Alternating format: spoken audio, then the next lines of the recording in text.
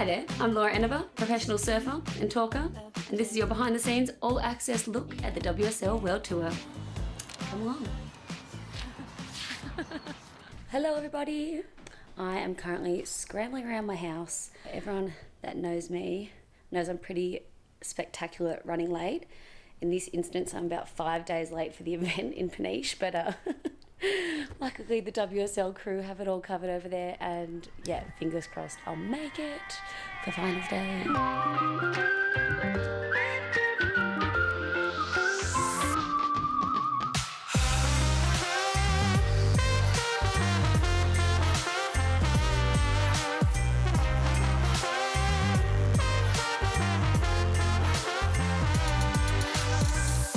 The sun is shining, so let's go out to play and find a silver lining to chase those blues away. No more waiting in the doldrums, we've been waiting on the sidelines for too long. We're sailing off into the sunset, we're making hay while the sun shines. It's like coffee number 12. This is coffee number 12, and he needs a little sugar because he needs to get a little bit sweeter, but I got built in. He said I was a little salty on set just now. He didn't like the way I was talking to him. I got built-in sweetness, so I don't need sugar, just this. Thank you. So, Laura, sorry, but Salt and Pepper just took over the vlog, and it's just something that might happen. let's go see what's happening over here in the athletes area. Is that right? Is that why, Laura, you're not here? You're at your brother's wedding? So we're going to fill in for you, if that's okay. What do you think, ladies?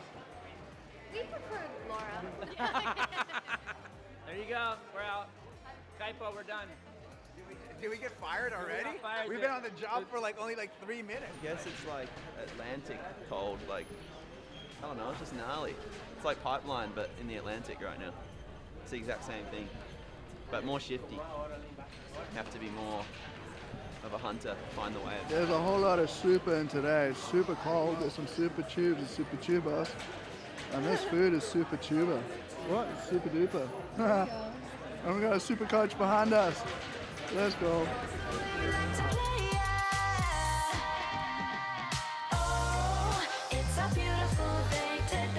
Have you seen Laura anywhere?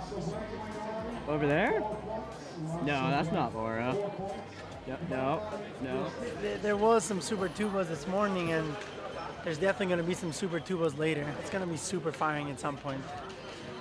Are you super excited? I'm super excited. This is how we do it around here. Ready for the long flight. Snacks are packed. Plenty of snacks. Gets some nice coverage on the backhand. He's looking for something in here. Goes for a massive rotation. It is buttery, soft and smooth as you like. The crowd loves it. Meanwhile, here goes Geordie and his teeth as well. Gets a big pump in, completely disappears and gets hosed out. He loves it. So a brilliant exchange there. Igarashi styling into the pits, and he'll go exit from behind the curtain. Beautifully done turn if he can hang on, which he can. That was so nicely done. And you got to study. So when we're in Portugal, you have to have key phrases like pra caramba, that means extremely. Beleza, beautiful. So you can combine that to say beleza pra caramba, extremely beautiful. Legal, cool. Like that drop, that was legal. It was kind of cool. Oi, that means hi. So you're just going to see somebody, you go like this, straight oi.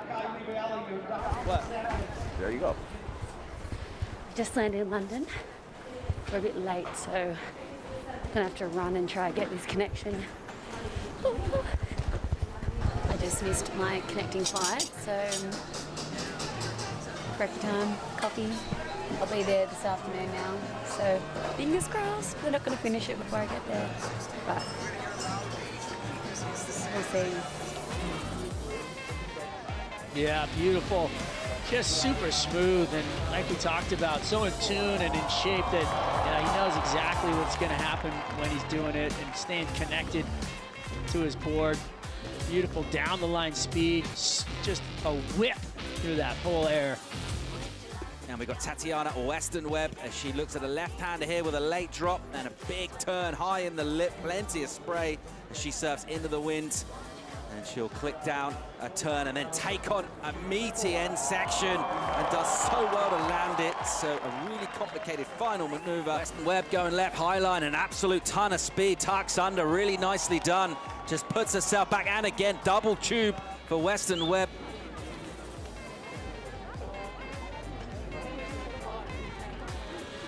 Oh my God! We made it! Oh my gosh. Wow. I never thought I was going to make it here. And for a second, I thought I was going to miss the whole event. So I made it here for the quarterfinals. Last day of the comp, she's here for it. Can always count on Laura. Better late than never to fly 35 hours just to watch Steph in the final. The only reason I'm making heats is to give Laura something to do tomorrow. Imagine if I got here and it was all over. That would have been freaking hilarious. How do the judges do it in the afternoon? They have like special eyes.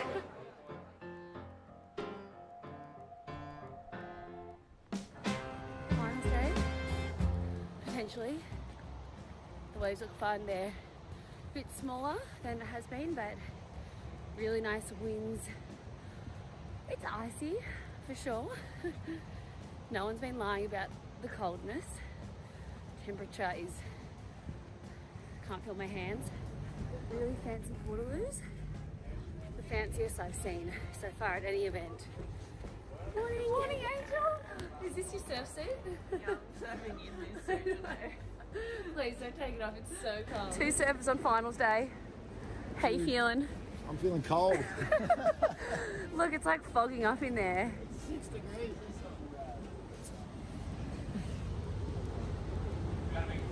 Yeah, you guys wanna make the vlog? You gotta do something. Do something! Do a little dance. You know what time it is? 6:30. You know what time the call is? 7 a.m. Yeah. And it's still dark. We're doing this. We're doing this. We're doing it. 7-7. Let's take another look at it, okay? Nice first turn. Second, a little glide right there. Tatiana Weston-Webb answering back. Solid size set, standing up from the outside. Nice snap to start off. Goes in for a similar one on that second turn and connects through for the finish. Here we go with John Florence. Yeah, he likes to look at this right. What's he got for us? Off the bottom, opens up the shoulders. A nice snap from him, a stinging turn, then a bit more rail in that one as he'll just rake those fins down. The panel, meanwhile, behind him on a drawn-out right-hander, flaring up hard. Cola Pinto gets it done really nice, and he just has a little look in, kind of defiant. Girls' final is heading out next. Tati and Lakey. Cracker. As we see her now with a steep takeoff. Up into a beautiful wrap, back into the pocket. Now eyeing off that finishing section, comes up into the lip. The wave continues to taper off. Answering straight back in Lakey Peterson. Great opening snap. Gets a little bit caught up behind that, but manages to whip it around on the second turn. Wow. On a wave with no priority. And a big re-entry to finish for Tatiana Weston-Webb. There on the shoreline as Tatiana takes a victory lap. And it will be feeling so sweet here on the beaches in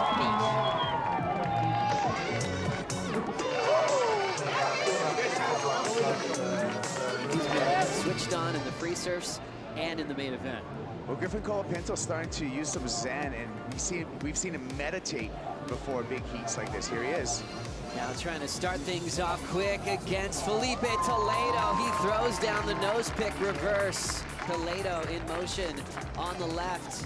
Clean bottom turn, fin throw reverse. Right into a backhand snap. Get back out there and shake his hand. Backhand snap with a fan of spray to the sky. Third move quickly down the beach for Toledo. It's a touch, so Griffin needs a 7-5 here. Hard off the bottom. Big vertical for Griff. Drives into another big vertical hack. Spray is still falling as he'll carve this inside corner. Cleans it up well.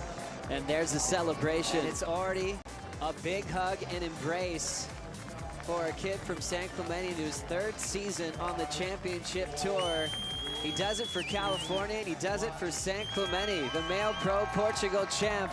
presented by Rip Curl, Griffin Colapinto. Oh man, this is the biggest moment in this young man's surf career right now, and he's gonna soak it in. He said, when I win the final, manifested it, Joe. And it has come true. Put it out in the universe, and Griffin Colapinto's our champ. Quick, like, finals dance. What are we wearing on today's podium? We've got a cute scarf. We got a surfboard, some leggings and Ugg boots. I feel like it just comes to me naturally.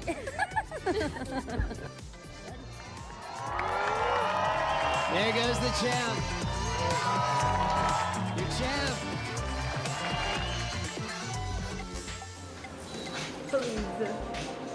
Beautiful. Obrigado. The food tour begins. So I arrived on finals day. I did not think I would miss the contest, but I pretty much did. I commentated 2 heats. And yeah, now here for the rest of the week. Get to surf, check out Portugal. Yeah, have a bit of fun.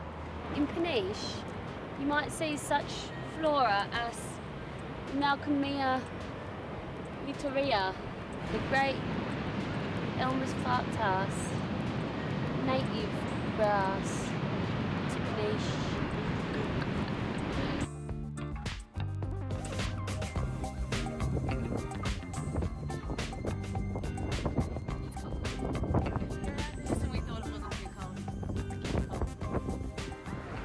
Steph, you are not going booties? Pardon? No booties? I don't have booties. Oh. I would wear them, but Naked might feet. wear gloves. Gloves? Oh, too fun. I can actually barrel.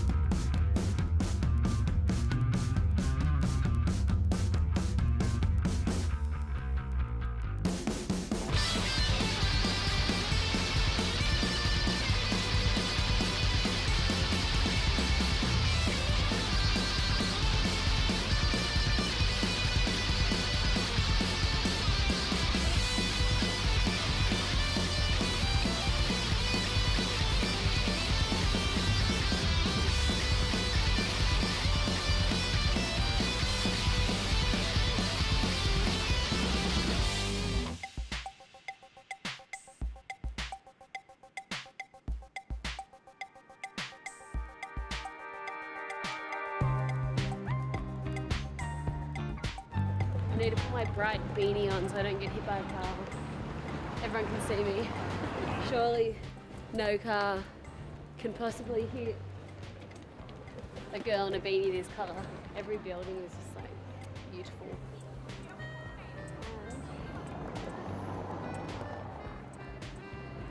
We are going to go check out the Havaianas store. Stock up on some slippers. We're not lost, but the Havaianas store is that way, but telling us to go that way, but we're gonna have to walk up a hill. Woo! Oh my gosh, Beanie does not stop me from getting hit by a car. Can't go wrong with an all white pair. Clean, crisp, beautiful, fluffy. Kidding me? I have to have these little fluffy. Oh my gosh.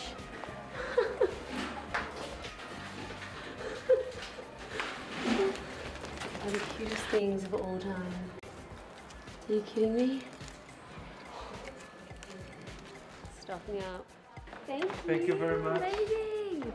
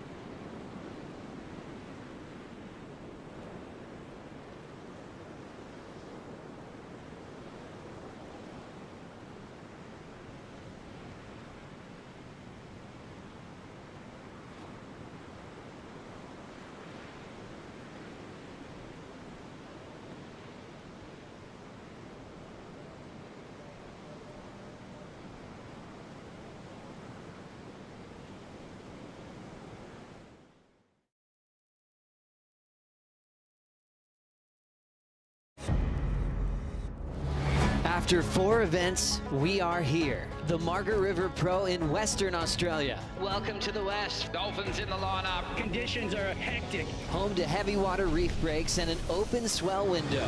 Oh my gosh. Surfers arrive in the West with more than just the risk and reward of the local waves on their minds. Surfing for survival. We've never had pressure like this. It's cracking out here. For some, this will be the end of the road. And surfers might be falling off the tour. For others, it is only the beginning. It's all about life and death style surfing. From 34 and 17, only 22 men and 10 women will continue the championship tour on the road to the Rip Curl WSL Finals. Unlike any other before, this is the Margaret River Pro.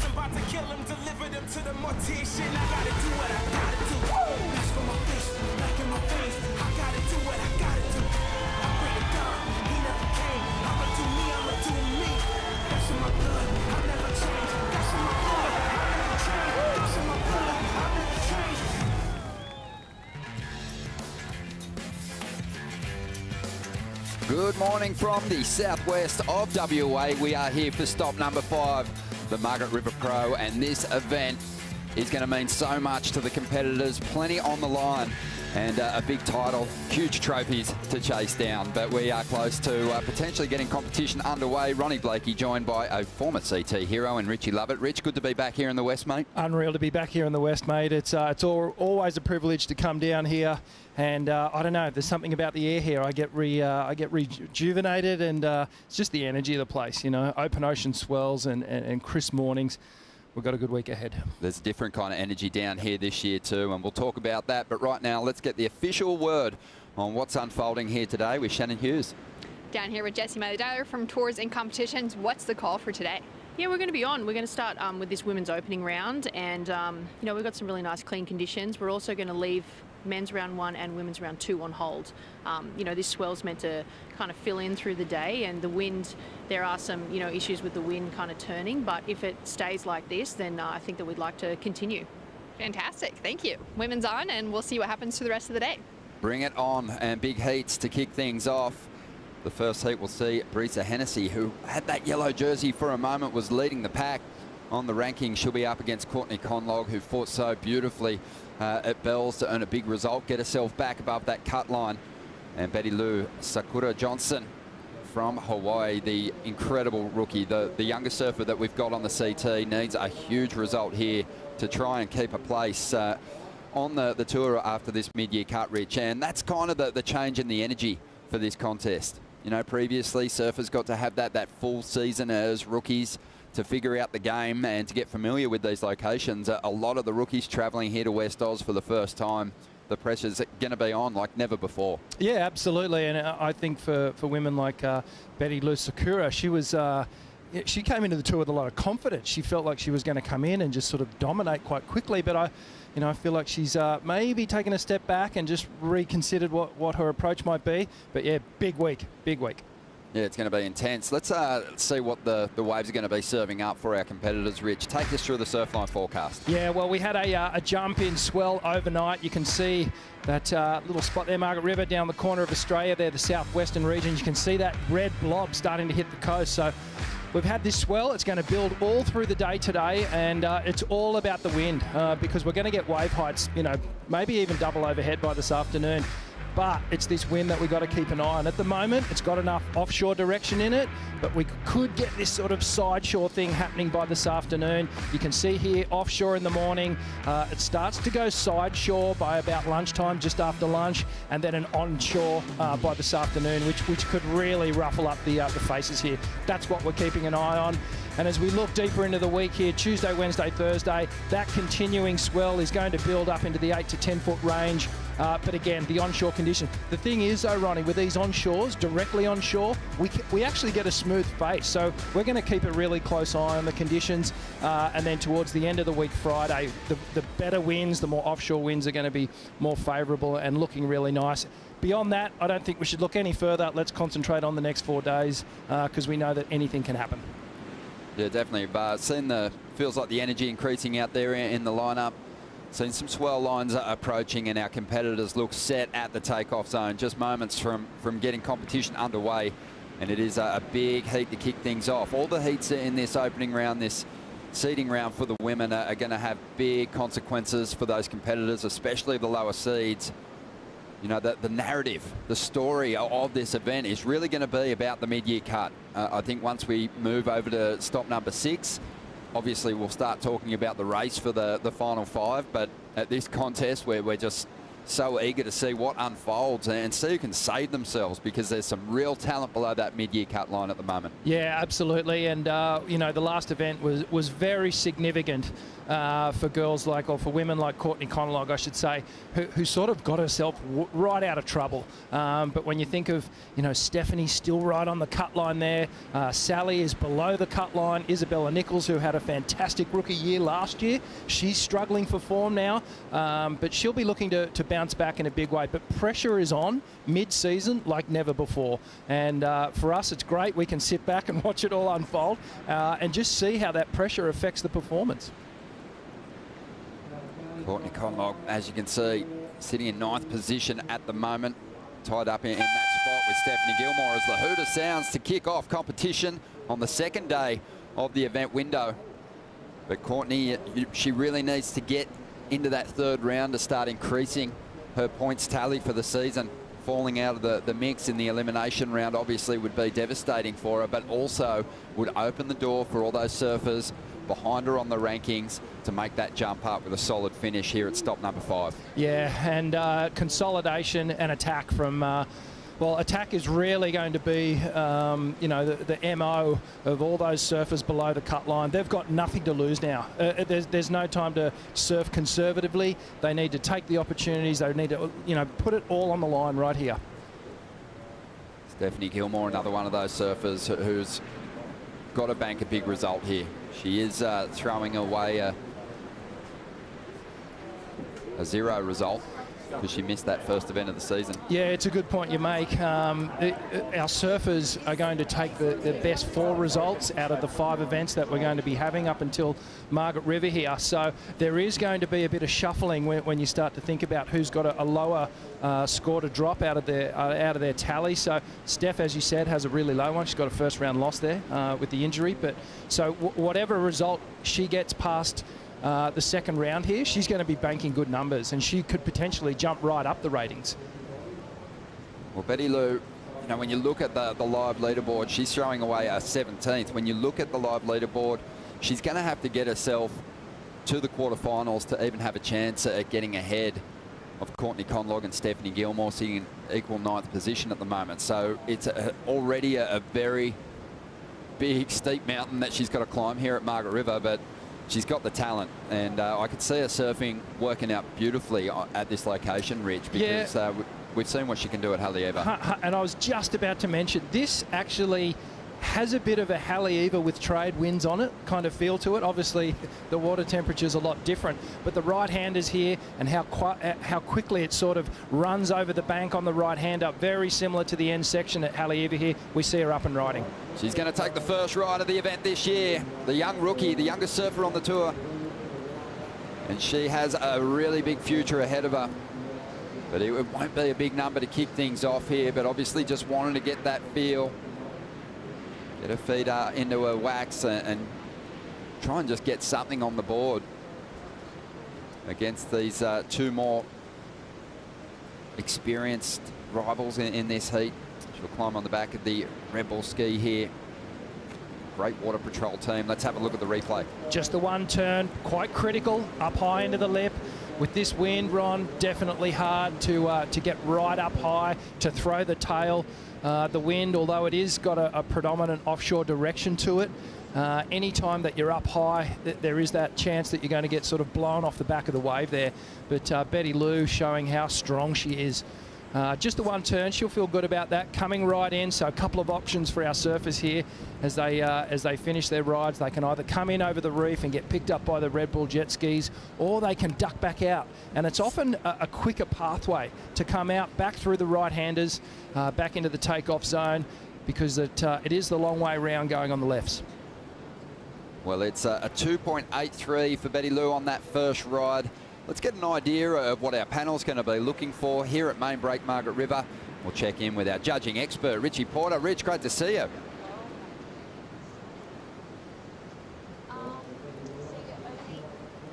Are you there, good? mate?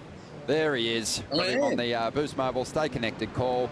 Rich, it's a tricky wave, this one, to figure out, and one that sometimes requires a unique line. But in the last few years, Margaret River has become one of the real high-performance hotspots on the schedule.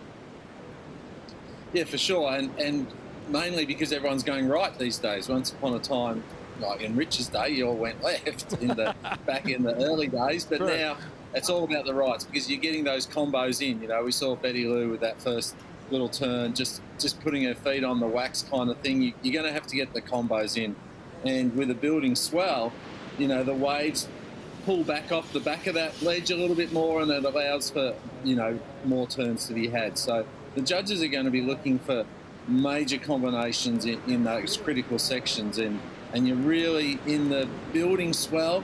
You know, it's a little bit slow now, but you've really got to pick those waves that are going to allow you just more than that one turn that we saw Betty Lou get. Rich, at every stop on the schedule, obviously commitment to those critical sections is where you're going to get those big, excellent scores. But here, you know, commitment means putting your body on the line, attacking that big open face out on the outside section, but it gets very tricky on the inside. How important is finishing off your rides here over that rock shelf? Yeah, it's almost cruel that we've set the precedent up over the years to make the surfers ride onto dry reef.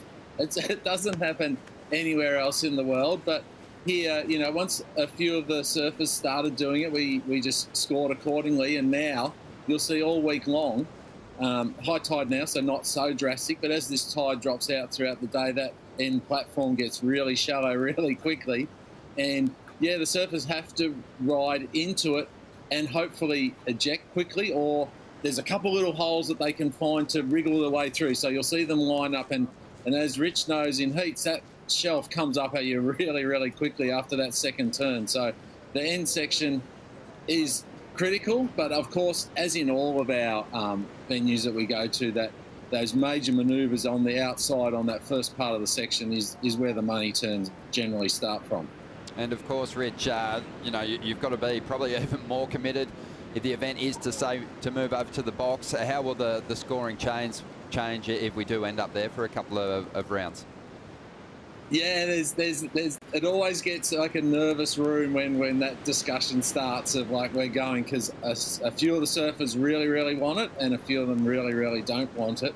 But that's all just straight up about getting the heaviest barrels you can get, you know, and it's straight up get the deepest, thickest barrel you can get and make it to the channel. And as we've seen over the years, the consequences there are dire if you really don't pull that right line.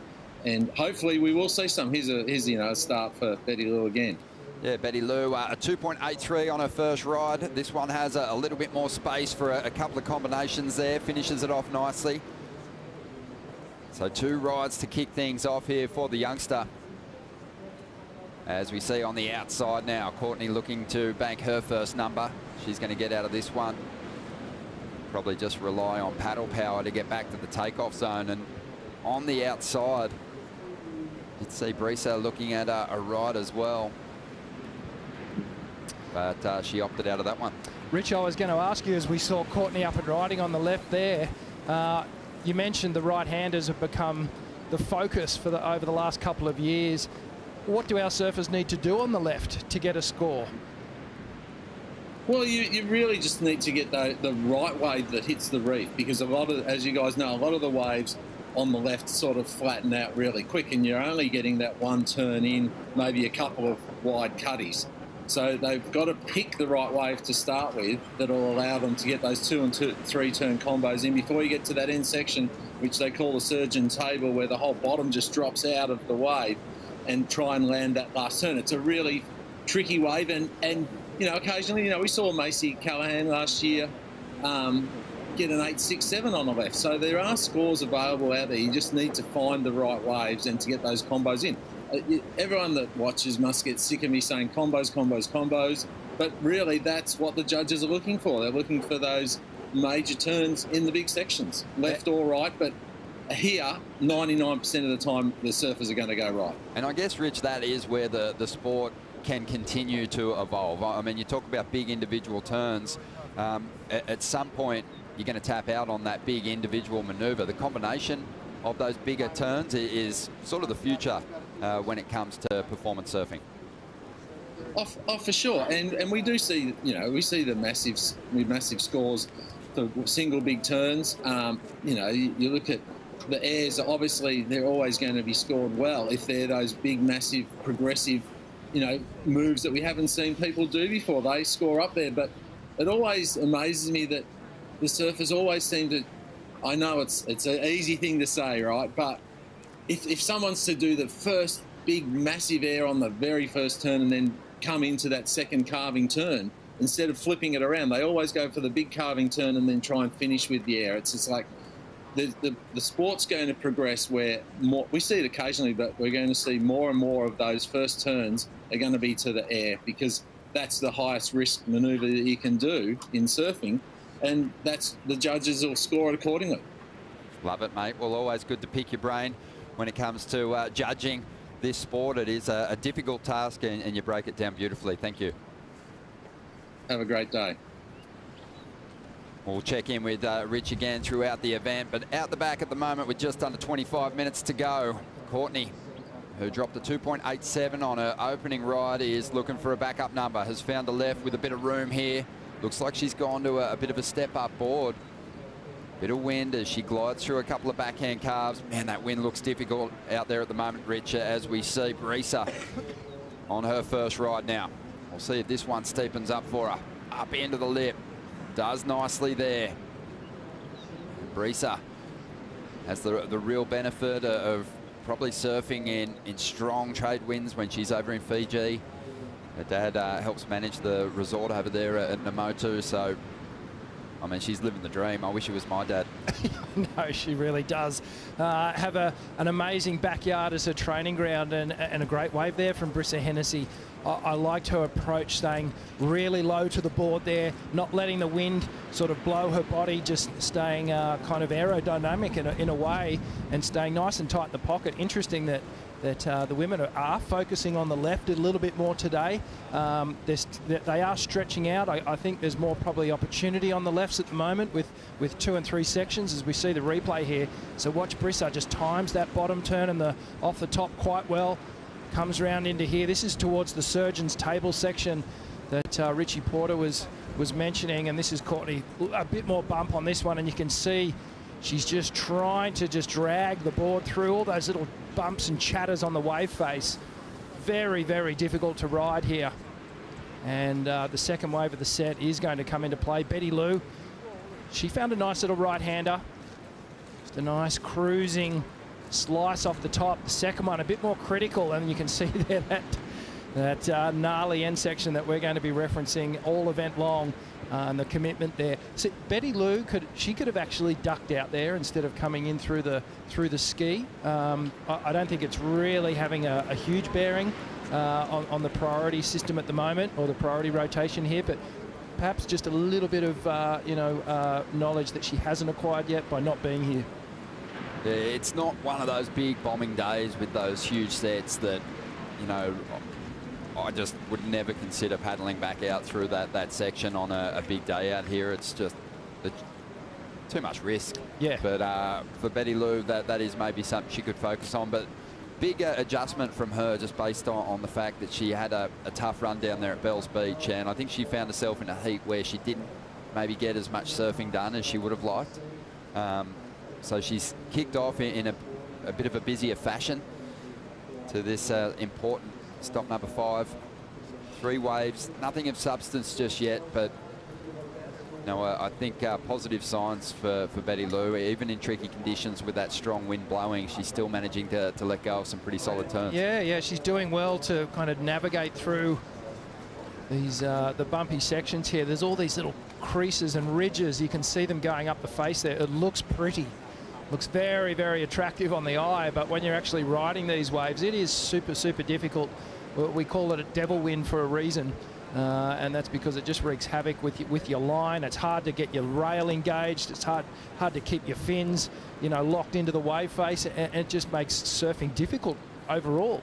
Just with that strong wind on the left too, you could see that Brissa and Courtney were both kind of struggling to get some speed up. Yeah. And if Betty Lou continues to focus on those rights, the wind's going to be going with her. It's going to be offering a little bit of assistance in just gaining some of that momentum. And we know she's got those big individual turns. I think the surfers focusing on the left might give you the opportunity to jab away at a couple of moves, but a solid combo is probably unlikely in that wind. It just looks like it's holding them up so much. It's really hard to get a clean line and a clean flow through that transition between turns. That wind does hold you up when you do a more critical or more acute turn in the pocket there, whereas the rights, they're kind of helping you. You can make that transition a lot smoother. And again, as Richie Porter mentioned, and the judges' notes that get sent out to all the surfers in the morning, it does focus on connecting those turns with flow, maintaining speed. Yeah, just over 20 minutes remaining here. Okay, perfect. Brissa, what a year she's had. 4.83 is the highest number of this heat so far. Even though she's back in 3rd spot, she's really in a great position to make a strike for the lead and put the pressure on early here. As Courtney lines up another left-hander. Got to get that first turn done. And she's able to do that. Nice hit. Wave starts to cup out a little bit, makes it difficult to get in a good second turn. And wow, you can see just how much wind they're dealing with at the moment. And you can see she just mistimed that final section over the surgeon's table. And it's an easy thing to do because that final section, it pops up so quickly, unexpected at times. And it's almost a projection floater back out off the lip is the key move there. Otherwise, you've got to get right up early and then get the nose of your board out so it doesn't nosedive. It's incredible to have the support of Tourism WA for this event as we have a look at the replay. One of Courtney's favourite stops on the schedule. She's had great results here, but this wave just didn't pan out. Just, as you said, Rich, maybe the better option, that lip line float, project out in front of it, even get a little third kind of bonus turn in. But it'll keep her in the lead here, 2.53. It's a very close heat at this point, but yeah, as I mentioned, Tourism WA signing up for an additional 3 years at this event, which the surfers were celebrating the first night they arrived here. The announcement was made, and you know, this has become one of the real favourites. So I think initially this wave was so challenging for the competitors, but the instruction for how to surf this wave has been rewritten. The manual's sort of been reapproached by the likes of John Job Florence, Filippo Toledo, and of course, you know, the surfing that we've seen from Courtney, Sally Fitzgibbons, Carissa Moore here in the past years has been mind-blowing as well. As Courtney finds a good section to dig into, little hung up in the lip, but rides on out of it. It was a committed effort and tucks in for a bit and finds a bit of vision. Not a huge barrel, but that's got to feel good. Definitely linked it up nicely as Brisa. Just lets go of a couple of solid turns here on the outside and just struggling to hang on for the finish there. That would have been a great ride had she finished that one off. But it'll still factor in because she needs next to nothing to get herself into a qualifying position here. Top two progress past that elimination round into the round of 16. So that'll work out pretty nicely for Brisa. She's had a taste of that yellow jersey, and she probably wants it back, and she could do it in this event with a great result. I like Brisa's approach to these waves this morning, just sitting down on those bottom turns just a little further, allowing her to cut through the chop and her turns. She's not overcooking them, and she's able to get to the next one, and she's holding her speed coming out of the turn a little bit better than Courtney is at the moment. She's got the highest score. She's got 2 points bonus on her other competitors at the moment, which is great. But yeah, made the cut too, Brisa. So you know, only 4 surfers on the women's tour. That's amazing to me to be at this point in the season, and you know, you could be in 5th place and maybe still a little vulnerable if someone mathematically, if a lot of surfers at the back end of the ratings can get on a roll in this contest. There could be some big upsets and some shock results, but only 4 surfers have locked it in for the back half of the season, and there they are on screen. Brisa's one of them with that big victory, the maiden victory at Sunset coming through earlier this season. That feels nice coming into the event, just knowing that your position on tour for the remainder of this year is locked away, but it's also locked away for the start of the 2023 season as well. So it gives you sort of that freedom to just really focus on your own performance and start to think about that final 5. And that's huge for Brisa because obviously she didn't re-qualify via the CT last season. She got it done on the Challenger Series, but just amazing to see this turnaround. And here's the replay, Courtney's last ride. It was a really good decision. There wasn't much option for Courtney on this one. Can see the bottom turn just hanging on by the thinnest part of the rail. Gets momentarily hooked up in the lip there, but the strength of Courtney's lower legs here just drives it through. And she saw here that there wasn't an option to hit the lip, so she just tucks in, gets a full cover up, and a little shower, as we like to call that. That's just a great read. Brisa Hennessy, she's just walking around this event site now with a real confidence about her as a freshly crowned CT event winner. And you can just sense, Rich, that even though that wave was incomplete, that she's looking a lot stronger in the jersey, and I think is a threat for a heat win every time she paddles out now. There's a solidness, there's a consistency to Brisa's surfing now, which is the reason why she's sitting up in the top 4 and been secured her position for next season. And it's that consistency that she's bringing to every single heat now. You know she's going to be on a couple of good scores, and you know she's going to bank her 6s and 7s and get some great scores as well. Here's a replay of Courtney's earlier ride. A nice hook under the lip there, comes all the way through, tags the third. Oh, and just unable to ride out of that one. Betty Lou on her first attempt on the left-hander, streaking down the line. A bigger wave, almost loses it on the bottom turn. Looks like she's riding a slightly smaller board compared to the other women in this heat. But looking good. I like the speed with which she's approaching the waves today.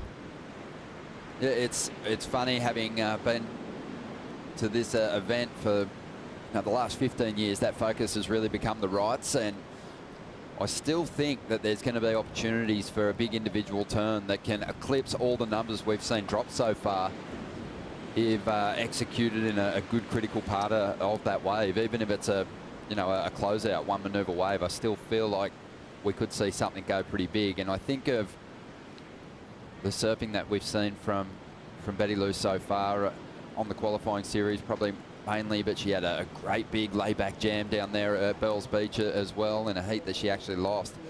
She has that power. She has that progression as well. Just under 13 minutes remaining here. Still plenty of time for Betty Lou to get herself out of third position and give herself a chance at qualifying for that third round.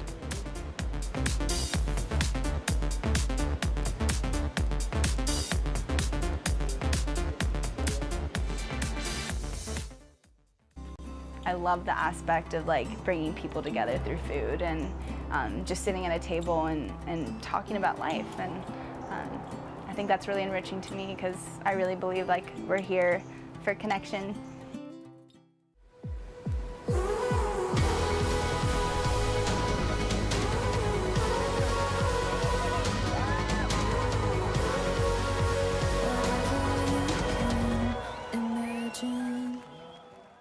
Back when I was younger, I used to be doing gymnastics and dirt biking, and those sports you kind of have to have no hesitation. So I think that's where a huge point in my confidence and believing in myself and doing those things helped me with surfing.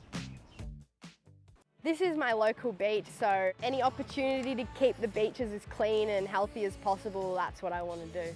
It's just good to show that it only takes a little bit and you can make a big difference. Help us protect the future of our sport. Go to weareoneocean.org.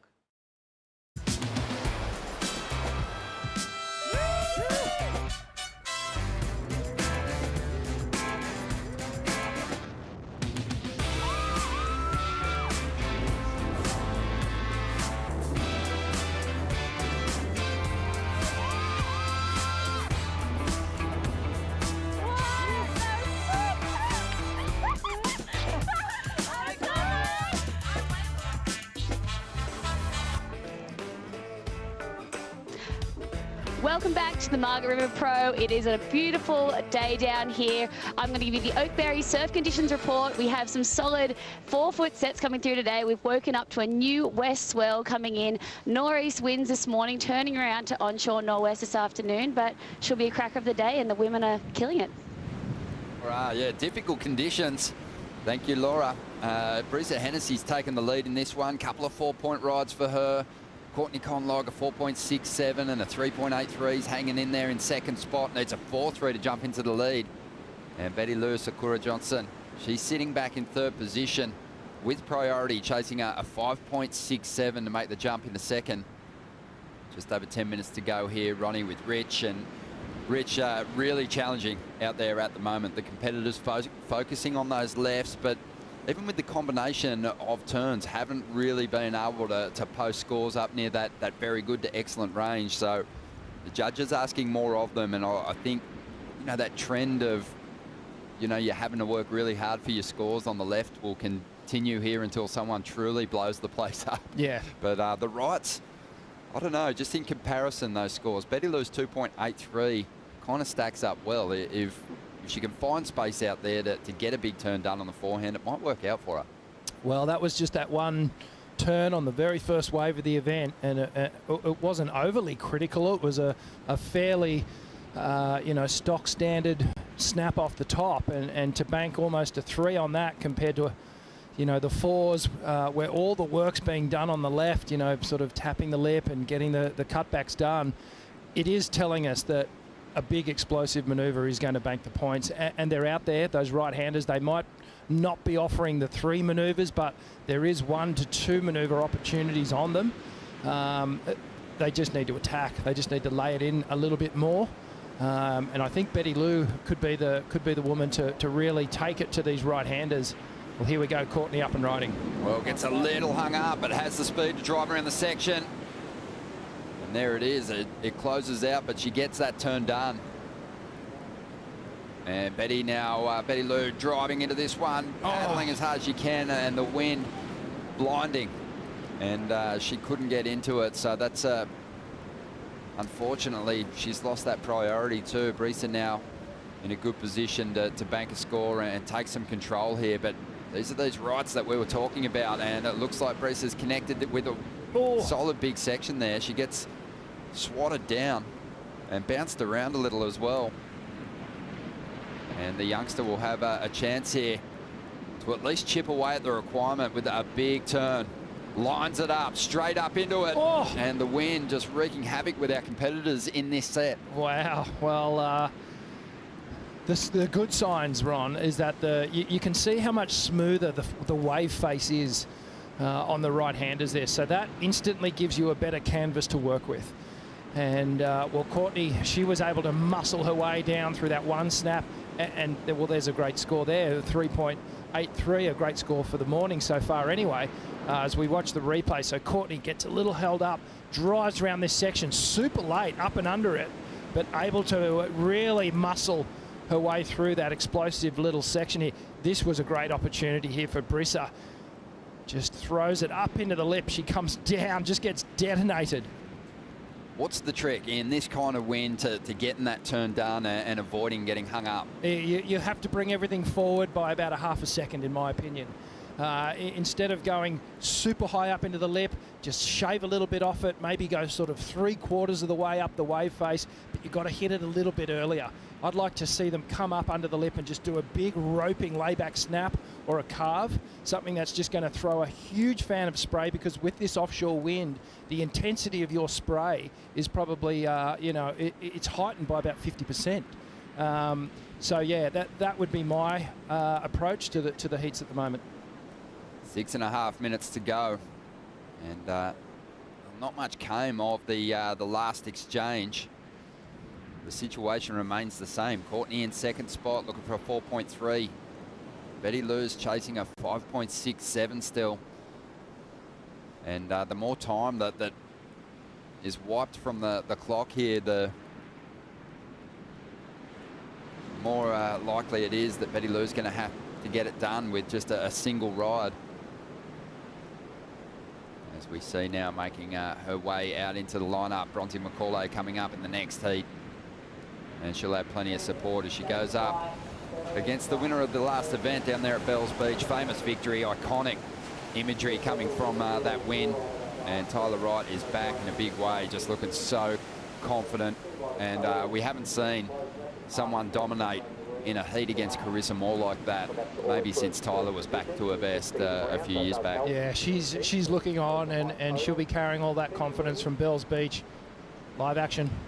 Courtney up into the lip, just getting those turns done. Well, the first turn done a little earlier, but does so well to hang on to the finish on this one, and this should be her best ride.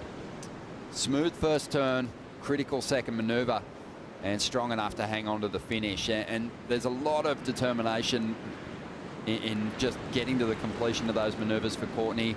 She can't risk falling out of the mix in the elimination round. That definitely opens the door for surfers below her on the rankings, chasing qualification for the back half of the season. A smaller inside wave here. Courtney tags that first turn, drives around, times the second one. She timed it well, but just that wind tried to hold her up. And again, referencing that strength that she has just to power through. Yeah, I think it's, part of it's probably muscle memory for the competitors, Rich. What does a turn look like on a high-scoring ride? And usually you're thinking, I want to push my board through the lip, maybe even push it to the point of releasing those fins. But in this wind, it's a dangerous game to play. No, you've really got to show a little bit of restraint and just refrain from kicking the tail today. I think it's all about sticking to the face, getting some power moves done, really banking on those carves and combos. Well, let's dive into the Harvey Norman recap. Brisa Hennessy still hanging on to the lead on the strength of the 4.83 opener here. And she found another 4 as well. Yeah, some great surfing here, just very consistent. And Courtney, well, she's given herself plenty of opportunities, taking off on a lot of waves, and just strength and power, just muscling her way, just sort of ignoring the wind.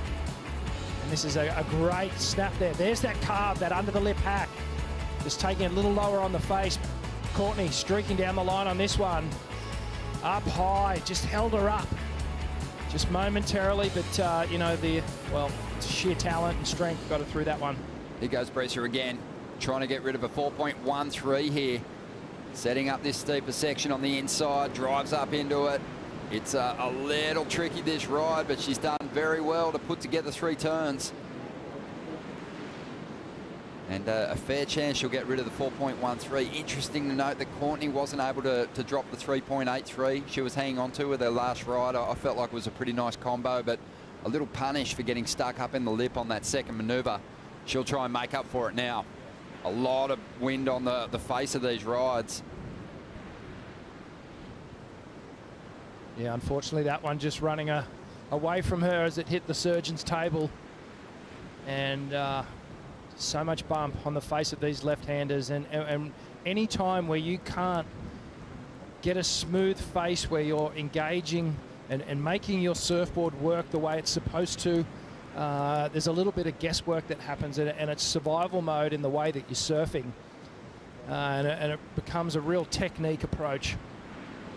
The angle that we're looking at right now, we've watched the last couple of rides from this camera angle, and it actually is a little bit forgiving of the competitors when they get caught in the lip. When we take on the judges' perspective, you do see the boards getting sticky in the lip a little more. And I think that's the reason the last couple of rides that we've seen haven't gone into the surfers' top 2.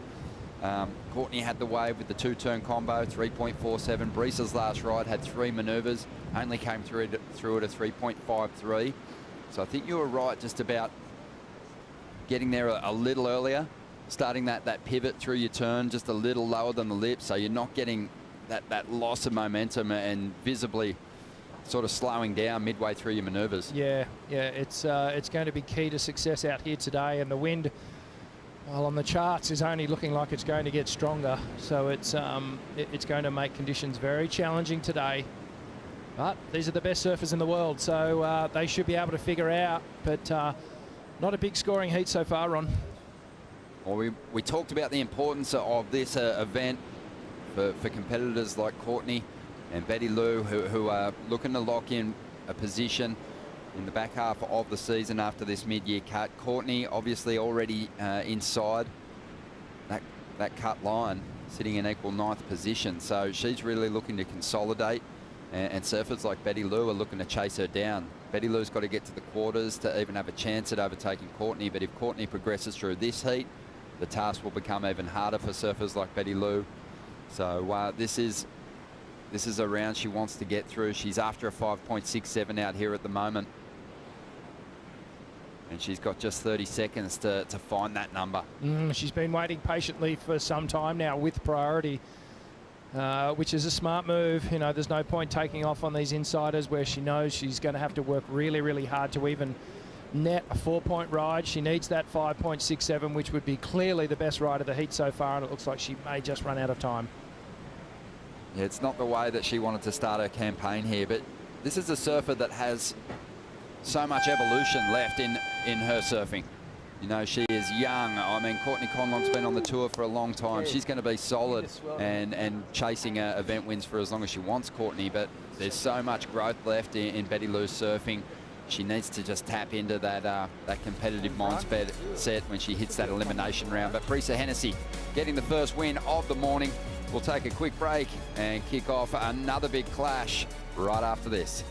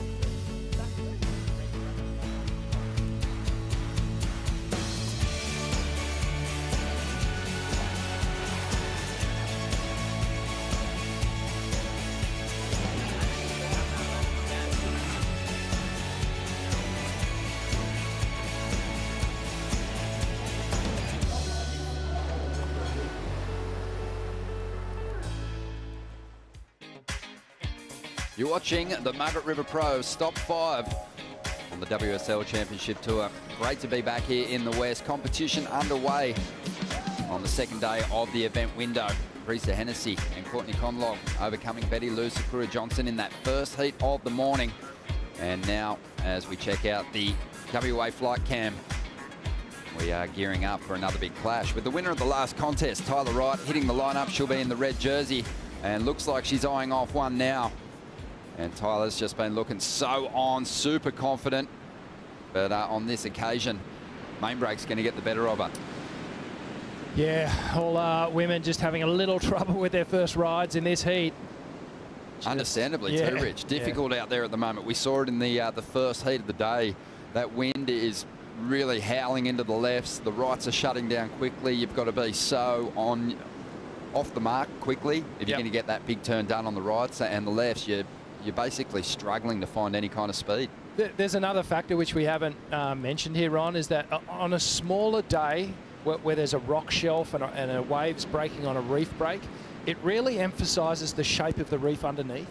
And any reef is uneven. There's holes and there's ridges and there's valleys through that reef, and it makes these little sections pop up quicker than what they normally would. If it was bigger, it would be breaking out the back. There'd be more water above the reef, and there's a bit more predictability in the way the wave breaks. In these smaller conditions, it really is unpredictable, and that's sort of what happened there with Tyler's ride. The bottom of that thing just dropped out under her. Yeah, it's a good point. Those ribs almost force that wave to actually start breaking on those boil sections. As Bronte, let's see if the local can get a good read on this one. Just looking very smooth, definitely ironing out the ribs in the face of the wave, but just didn't get those big major turns done. On the outside now, Tyler having a look at a good-looking wall. And these rights look like they're starting to clean up, and that's a high-quality first manoeuvre.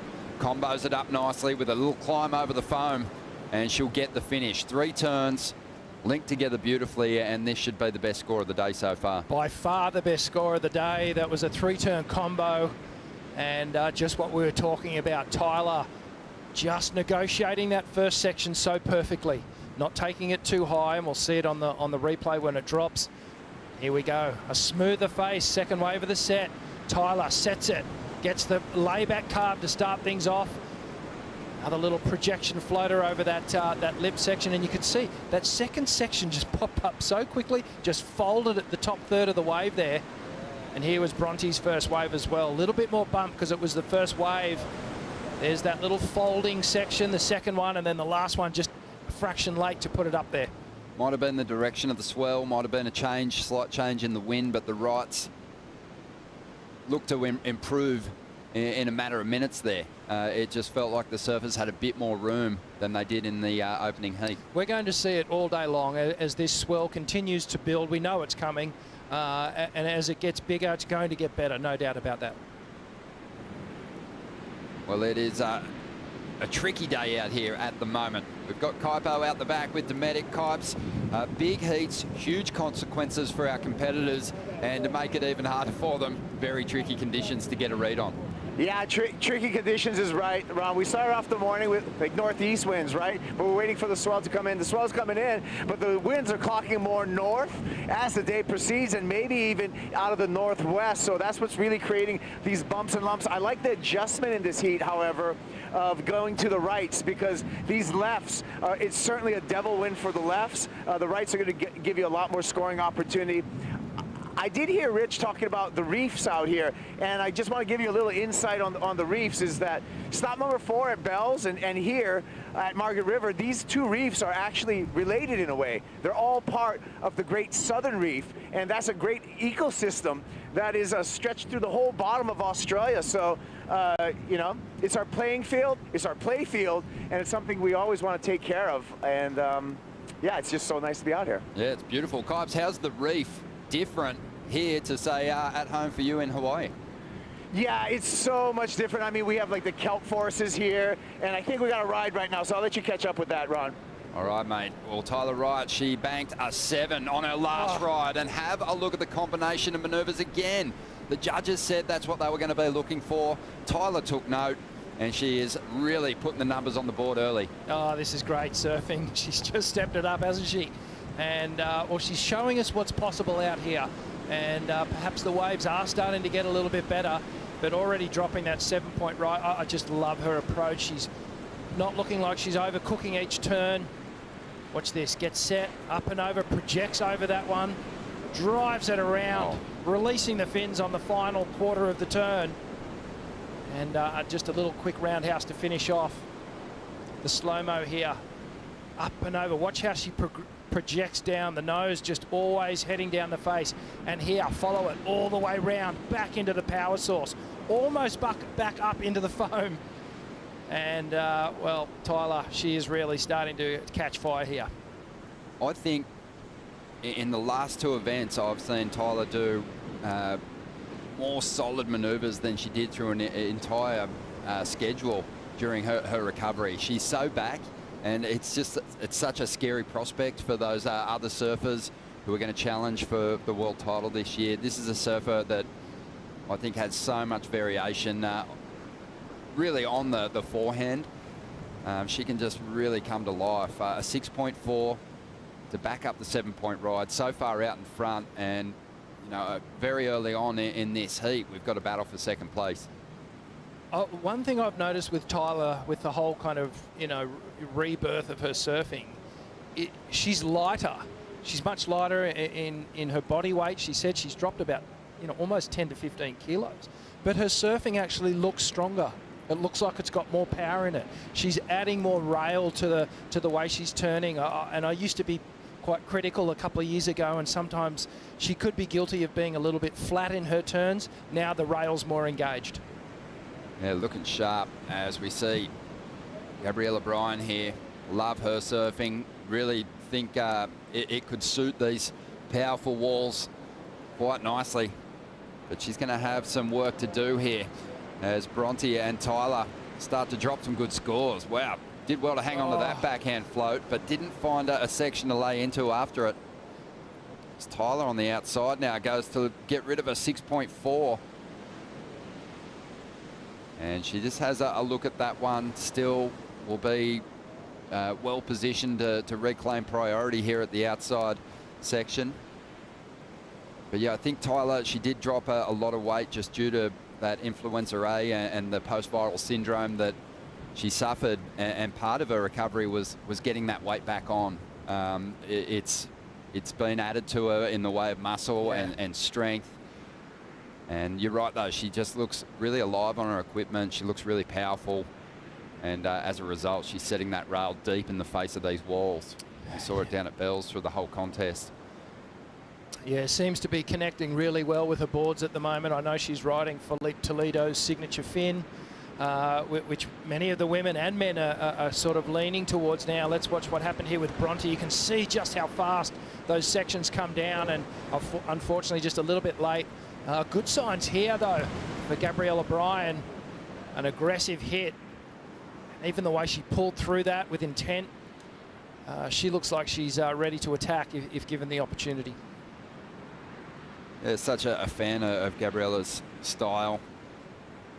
It was honed on Kauai.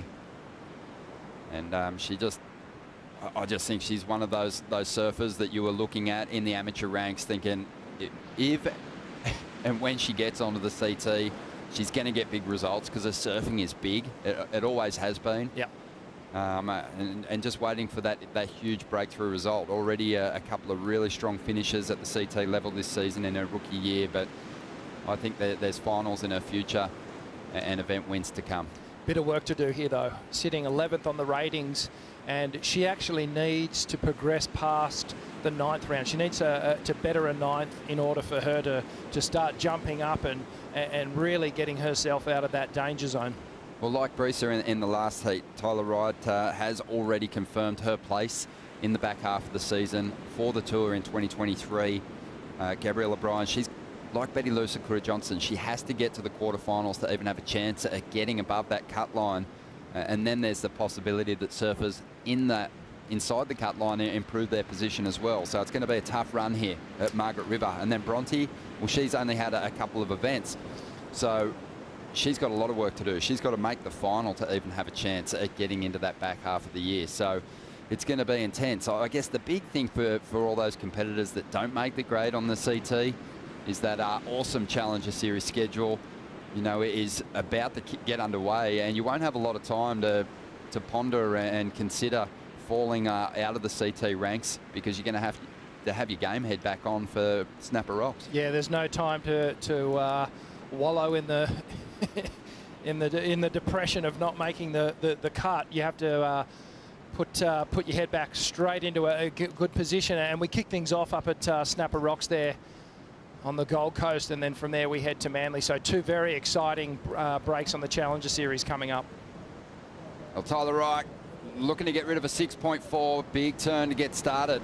Finds the open face again and throws that tail. Wow. But this is going to be a tricky one to hang on to. She's just bringing a new level of surfing to this heat, isn't she, that we haven't seen today. And as we see Bronte. Nice opening manoeuvre there from Bronte. And the wave just cupped out. She did well to hang on to the finish and combos it up. So that'll be Bronte's best ride. And it's going to grow the requirement now for the rookie Gabriella Bryan. Local knowledge here. Have a look at number 94, Bronte Mccauley. She's going to head straight back out the back on the right. Let's see who gets out there first. Tyler's going to opt for the ski. I mean, she's already got some great scores. I could, you know, you can pretty much assume she's going to progress either in first or second at the moment. Let's check the replay here. Just looking so free and loose. Have a look. There's that trademark layback hack where she throws that back arm. Throws the tail here, Ronnie. Just getting them right out of the back of the wave. Love the slow-mo, leaning on that toe side rail. And look at the leverage here, up high in the lip. This is the turn that you were talking about. I know it because you've broken it down before. Tyler, when she's almost trying to mix up her approach and variation, will go to that layback jam, and that was the turn that kind of at times could get a little flat. You saw how hard she set the rail on that opening manoeuvre that time and really released and added some sting to the turn. Bronte had a great ride too. Oh, I love this wave from Bronte. That first turn, super critical, and the bottom just dropped out on her, and she was able to regain, get balance back on a surfboard. Watch this here. Leans in. She does this unique thing too where a front side arm kind of connects with the wave and she pivots around it. But look here, drops down into the trough, re-engages the board and fins, and comes around this little, well, it was a great looking section. She got up high, just managed to ride out of that. Great, that's the best backhand surfing we've seen today. Bronte and Caroline Marks, they're 2 of my favourite goofy footers. They've got probably along with Tatiana, the best backhands on tour. I think it's all built around that low centre of gravity, great control, and on a wave that really was trying to knock her off the whole time. Halfway through each of those manoeuvres, the wave cupped out and she had to get into recovery mode, but just did it so beautifully. 6.5 came to score. She's right back in contention for potentially a heat win as Gabriella Bryan keeps fighting here. Again, positive signs. Strong opening turn, just couldn't finish it off. You can tell she's pushing hard, isn't she? She's not. She's in attack mode, which I really like. I just think in this back 19 minutes of this heat, she needs to clean up the wave choice. Look at the waves that Tyler's getting in comparison to Gabriella. Twice as big, twice as smooth. The opportunities are there to build those scores. But she'll go in and be third on the priority rotation. So she needs to find a way to break that rhythm where she's getting the worst waves out of the 3 women exchange here. That's a difficult thing to do, but she needs to find a way.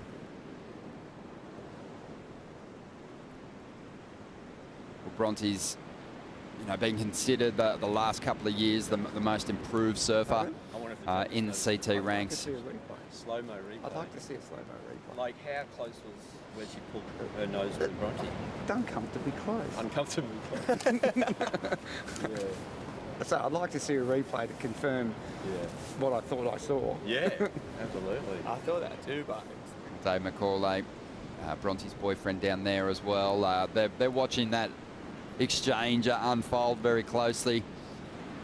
But Dave, obviously a former winner of the CT event here at Margaret River. This contest has gone through some different phases. Rich, you competed here when it was a qualifying series event. Yeah.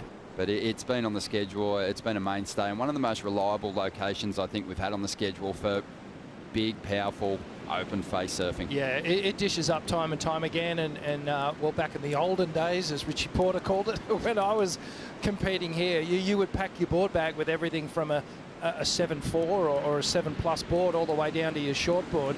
But it was a different style of surfing that we did. We did, for the most part, connect the dots all the way to the end of the wave, often riding the left-hander all the way through to the shoreline if we could. And length of ride was a factor then, not so much today. It's the strength of the individual turns. But Dave Mccauley, he was one of the best out here. He still is an amazing surfer. And, well, he'd be very proud of his daughter, Bronte. Sure would. Yeah, in a good position at the moment. 6.5 on that last ride, looking for a 6.91 to jump up into the lead. You can see there, Bronte's sitting way down the rankings, but she is a replacement surfer, so she hasn't surfed in every event on the schedule, so she's got some ground to make up. Has to make the final to even have a chance at getting into the back half of the year. Just under 17 minutes to go. Brisa Hennessy winning through in the first heat of the day. She's down there on the steps with Shannon. Brisa, congratulations on taking out first heat of the day, first heat of the event. Always must feel like a big relief. Yeah, definitely. First heat, especially when it's been beautiful, but it's been flat the last few days, so I haven't really got to move the body too much. But yeah, first heat, I think it definitely tests you as a surfer and a competitor to really just stay in the right mindset and like know everyone's in the same boat and really work on being extra prepared. So that was my goal. Great, and talk to me now. You're one of those surfers that's already qualified past the mid-season cut. Congratulations. How does that feel now setting you up for this event? Yeah, I'm really relieved, honestly, so grateful. I remember being here last year and I had like a string of really bad results, and yeah, I definitely was in a different situation, and you know, it's crazy how you go through, you know, the ebbs and flows of life, and yeah, really grateful. Fantastic. Anything you like to say to your friends and family back home? Yeah, just everyone home, my grandpa, grandparents, grandma, thanks so much for all the love and support. I miss you all, and yeah, muchísimas gracias a todos en Costa Rica también. Muchos abrazos y besos y vamos con todo. Por allá. Thanks, Brisa. Thank you, Shannon. Yeah, Brisa Hennessy just relieved. What a fantastic position for her to be in. You know, considering that she really did struggle to bank big results last season. Now she's a CT winner. She's sitting nicely inside the top 5 at the moment.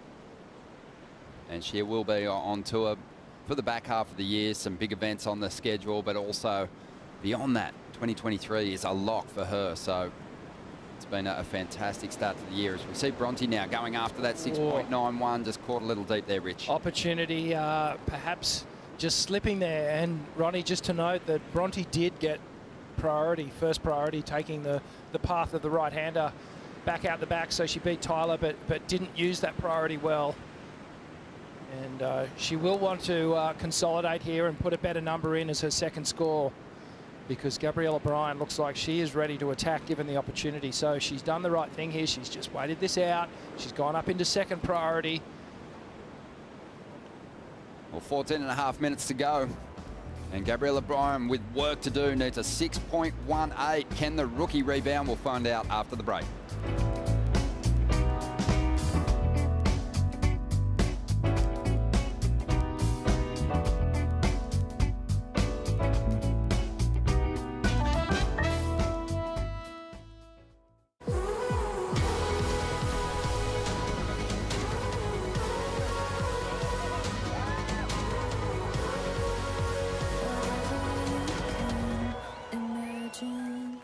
I never thought I was going to make it here. I thought I was going to miss the whole event. Too many. The male pro Portugal champ.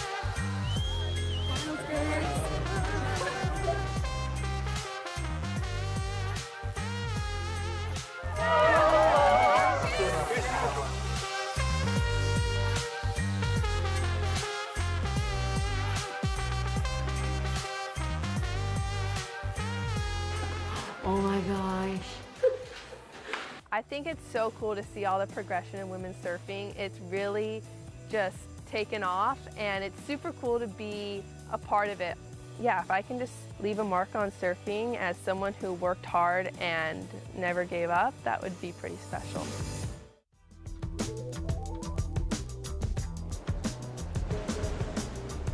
The active lifestyle and just being well balanced, it's good for you physically, but also even just mentally. Being out in the ocean is a huge part of a healthy lifestyle. Even just being outside and in fresh air and in the water, it just makes you feel good. Driving down to Margaret River, the air feels so fresh, the water's so clean, it just feels like if you want to stay active, Margaret River's a pretty good place to be. Welcome back to the Margaret River Pro. It is a special day here in Australia and New Zealand, of course, commemorating the Anzacs. And we were lucky enough this morning to have a dawn service down here. The competitors were on hand, paying their respects to those that have served. And as you can see, the flag's at half-mast. It was a nice touch, Rich. Was indeed a special day of remembrance here in Australia, and you know, significance, and very grateful for the sacrifices that our soldiers made.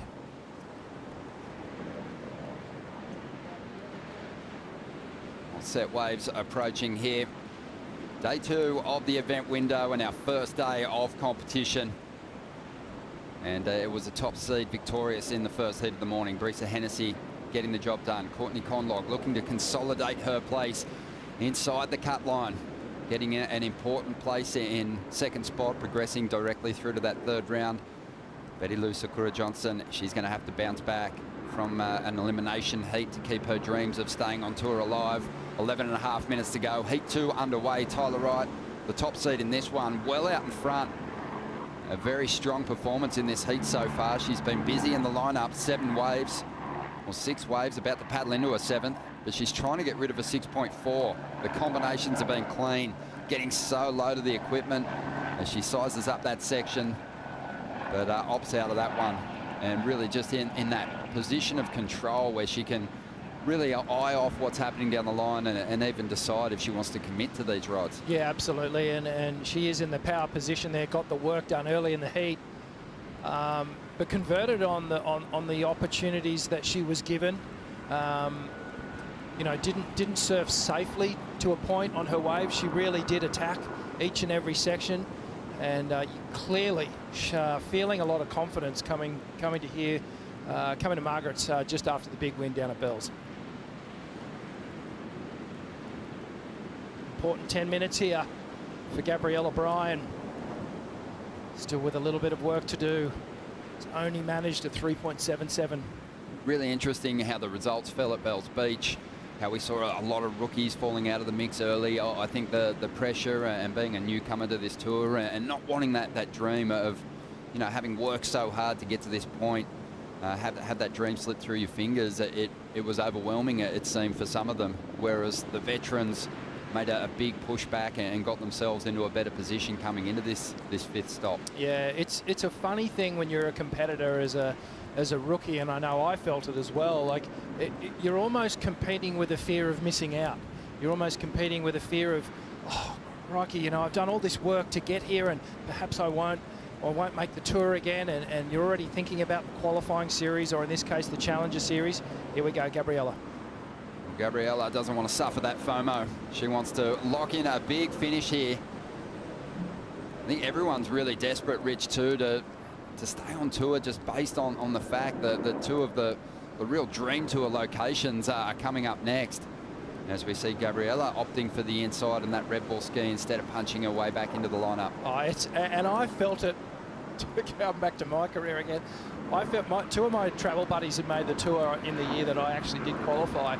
Jake Patterson and Nathan Webster had qualified, and I hadn't. And just the thought of those guys going to Fiji and J-Bay and G-Land and all these dream locations without me, I guess is in the back of my mind is what sort of got me the win at Haleiwa and got me to qualify, because I just did not want to miss out. Yeah, it's you know, it's been a tough grind. I guess the reassuring thing for these young competitors is they have qualified for that Challenger Series, and they showed us in just 4 events last year what they're capable of and the kind of surfing they can do. You know, in many of those events, there were CT surfers in the mix to overcome, and at Haleiwa, there was world champions in the mix, and surfers like Betty Lou, who was just 16 at the time, was able to get the job done and defeat those heroes. Yeah, and not to mention now that many of the Challenger Series events are held at locations where we've had Championship Tour events, like Snapper Rocks, Manly in the olden days, and then you've got sort of France, Portugal, all these great locations where we're going to be having these Challenger Series events. It's a very special tour, this one, and it's going to be exciting to watch 8 events towards the back half of this year. Just under 8 minutes to go. I was lucky enough to catch up with Gabriella Bryan yesterday. Let's get her thoughts going into this 5th stop. Down here with Gabriella Bryan. And Gabriella, your first trip to West Oz. What are your thoughts on the place? It's so amazing. It's my favorite place in Australia so far. Just the atmosphere, the waves, we've been getting really good waves, and I just love it here. Awesome. Obviously, you're enjoying your time over here, but you're also sitting in that kind of stressful situation just outside the cut line at the moment in an 11th position. How are you feeling coming into stop number 5? Where's the head at? Yeah, of course you try not to think about it, but it's always in the back of your head. Going into it, I just really want to get good waves and surf really good. I know I have to make a few heats to be safe, so I'm going to give it my best shot. And yeah, like I said, hopefully we get some good waves and just enjoy the rest of my time here. Coming onto the tour as a rookie, you know, obviously there's big goals. Requalification probably the main priority, but the key to kind of staying on tour is really overcoming big names in heats, and that's something you've been able to do this year. How's it feel, and what have you taken from those big heat wins? Yeah, I guess the biggest thing I've taken from it is confidence. Beating someone who I've looked up to my whole life is an amazing feeling, and I still look up to a lot of the girls, but when I'm in a heat, I obviously want to beat them. So it's super cool to surf against them and even have the opportunity to be in the same heat. It's something super special. Yeah, Gabriella is just such a confident young competitor, really powerful surfer. We've seen glimpses of her magic, I think, in this heat already, but it's the combinations here which are getting the big points. Bronte Mccauley, Tyler Wright have just had her edge in that department so far. She's desperate for an update from the beach announcer, wants to know how much time is left on the clock. Just over 5.5 minutes. Still looking for that 5.65. But I've enjoyed her heats. Her performance at Sunset was awesome. And yeah, you know, taking on some big names and getting a win in your rookie season, that's really the key, Rich, to improving your seed, taking the pressure off and not facing those surfers too often as you make your way through the schedule. Obviously, Gabriella's got work to do here at this venue, but you know, there's a chance she'll be coming up against maybe the current number 4 or 5 if she can keep her run alive in this contest. Yeah, absolutely. Some great surfing. She's a breath of fresh air for the tour. And, well, a breath of fresh air this morning has been the performance from Tyler Wright. She has just been absolutely tearing the bag out of these right-handers here. She's picked the eyes out of it, got the best waves that have come through, and hasn't she performed? Have a look at this. Beautiful trademark slicing turns from Tyler Wright. And just some epic performance from her. Bronte Mccauley, she brought her brand of surfing on the backhand, just attacking the final section there. That was her best wave. Of a 6.5, and she'll be looking to replace that 3.17 because she's not out of trouble yet. There's this lady here, whoa, just coming unstuck. Well, Gabriella Bryan's been having a really hard time with that second section out there. She wants to she understands that she's got to get those combinations done to get the scores that she needs. But these, you know, these end sections here at Main Break are really a lottery.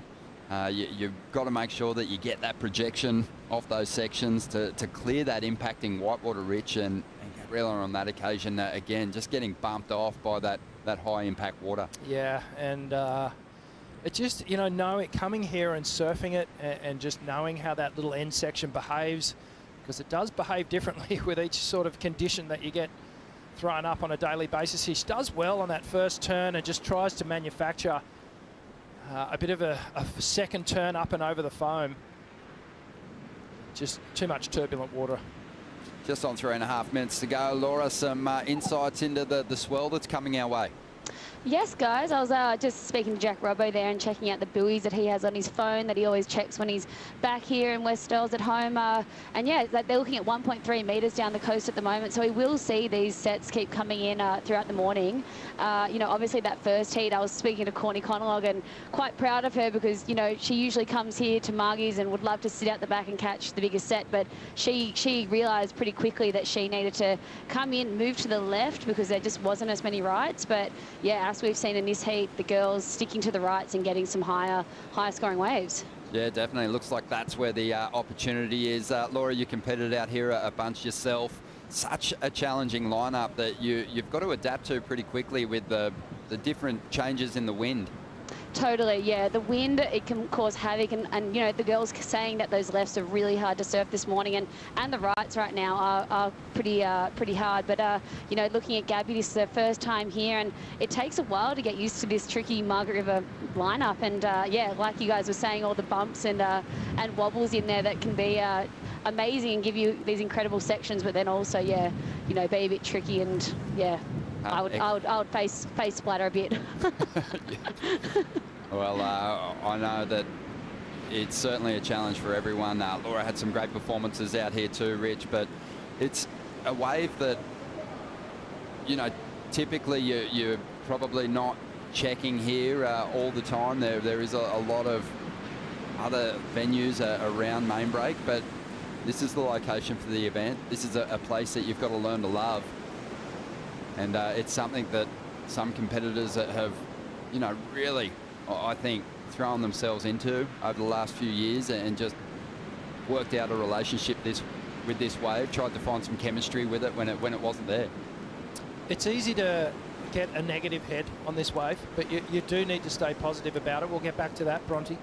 Bronte loading up, just a lot of bump on the face of that one. 1 minute and 20 seconds to go, and that might be the opportunity that Gabrielle O'Brien needed. The lineup clearing a little. Tyler having a bit of a look at that wave, and it looks like priority's going to flip. So Gabrielle O'Brien's going to get the opportunity that she needs. With 1 minute to go, she's looking at this big set wave, but this one's stretching out, and she wisely opts out of it. This is a straight closeout. And just beyond it, there's some more swell lines approaching. Well, needing a 5.65, and we know they're out there because we've seen some great scores from Tyler Wright. Looks like she might be having a paddle for this one. That shot just shows you how strong the wind is. Gabrielle O'Brien chasing down that second spot. Nice first turn. The wave drops out from underneath her. She hangs onto it, but again, doesn't get the opportunity for a second maneuver. And Tyler on the outside. Maybe this is the wave that Gabriella really wanted. Drives up into the lip, gets some release in the tail, hangs onto that move. Just the one turn. Probably won't go into the top two with just 20 seconds to go. But this is a surfer carrying extremely good form into stop 5. Yeah, she just looks like she's picked up where she left off down there at Bells. A dominating performance in this heat, really. When you look at her two strong rides, she'll be moving straight through to round number 3. So another tough one for one of our rookies here, Gabrielle O'Brien. She'll be in that elimination round. I think when she reviews the footage, she'll see some real positives in that performance, but definitely will need to clean up those second turns and get those completions if she's going to be moving through in this contest.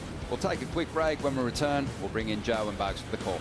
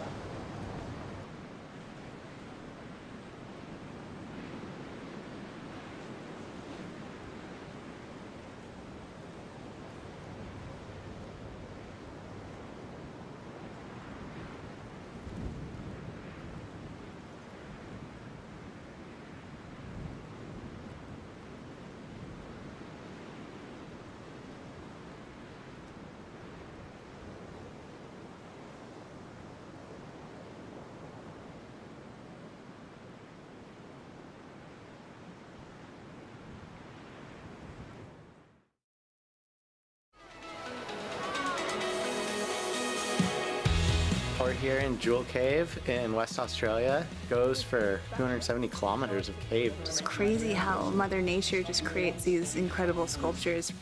We are here at the Voyager. It's beautiful. It's very chateau-esque and pristine, and it's just gorgeous. The Rose Garden, which I've heard it is known for, is absolutely beautiful. It lives up to what it's known for. It's been really incredible to go backstage at the Lewin Vineyard. We actually were able to look at the fermentation process. It's basically a very rare treat being taken behind the scenes. It's awesome.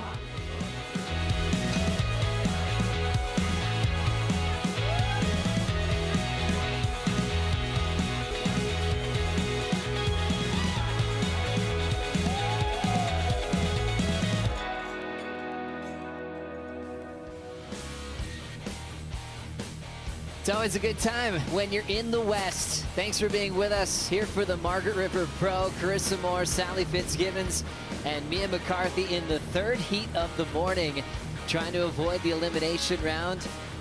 Happy to get started here on the second day of the waiting period to set up some big heats on a very dramatic contest, as we will solidify the midseason cut and see who will be on tour at G-Land. Thanks for being with us on the Harvey Norman host set. Joe Turpel with one of the great legends of the sport of surfing, world champ Wayne Rabbit Bartholomew. Bugs, quick start to the day. Seemed like the rookies this morning had a bit of trouble staying out of third.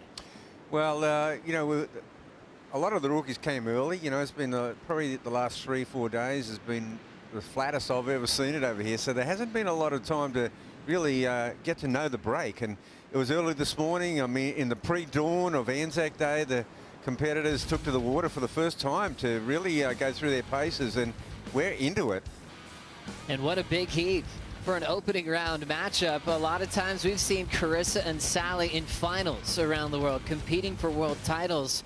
And now the way the seeding goes, with Sally number 12 in the world, Carissa number 1, they meet incredibly early and joined by a local wild card named Mia Mccarthy, who had to earn that spot for the second straight season in the West, winning the trials over a lot of her good friends who represent Western Australia.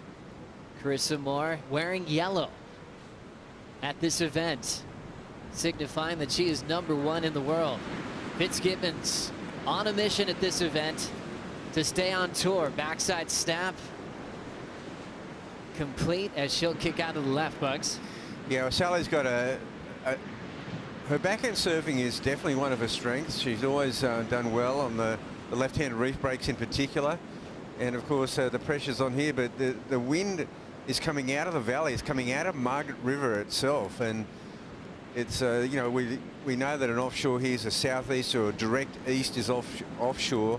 And this wind is really coming more like out of the northeast. And it's coming, the shear going straight up the face on the left. But Sally's handled this really well. A former champ out here at Margaret River main break, Sally Fitzgibbons, loves a nice quick start. She's had some incredible performances with Carissa. I'll never forget a heat back in the day they had at Honolulu Bay where Sally got a big, excellent range number. I think she felt the announcer was going to read it out right when she was paddling back by Carissa. She had this big smile on her face, and you could kind of get a taste of the rivalry that they had in the water. Sally, one of the kindest individuals on tour, but knows how to put up a fight competitively. You can see the position she's in now, ranked number 12 on the leaderboard. We take the top 10 for the back end of the season. Her current throwaway is a 9th place finish, and she's had a few of those to start off this season on tour. Yeah, Sally finds herself in a very unfamiliar position. She did move herself up the leaderboard somewhat at Bells and has got herself in a position to strike from. It's certainly still a bit of work to do to get to the safer ground. It's interesting with Sally, talking to her at Bells, she still has this positivity about her, even though you could think this would be unfamiliar territory for Sal. She never starts off a season on the back of the leaderboard. She's often winning events or in that top 5 picture early. This year, she had a couple of fumbles at the start of the year, but still looking at the bright side of 2022. This is what Sally had to say. I think there's a lot of talk about the cut line. It's new. I guess in terms of milestones, for me, there's a lot of firsts to be done, and sometimes you're the first to get cut, which is a different experience. Whether it's here or the Challenger Series, there's some crazy surfers waiting for me, and yeah, I just love the challenge, what it brings, and I think there's definitely a lot of positives to come from it. Yeah, I mean, reality is I could be off tour, and you know, that's just how it is. I mean, everyone's kind of like freaking out about this mid-year cut thing right now, and we've never really felt that before. So I guess that's where we'll see people really rise to the occasion, and some people will just crumble under the pressure, and that's sport. Steph Gilmour coming up in the next heat as she takes on Lakey Peterson and rookie Molly Picklum. It was great to hear from Gilmour, Courtney, Sally, these legendary humans that have been on tour for a long time, feeling that pressure for the first time of their career at the halfway mark. As you see how the midseason cut works, top 10 women move on for the rest of the year to compete for a spot in the Rip Curl WSL Finals. As we have Fitzgibbons controlling that rail line on a bumpy open face at main break. Couple of turns on the backhand. She had a 2.83 start. And has had the only ride so far here in the opening round, heat number 3. Well, we saw in the first heat, Joe, the Wrights were really walling up and closing out. Here we see Carissa on a right. Carissa getting started, tries to hang on to a forehand jam. Lip kind of took her by surprise there, so she'll start off this heat incomplete. Priority goes to trials winner Mia Mccarthy. And of course, you know, the women in this heat would have looked and seen Tyler getting some pretty decent rights in that last one. She got some good scores. The rights were holding up, allowing 2 and 3 major maneuvers. Seen an opportunity for Mia Mccarthy. The local lights up the first section. No clear landing. She's down as well as Sally sets the pace early in the opening round of competition here. Let's get a quick word out the back with Dometic as Kaipo Guerrero is checking out the game plans of the best surfers in the world. What are you reading so far, Kipes? Well, I mean, the beginning of this heat, when we have open priority, Joe, the surfers were sitting a bit deep for the right. So that's really why I think we saw Sally go left at the beginning of this heat, was just that position play for that early priority.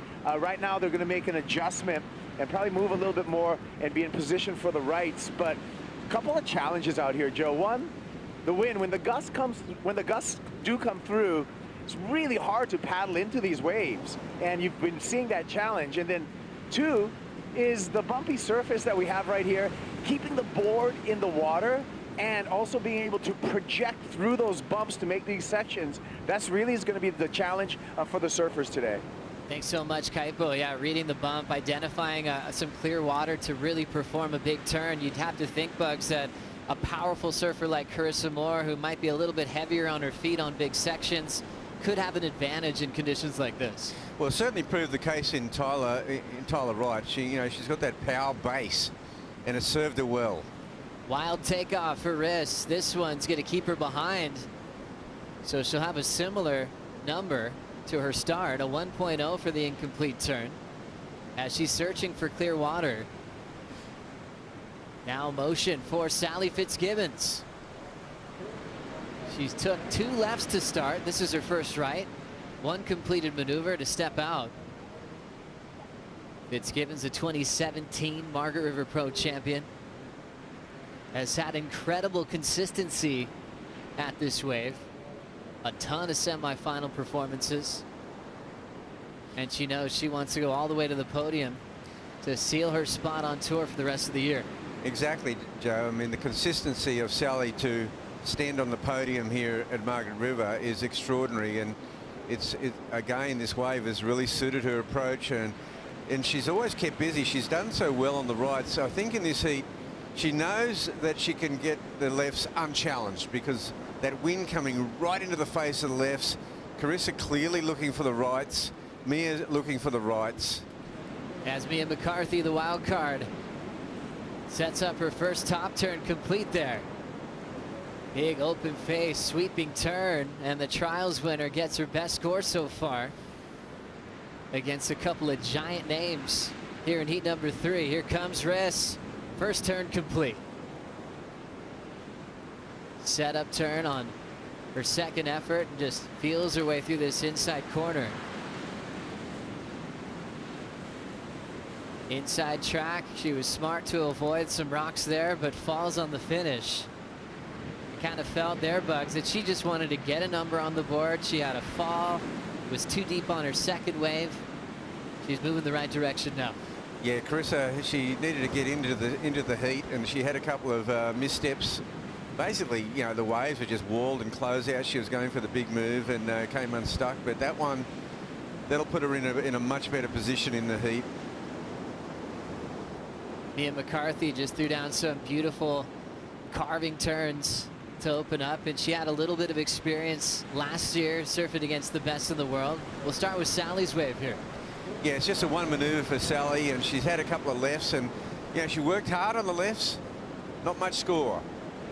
And then here is the trials winner, Mia Mccarthy. Yeah, Mia, she gets his second turn in, which is going to help her cause for sure. It gets her a 3.27. Here's Carissa. This looks like the strongest performance of the heat so far, Joe. Multiple turns together for Carissa Moore, and then this is where things get tricky, running out open face, getting past that rock and falling on the finishing move. Yeah, it's only going to be incrementally stronger than Sally's and Mia's, but it's a 4.33, so a low scoring affair so far. That 4.33 puts Carissa in second, Mia Mccarthy in third, Sally still out in front. Let's hear from a Bells champ and winner of the last heat, Tyler Wright, is with Shannon. Tyler, straight off of the win at Bells and dominating out here at Margaret River, you look like you're just coming in swinging strong. Yeah, it feels good to get my first heat done. Yeah, it feels good. There hasn't been many waves around, which has kind of also been a little bit nice because Bells was pretty hectic. So, but yeah, definitely, yeah, it's good to get a start and a little bit yeah, it's all right, yeah. When it is slow, you know, pre-event kicking off, like you said, it was really flat out here. What does your preparation look like in that case? Yeah, like it's really hard. Like that's probably why I got a fair amount of anxiety, is just because I haven't had I don't think I've caught any waves out here.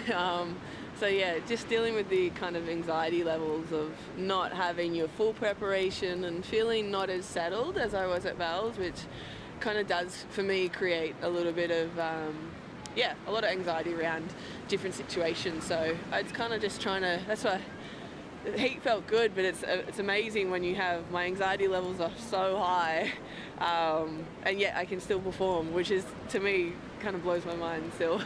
So it was good kind of growth heat to be, can carry this anxiety and still go out and perform and look really, really settled. And yeah, just trying to get a little bit more settled as the week goes on.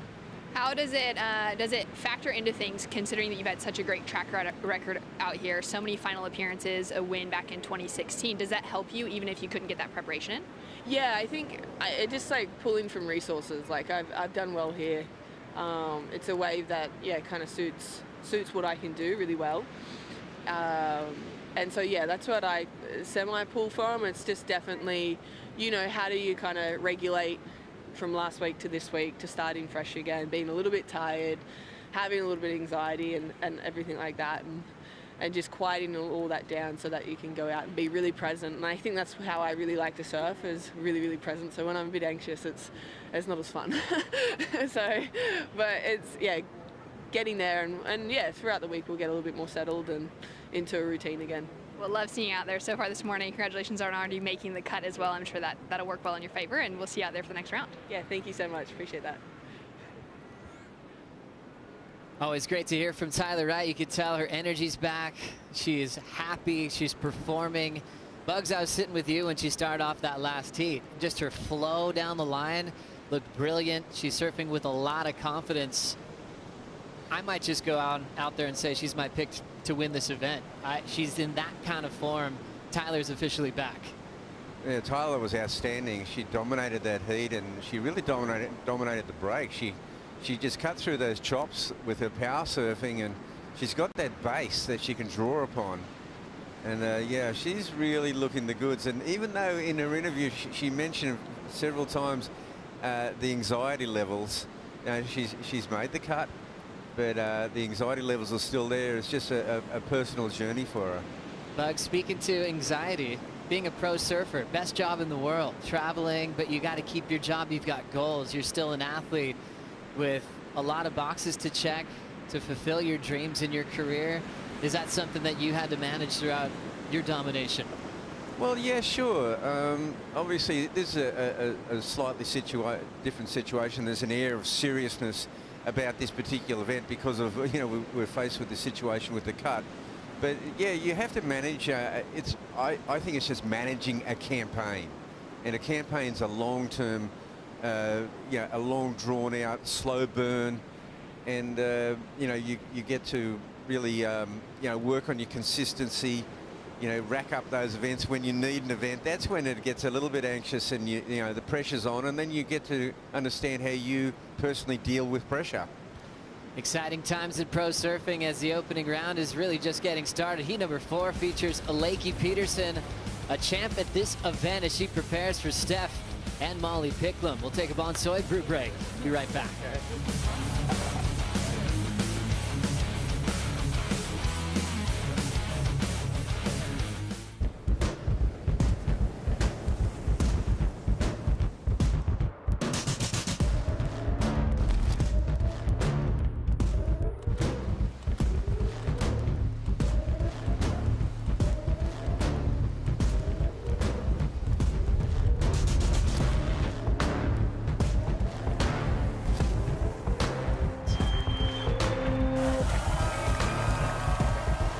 It was so special to be a small part of Duke's dream. He dreamed 100 years ago, over 100 years ago, that surfing would one day be in the Olympics. And here we are today. It is in the Olympics.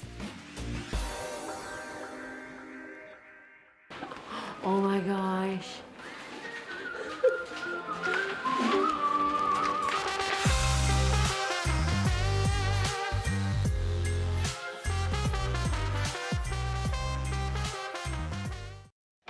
The Margaret River Pro is brought to you by Tourism WA, major presenting partner of the Margaret River Pro. By Shire of Augusta, Margaret River, strategic partner of the Margaret River Pro. By Rusty, official merchandise partner of the World Surf League Australia. And by Harvey Norman, official lifestyle destination of the World Surf League Australia.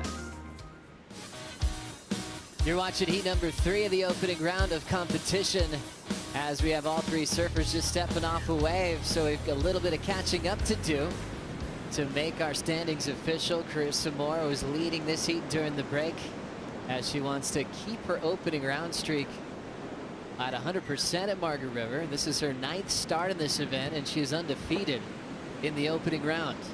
This is what Sally just did, Bucks. Yeah, Sally's really feeling the pressure in this heat. She's looking to put together a good combo, which she just has. That'll be her best score for sure. Carissa now, she's wearing that yellow jersey, and she's worn it many times before, Joe. It's not unfamiliar space for her. And Mia Mccarthy, the local. Now, there's a lot of experience in this heat, so as opposed to we've seen with some of the rookie girls in the earlier heats having not much experience out here. But, with the wildcard Mia, she surfed here many times. Carissa and Sally, wow, they've got a huge history here at Margaret River. Yeah, you think about what Mia's going through right now, Bugs. I mean, when you look at Sally and Carissa together, 2 of the most decorated surfers on tour. They've surfed in over 200 plus heats at the CT level, won major events around the world, and then you step into that space at the top level. I ran into Mia's parents in the car park yesterday, and they said during the trials they realized as parents how long it's been since they'd seen Mia compete at the top stage, going from last year getting the call up to compete in the West. But really since then she hasn't been putting the jersey on too much. She's obviously been actively surfing and getting some incredible waves, but then just to step back in to try to remember that competitive feeling that she went through last year. Well, you know, well, Western Australia's kind of been blocked off from the world. They've been in a protective mode.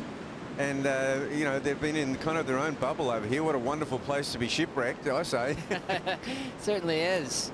Plenty of coastline and great waves. Off the bottom, trailing the lip line is Sally Fitzgibbons. Good for one move. She's given us something on every wave she's picked off in the matchup. No real falls, at least landing at least one maneuver so far. She's sitting in second, right behind Carissa. Mentioned Carissa undefeated in the opening round at Margaret River in her career. Sally's 6 for 8 with wins in this first round. Yeah, both Sally and Carissa have got an awesome strike rate. But Mccarthy, you know, she has surfed here a lot, and she's capable of putting it together. We saw on her second wave, it was only a 3.27, but if she gets a clean one, you know, she'll put it together out here. We're looking at Carissa setting the pace here, but we're always wondering what the wild card can do. Being the local from WA, Kaipo Guerrero in the water. Any insight on Mia Mccarthy and the damage she could do out here, Kipes? Yeah, Joe, I'm out the back with Dometic and Mia Mccarthy. Like, so in contrast to the rookies that we saw in the earlier heats that I felt were a little bit lost out in the lineup, Mia, being a local, obviously has a plan. And she also is very patient with her positioning and where she's at. So I'm really liking the look and the patience and the positioning that I'm seeing from Mia Mccarthy right now. So she's put herself right in the mix. Of being at home, it's so nice to get the support from your family. Everything's familiar. She's had a lot of experience competitively here at main break, as we see the frontside slice from Carissa Moore. Up and out, still keeping her best score of a 6.17. Still the best wave of the heat so far. Yeah, that 6.17 for Carissa, the 5.83 for Sally, certainly gives them a level of comfort right now. It's been a little bit of a scrappy start to this heat. It wasn't until Sally got that 5.83 in that last exchange that some pretty decent waves came through that offered the scoring potential. Having another look on this last decision. Yeah, she starts out pretty solid here by Carissa. Just nice snapback there. And this wave just fades out. So, you know, she's looking to improve upon her second score, the 4.33. Don't really see that coming into the play. Carissa Moore having fun here in West Oz. Her husband Luke always likes fishing all day, hanging out in the water. They really enjoy what they call their second home here in the West. Looking at the deep stats powered by Hydro Flask. Carissa Moore, 24 championship tour victories. And amazing that she's passed the 300 mark for career CT heat wins. And it's so interesting with the position she is in at stop number 5 bucks. #1 in the world, wearing the yellow. But I still feel like Carissa's a bit unsatisfied this year. She's been in 2 major finals this year, but without the win, for someone like Carissa, 5-time world champ, that doesn't feel comfortable yet. And then she's still #1. If she just keeps herself motivated, I mean, good luck catching her now. You know, I was fortunate enough to catch up with Carissa before the Australian leg, and, you know, we had a coffee. She came by the Gold Coast, so she loves coming there. And even she was feeling a little bit anxious about the cut and the fact that no one was safe and she hadn't had the win, even in her home waters in Hawaii. And, you know, I think now that things are more settled for her, she's guaranteed her entire year, and she'd be now starting to focus on that, on the 5, on making that 5 and that positioning within the 5. Lakey Peterson preparing for Stephanie Gilmour and Molly Picklum in Heat 4.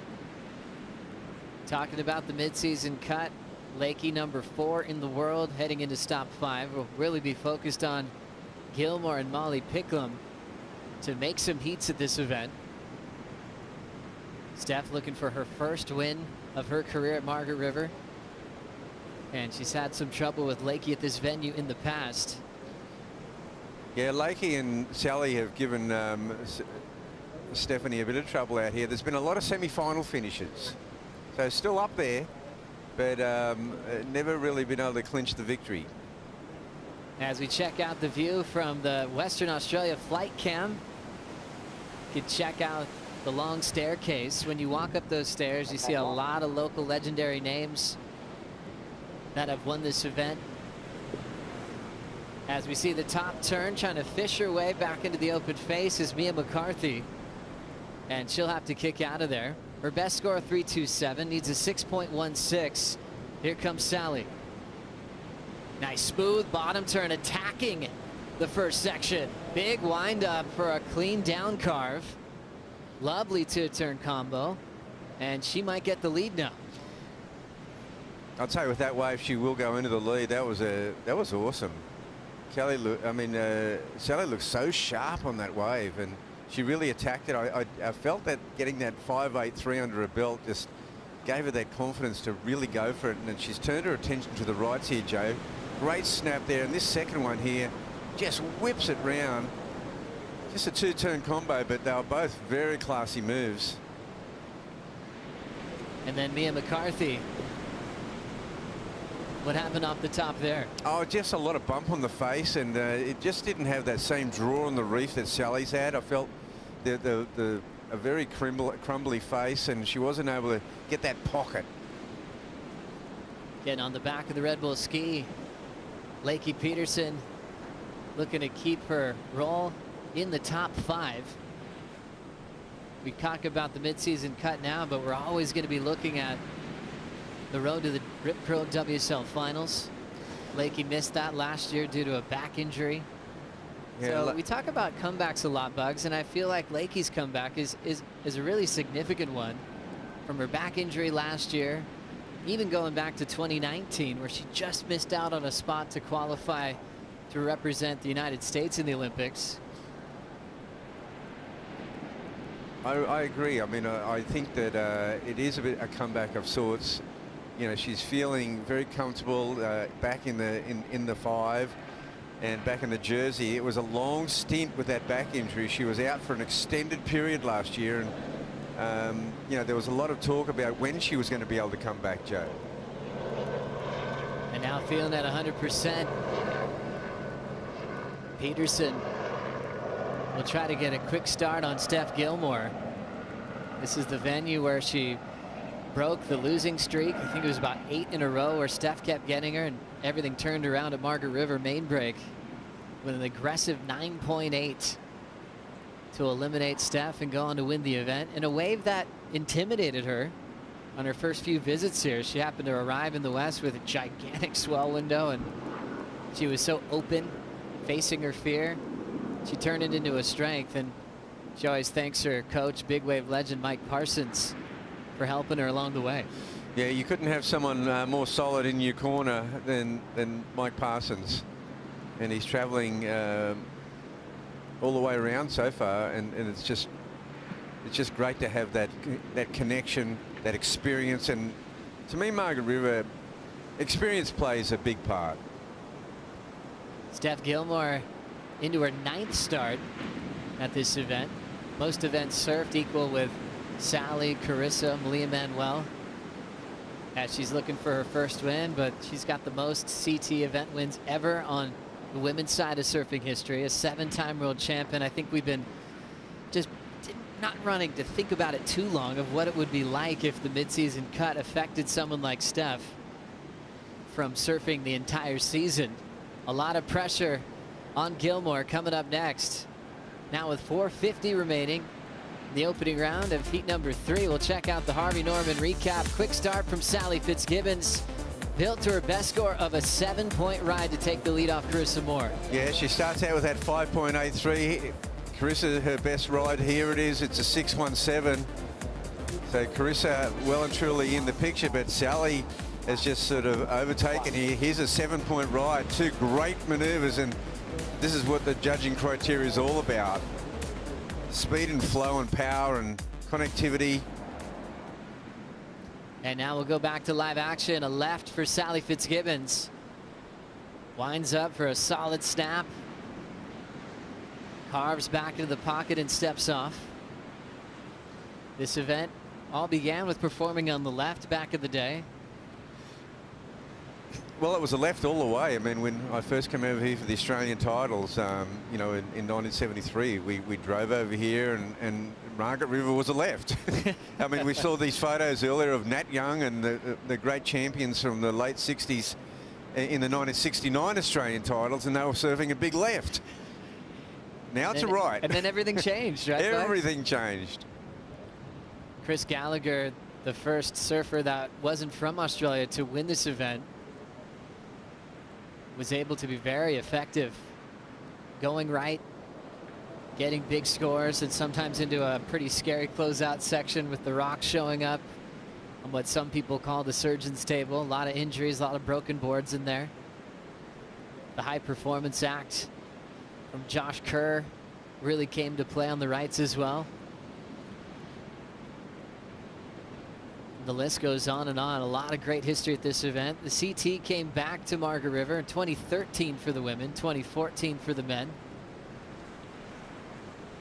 As we look at the 250 mark, fast score for Sally didn't change anything. Carissa still second with priority. Needs a 6.67. So far, it's been Betty Lou, Gabriella Bryan staying in third in the first couple of heats of the morning, and Mia trying to avoid the elimination round.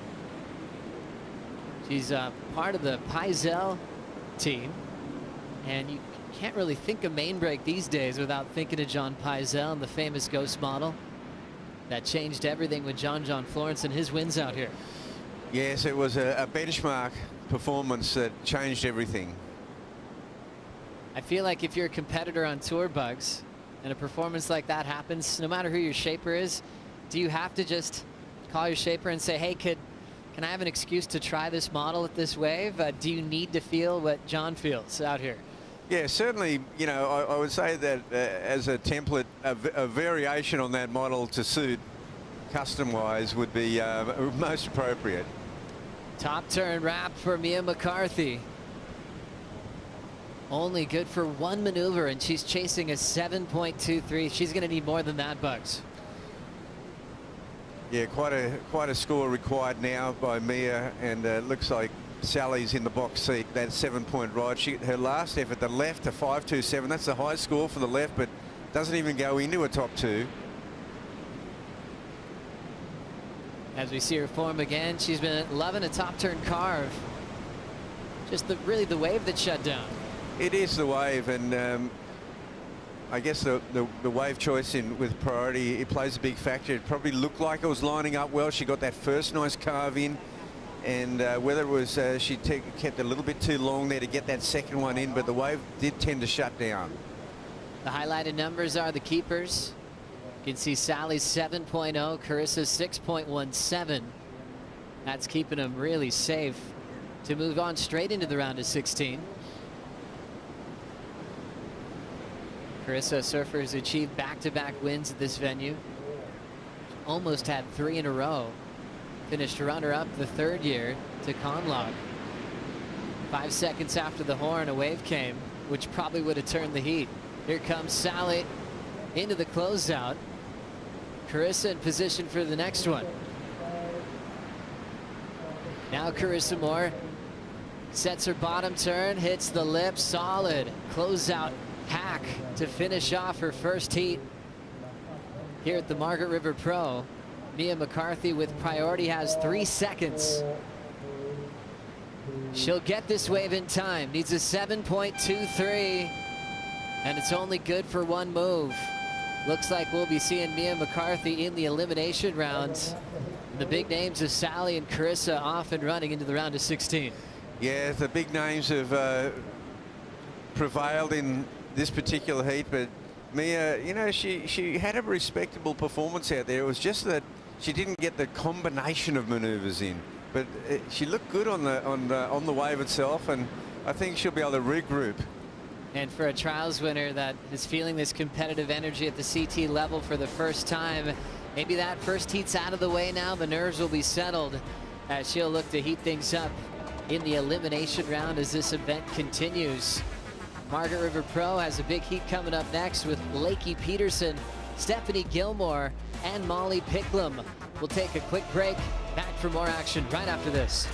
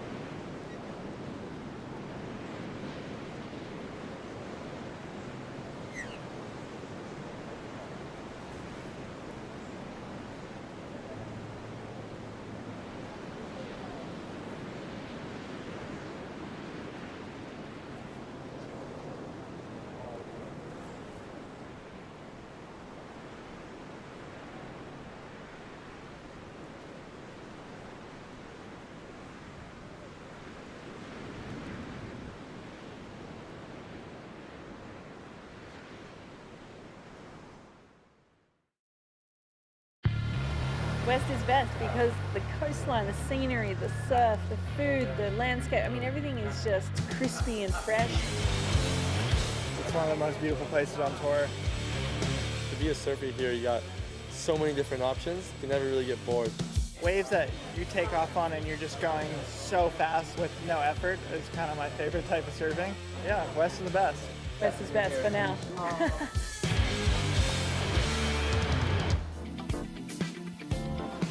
West is best. You're going to hear that quite often at this event here at the Margaret River Pro. Exciting times here in the opening round, heat number 4. Lakey Peterson, Stephanie Gilmour, and Molly Picklum looking to avoid the elimination round, as it's time to introduce a very familiar face and a very special guest, as we always feel like your guest as well. Injabundi surfer Simon Zuvich joining myself and Rabbit once again.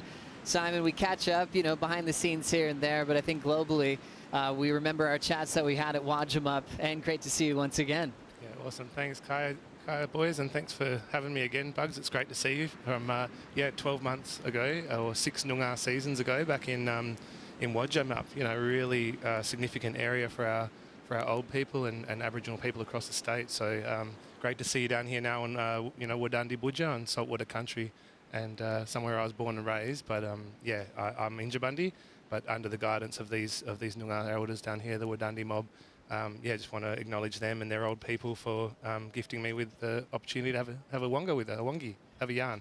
We always enjoy the time that we spent. We learned so much, and I feel like last year was so educational on so many levels, especially on the healing process. And I really loved how open it was for us to learn how to pronounce the words, learned so much from you. And I'm looking forward to doing it again. Yeah, thanks, guys. And it's just, I'm only here by the grace of my old people, and to be able to watch the women do their stuff. I mean, culturally, we follow our grandmother's line.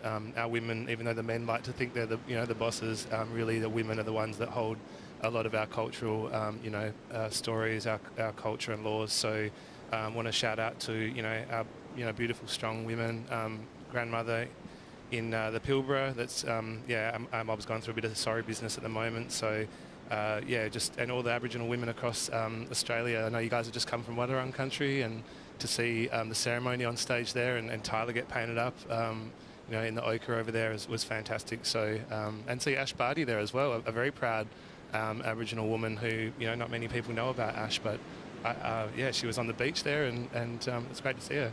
Yeah, well, Ash is a really dear friend of Stephanie Gilmour's and Molly, and it was great to see her there. And Simon, last year we spent a month here. It was a highlight of my year. We had the 4 CTs in Australia, 2 in Western Australia. It was really amazing to spend a month, and you were such a gracious host, and we had a great time, and again, it's so good to be back in the West. Yeah, thanks. Simon joining us for the call here with Lakey, Steph, and Molly Picklum. It's interesting, Simon, when I ask questions about yourself, I feel like you kind of put it off of yourself every time we speak. Can you explain that a little bit? Yeah, well, I guess for Aboriginal people, we're a community people where we try to move away from, the egocentric and the self to that ecocentric approach, and to have a look at the ecology of, the country or our kinship patterns. And I get a bit uncomfortable, when you're talking about yourself, where I grew up surfing. I mean, we're here for the surfers, and I'm here to talk about country and culture, and we're just the vehicle to continue to teach people, and that's our sort of cultural protocols as Aboriginal people. So I know where you guys go across the world. Like surfing's an Indigenous sport. It's got its roots in French Polynesia and in Hawaii. So shout out to all the Indigenous people across the world, and the people that you guys are able to connect with as you travel from country to country. So I think collectively as Indigenous peoples in Australia and across the world, we really enjoy the opportunity to connect with each other. And it's not so much about the self, it's about that collective connection and building relationships and walking side by side, which is why we're here. You taught us about this ripple effect last year. Obviously, all of us connected by the ocean very deeply. The entire world really is. Yeah. And starting the message here, it felt like the intent was really to promote that learning and connection to all Indigenous cultures globally. And starting last year in the West was really beautiful. with 28 minutes on the clock. All of our surfers really enjoy the start of the waiting period, or maybe before that with the Welcome to Country ceremony. Can you break down that experience of what happened just a few days ago? Yeah, we'll just wait for this set and see. It's been a little bit lully, isn't it? I went for a surf at Big Rock this morning and it was like dead flat, and there was just big 4-foot, wash through sets coming through. So it's a bit of a slow start, but looks like they might be on to something now. Good call, Simon. We've got the first wave of heat number 4. 7-time world champ Steph Gilmour cut short. And we did have Lakey get just a quick one before that, 0.37. No scores of consequence yet, but the rookie Molly Picklum will have priority. An important one for Molly. She's outside the cut. Steph Gilmour moved just inside at number 9 in the world after her performance at Bells Beach. So as far as making it to G-Land, we're going to be focusing on the Australians and the Heat Bugs. Yeah, it's a really interesting heat. Obviously, Lakey's in a very strong position on the leaderboard. Stephanie in an unfamiliar zone, and Molly a bit of work to do as well. There's the bubble. You can check out the rankings. Molly Picklum behind Moana Jones, just ahead of Betty Lou, Sakura Johnson, so she knows she's got to make some big heats. Steph Gilmour now tied for 9th with Courtney Conlog, so they're going to want to finish ahead of each other in this event. Courtney, obviously multiple-time champ in the West. That is going to be watched very closely round to round. Steph is going to want to avoid the elimination round at all costs. If she loses at that stage, it'd be pretty tough to see her at G-Land. Well, it's a bit of a contest within the contest. Stephanie and Courtney having their own little mini battle going on. Well, it's actually a battle amongst the giants of women's surfing. But Courtney's already through to round 3, and Stephanie would certainly not like to have a misstep here, and she wouldn't like to have to go through that elimination round. Simon, main break at this size, pretty challenging to perform on. Yeah, it can be a bit tricky when the wind comes in from the north, and sometimes move over to south sides a little bit. But I mean, the sets are, they're coming through all right, and yeah, you got to wait. You got to wait around for the country will make you guys, sit there and stop, and it's no different with the surfing. But yeah, back to the river. That was a fantastic opportunity. I mean, anyone can acknowledge country and pay respects to where you are, but to be welcome to country, to really sit there and deeply listen. Some of the surfers came down and sat there and were welcomed by Dr. Uncle Wayne Webb, Isaac Webb, and the wider community. The women were down there, Auntie Sandra Hill, and yeah, just had an opportunity to really welcome us into their country. And a lot of the surfers got that. It's an honour and a privilege to sit there and deeply listen and connect. So that was special, yeah, a few days ago. Real beautiful there as we see a first opening hack from Molly Picklum on the left. Stephanie Gilmour. Steph will look for another open face hook. And she will now fade out. So Lakey just kicking out quickly on the right. Steph trying to lay down a couple of turns on the left here at main break. Yeah, I feel Molly's going to post the best score of the heat so far. As Simon said, it's been a little bit inconsistent, this one. A bit lully. We haven't seen anything major like we saw like in Tyler's heat, and even in the last heat there was quite a few. Once those Wrights turned on, but here we see Molly this wave here, Joe. It's just that manoeuvre, just quick fire. So we see that big first turn from Molly. She's aggressive. She's got the youth on her side. She's definitely the next generation athlete on tour. That was one of the coolest connections I've seen this morning. Hit it with authority. She's got a lot of confidence. And I think she really embraces being that next generation surfer on tour. What happened on the left here, Bugs? Yeah, well, the left's pretty chattery, Joe. And Steph got a couple of moves here. Nothing major, though. And then she had to kind of get over the, the left is kind of, it's an imperfect reef. It doesn't peel off perfectly, and there is a couple of holes in it at this size combined with the wind. The points are all out of the lip. You've got to get that board up under the lip line in the carving. Not a lot of opportunity there for Stephanie. We'll see how that number comes out for Steph in a moment as we have more waves on the way here. We've got Lakey Peterson looking for her first turn. There it is. Frontside wrap for Peterson. Flows into a nice clean combination. And she'll step off. The former champ out here loves that open face wall on the right. She's got so much power in that rapid cutback. She's already officially made the cut as she's sitting number 4 in the world right now. As we had a great performance from Sally Fitzgibbons in the opening round, Sal is with Laura Enever. Sally Fitzgibbons coming off that quarterfinal at Bells, moving up 5 spots on the rankings up to number 12.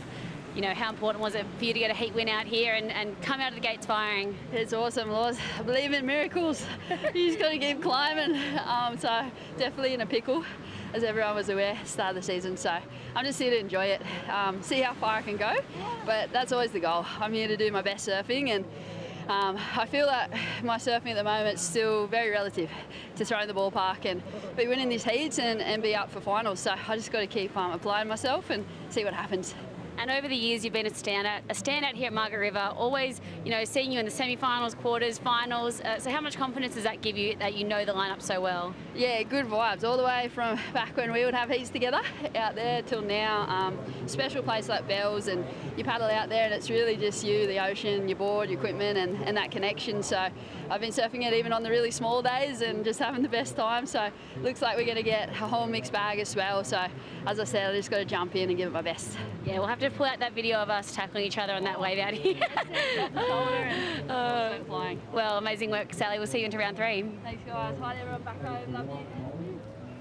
Sally always happy to throw a shout out back to Geroa and the south coast of New South Wales. She just handed Carissa's first loss in the opening round. She still was in second though, so she'll be in the round of 16.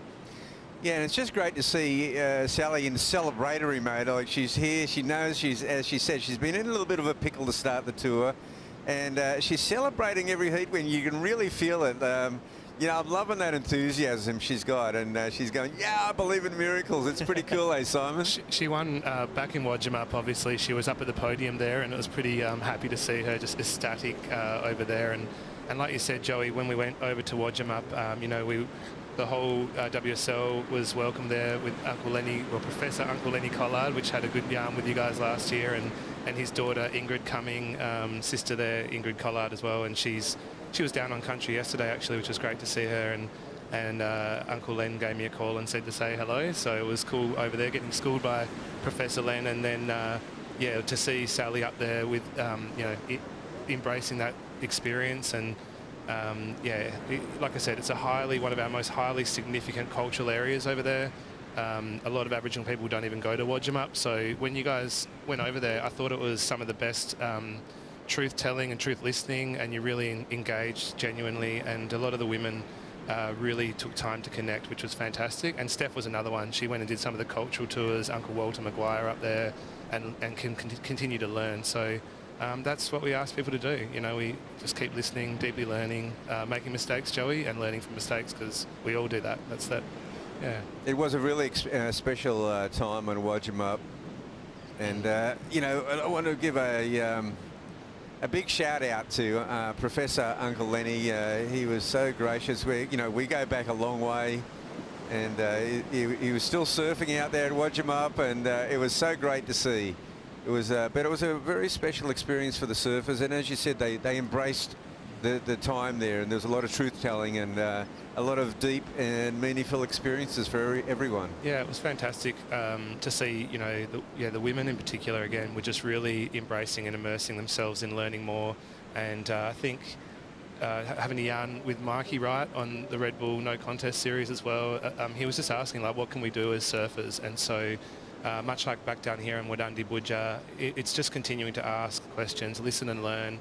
And I think, you know, you guys are doing a really great job. So I want to thank again, you know, Surfing WA, the WSL, yourselves, the commentary team. A lot of the mob were down there and just really connecting and asking questions, which is fantastic.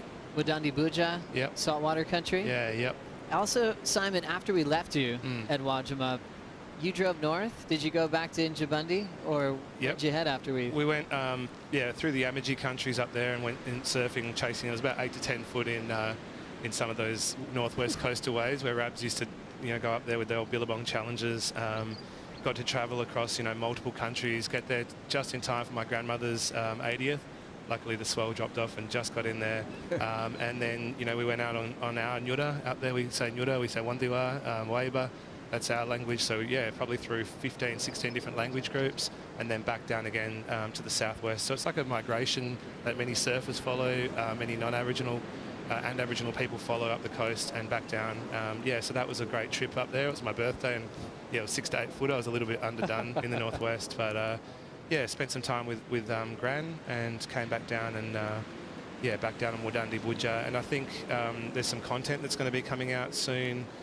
We had Sean Doherty that flew over and you know, spent some time on country with Uncle Wayne and brother Zach and some of the elders and people down here. So some of that content will be coming out. People can learn more about this country, because yeah, that's why we're here, to continue to connect. Thanks so much, Simon. Watching surfing from Molly Picklum, moving quickly through this small section, going so quick through her turns. Already have the 5.67 on one maneuver. And now Lakey's on the next one. Speed float comes off the flats. Nice vertical snap. Here comes more of a carve, but she loses control. And now Steph Gilmour, 7-time world champ, current world number 9, connects well with the first section. Off the closeout, solid combination of maneuvers for Gilmour. All three surfers will be improving on that last exchange box. That was a great exchange, the best three-wave exchange I feel today so far. And it was, I guess it was Stephanie that really needed to get a wave there, because Molly backed up that 5, 6, 7 with another really good strong ride. And Lakey, again, I think that was her strongest ride, and definitely, that was definitely Stephanie's. So this is an awesome exchange. Molly Picklum, though, she is not intimidated by the superstars she's up against. And Joe, she's starting to really put it together out here. She's a very aggressive surfer, and she's not overwhelmed by any means. And you can see the dynamic approach from Lakey. The float kind of set her behind a bit, but she recovered well for the second turn. Ran out of wave for that third wrapping cutback. How about Steph on this one, Simon? Yeah, Steph's so smooth. It's so great to watch. Like the most stylish surfer ever, really. I think she's got the title of, you know, the most beautiful style, but also the power. And yeah, she got second place last year here at Wooditchup at Margaret River, and she got a Yandy. She got gifted a really special artifact that was made by Lee Taylor and you know, presented up there on the stage. And she said she puts that in her, I think in her mantle or somewhere in her house. It's really special and significant. Yarning to Courtney and her mum, you know, all the artifacts and the gifts that people are, you know, given mostly sit in people's homes and really mean a lot to them. So it's fantastic to reconnect with everyone. And yeah, you know, maybe Steph can go one further this year and I think finally take the title out. But yeah, win or lose, she's yeah, certainly got a style that's very enviable of all of us. I wish could do half the turns she could do. Just looking that good, just going straight. Yeah, exactly. It's so special to watch. We're waiting for the last score for Steph, because she has just recently dropped to third as she's chasing a top 2 spot against Lakey Peterson and Molly Picklum. We'll be right back.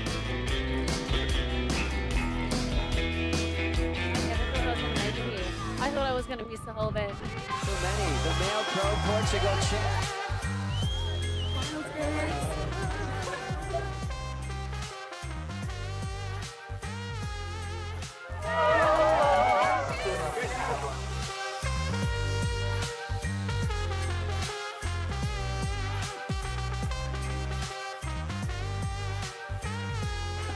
Oh my gosh.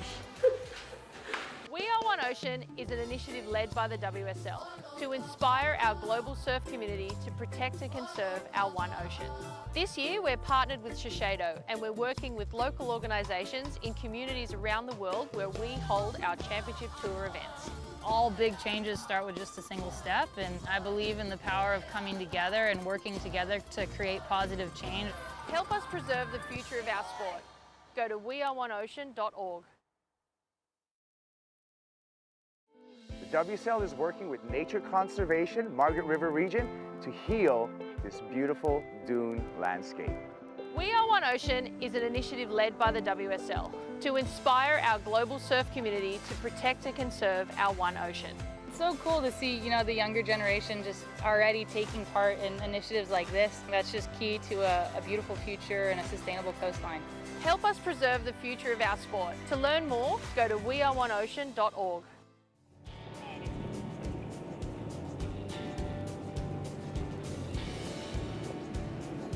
Welcome back to the Margaret River Pro, and remember, we are one ocean. Let's take care of our playground as well as the Earth's health. It all starts right here in the ocean. Get involved. Check out weareoneocean.org. We're back into opening day action out here, Joe.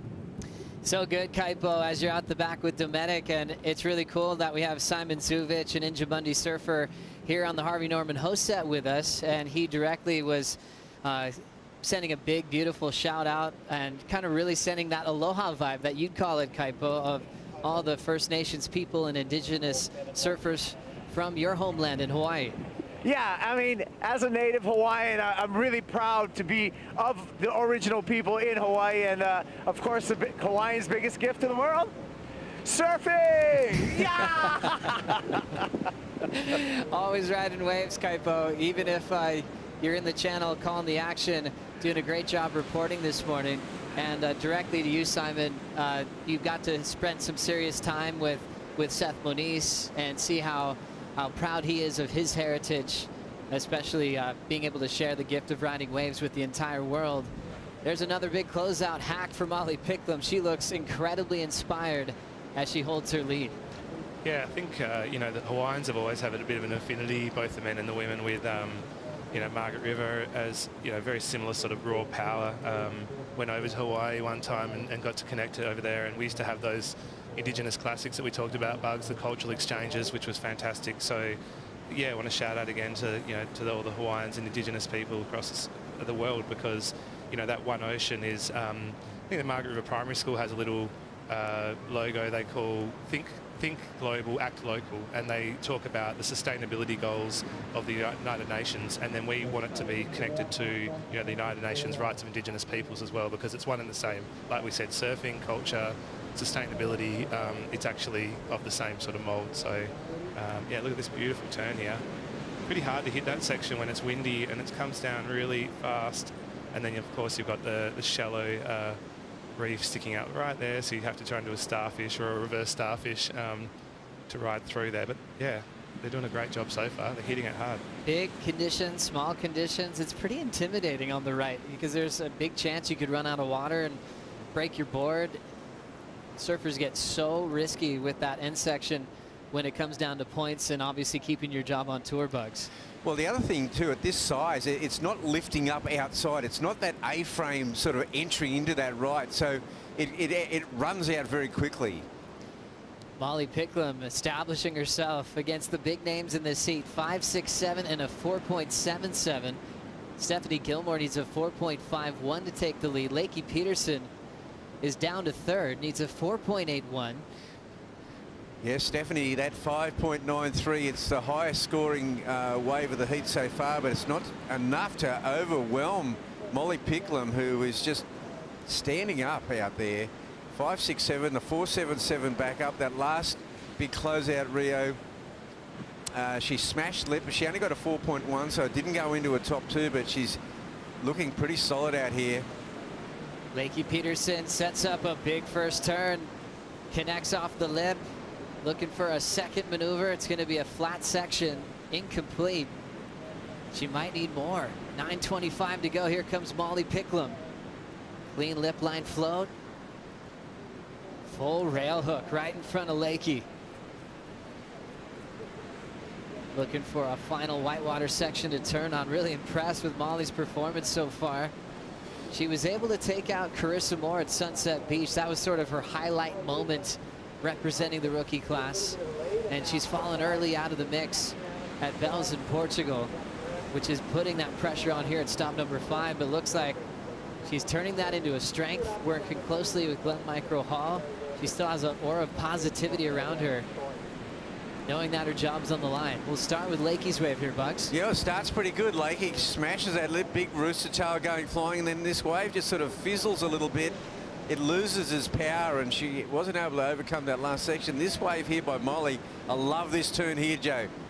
really wraps it right in front of Lakey and then finishes it off, and she's staying busy, Simon. I mean, like, she's taking these waves. She's either going for the one big smash or she's combo turning, and then we saw Stephanie going down, and I'm not sure if Lakey's going to be enough to get back into that second spot, though. There's some big lines coming through, like this long period swell. I think it's the calm before the storm, because we're due for some pretty big storm surf, so it's just holding off the storm at the moment, but you can definitely see the energy building in the ocean. And yeah, I think Molly, to get those 4 waves and that first little floater into the next turn, and then, you know, navigate by inches that reef and swing straight onto the ski, was probably get an extra point for you know, navigating that and getting back out the back. So it's going to come down to a really tight heat again. I think both heats I yarned with you guys last year, it was really stressful, so congratulations on riding through the stress, because it's and obviously with the stakes so high for everyone, you know, like it's the well-being of the surfers that I think is really important, and that's why we do ask them to take the time. And so, you know, when this storm comes in, time to stop and sit and soak and hopefully get a wave. But yeah, Steph again, look at that, smashing it. So it's still that one turn, isn't it? But maybe a little, oh yeah, finish it off, nice. Well done. There's that classic Steph style. Makes it look so effortless, but she did it with power as well. Lakey's got a wall now. An awkward section kind of falling down in front of her. Doing well to stay on her feet. Pushes harder on the finish and will kick out right in front of Steph with 6:50 to go. Yeah, well, both Stephanie and there's Molly now. Now she's gone down, but she's got that 5, 6, 7 for the last ride, so she's gone further into the lead. She's got those pocket 5, 6, 7s, Joe, but that last exchange between Stephanie Gilmour and Lakey Peterson, they both got those finishing moves in. That was super critical. So it looks like Molly Picklum out front, and a battle royale between Stephanie and Lakey for second place at this point. Well, it's been interesting. It felt like the surfers with the least amount of experience were falling in that third spot this morning. The rookie class already filling up some spots in the elimination round. We saw Mia Mccarthy, the trials winner, stay in third. This one's completely changing as Picklum has taken control early. This was the last of Steph Gilmour, Simon. Oh, still so radical. And then, yeah, didn't think she was going to get this last little kick at the end, but yeah, rode through it really beautifully. I think those little, in a close heat, those little changes and, you know, 0.5s that might make the difference. So that first turn was just beautiful. I love how she rides with the style, and I surfed with her out here last year, and there's like 25 dolphins come through, and you know, she looked at me and she's like, "Oh, did you call them in or something?" I said, "They're always here, Steph. You just got to tune in." You know, and the dolphins have just been everywhere, and she's very in sync with that ride. She yeah, she loves it at Margs. She really has been coming here for a long time, obviously. 5:07 last to Steph. This was a 4.13 for Lakey. That is going to keep her in third, Bucks. Yeah, it was a clean finish, but you know, definitely, as Simon said, that was a sublime wave by Stephanie Gilmour, that first turn, and then very important to get that finishing move in by Stephanie. That really put her in a much 5.07. That's solid. Checking out the deep stats powered by Hydro Flask. Gilmour with the record of most CT event wins on the women's side of professional surfing history, 32 total. One more and she would equal Tom Curran on the men's side as well. That's a lot of domination in her career. 7 world titles. The whole goal for her is to break the record she shares with Lane Beachley. Steph was a part of the first Rip Curl WSL Finals last year, but went down early. But she's feels like she's finding her feet. Remember, missing pipe this year, already put her on her back foot. Lost early at Sunset to the rookie class. Picked up the pace in Portugal to make finals day, and then lost to Carissa Moore-Bells, and she looked shaky against Riss with all of their history and all that was on the line back in Victoria. But Joe, the fact that Stephanie missed Pipeline, that means you know, she's really, everything she scores now is going on her points tally, because she's already got a throwaway, right? 100%. Yeah, you have 1 throwaway the first half of the season, so you're keeping your top 4 results to survive the mid-season cut.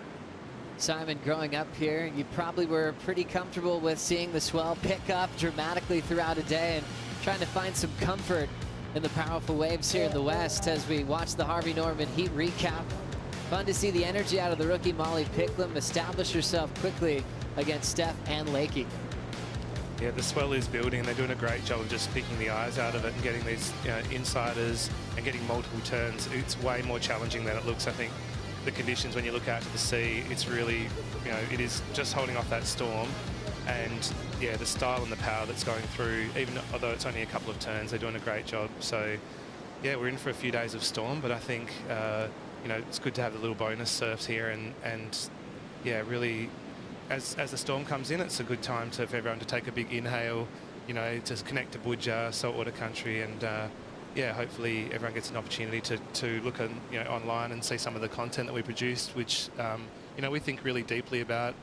It's hard to fit 65,000 years into a 35-minute heat or a couple of short clips, but that's why it's continued learning, and yeah, that's why we're here again.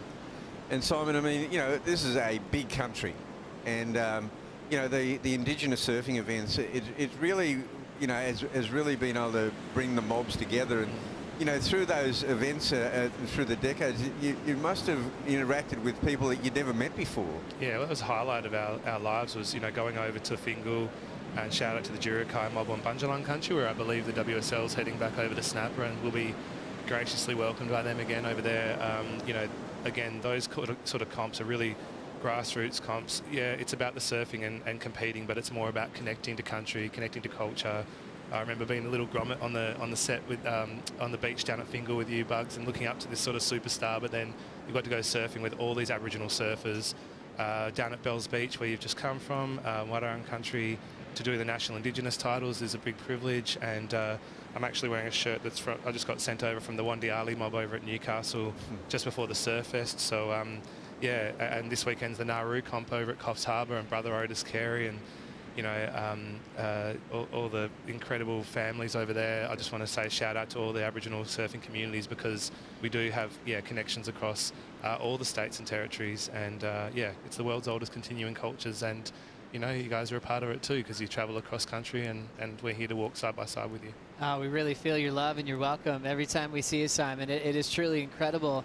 For people that only see you on the broadcast when we come to town, what is your life like beyond, I guess, maybe not what you do, but who are the people you're interacting with, and what's that experience like? Yeah, I mean, I work in education across the state, and when it became obviously clear that I wasn't going to be, keeping up with Taj and Yaden and Jack Robbo and Chippo and all those guys, and the incredible women down here, Flick and yeah, the amazing surfers, Bronte, everyone down here, then okay, I'll contribute in some other ways and to continue to learn. And we want to leave the kids and people that travel here, stronger than we are, and it's about transferring knowledge. So yeah, one thing that the Wadandi elders have taught me is it's those, the sharing of knowledge and passing of the world's oldest continuing stories. I know you guys always like to have a yarn like back in the day and way back when. Well, these are the world's oldest stories, and they're still going, and the past, present and future is interconnected. So we just did some sharing then, and you guys can take that to your families and friends, and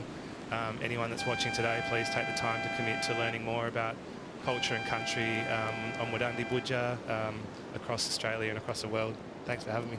Oh, amazing. Simon Zuvich, we appreciate your time and your warm spirit that you always share with us. It's one of our favorite parts of returning to this part of the world. Let's do it again. Pleasure. Enjoy Always, the rest anytime. of your day, and we'll be hearing more from Simon Zuvich as we had just completed heat number 4. Molly Picklum, Steph Gilmour get the spots right into the round of 16, and Lakey Peterson, the top seed, will be heading into the elimination round here at the Margaret River Pro. We'll take a quick break. The opening round continues. We'll bring in Shannon Hughes and Richie Lovett for the call right after this.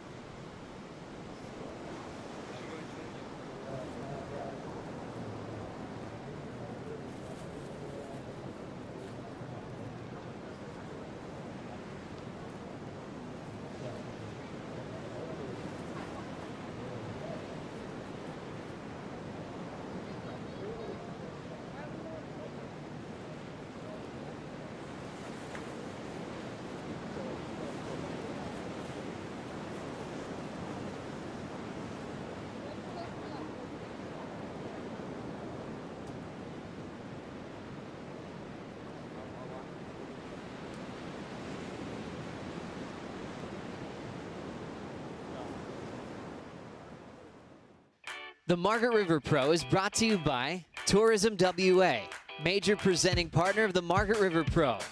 By But Is It Bonsoy, the official golden halo of health. By Boost Mobile. Stay connected with Boost Mobile on the full Telstra 4G mobile network. By Oakberry. Fuel yourself with the official acai of the World Surf League Australia. And by Bond University, official higher education partner of the World Surf League Australia. Welcome back to the Margaret River Pro. This is a massive event on the WSL calendar for 2022. As we have the mid-season cut looming by the end of this event, there is so much pressure on the line. Shannon Hughes joined by former CT standout Richie Levitt, and it is great to be back in the booth with you again here in WA. Yeah, great to be sharing the booth with you too, Shannon. It's, well, the action, it started a little bit slow in the first heat, but since then it's turned right up. The volume's just gone whack, and we've seen some amazing scores drop. That last heat was a critical one for Steph. She had to get through that.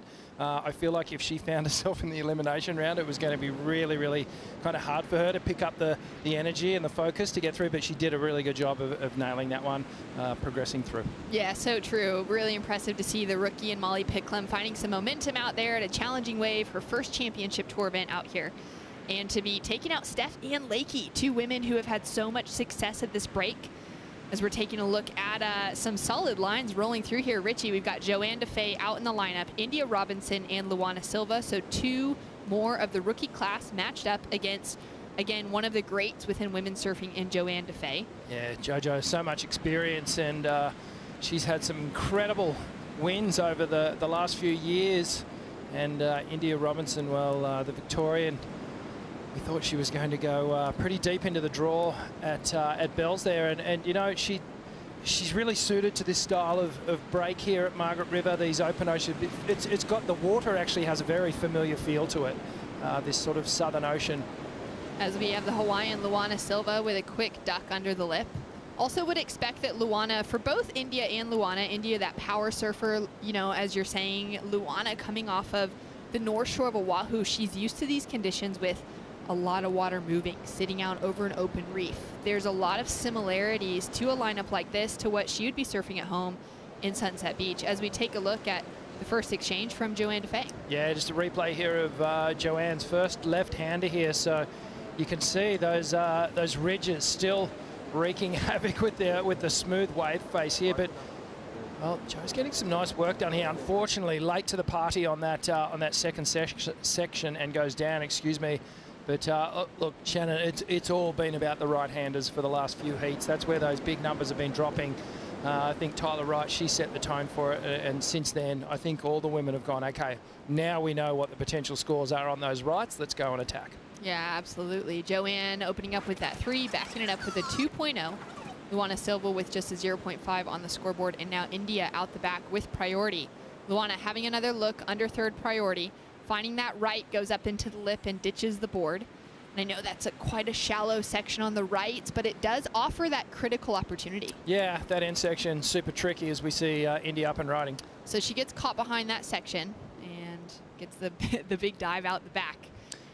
So the secret on these rides, Shannon, is to find a taper in the wave that is not completely horizontal, because the really horizontal waves are going to close out and not really give you those sections that you need. The waves that look like they almost angle down and don't have that perfect line to them, they're the ones that as they break, they're going to stand up on the little sections of the reef and give you those moments where you can get tight in the pocket, you can get the work done.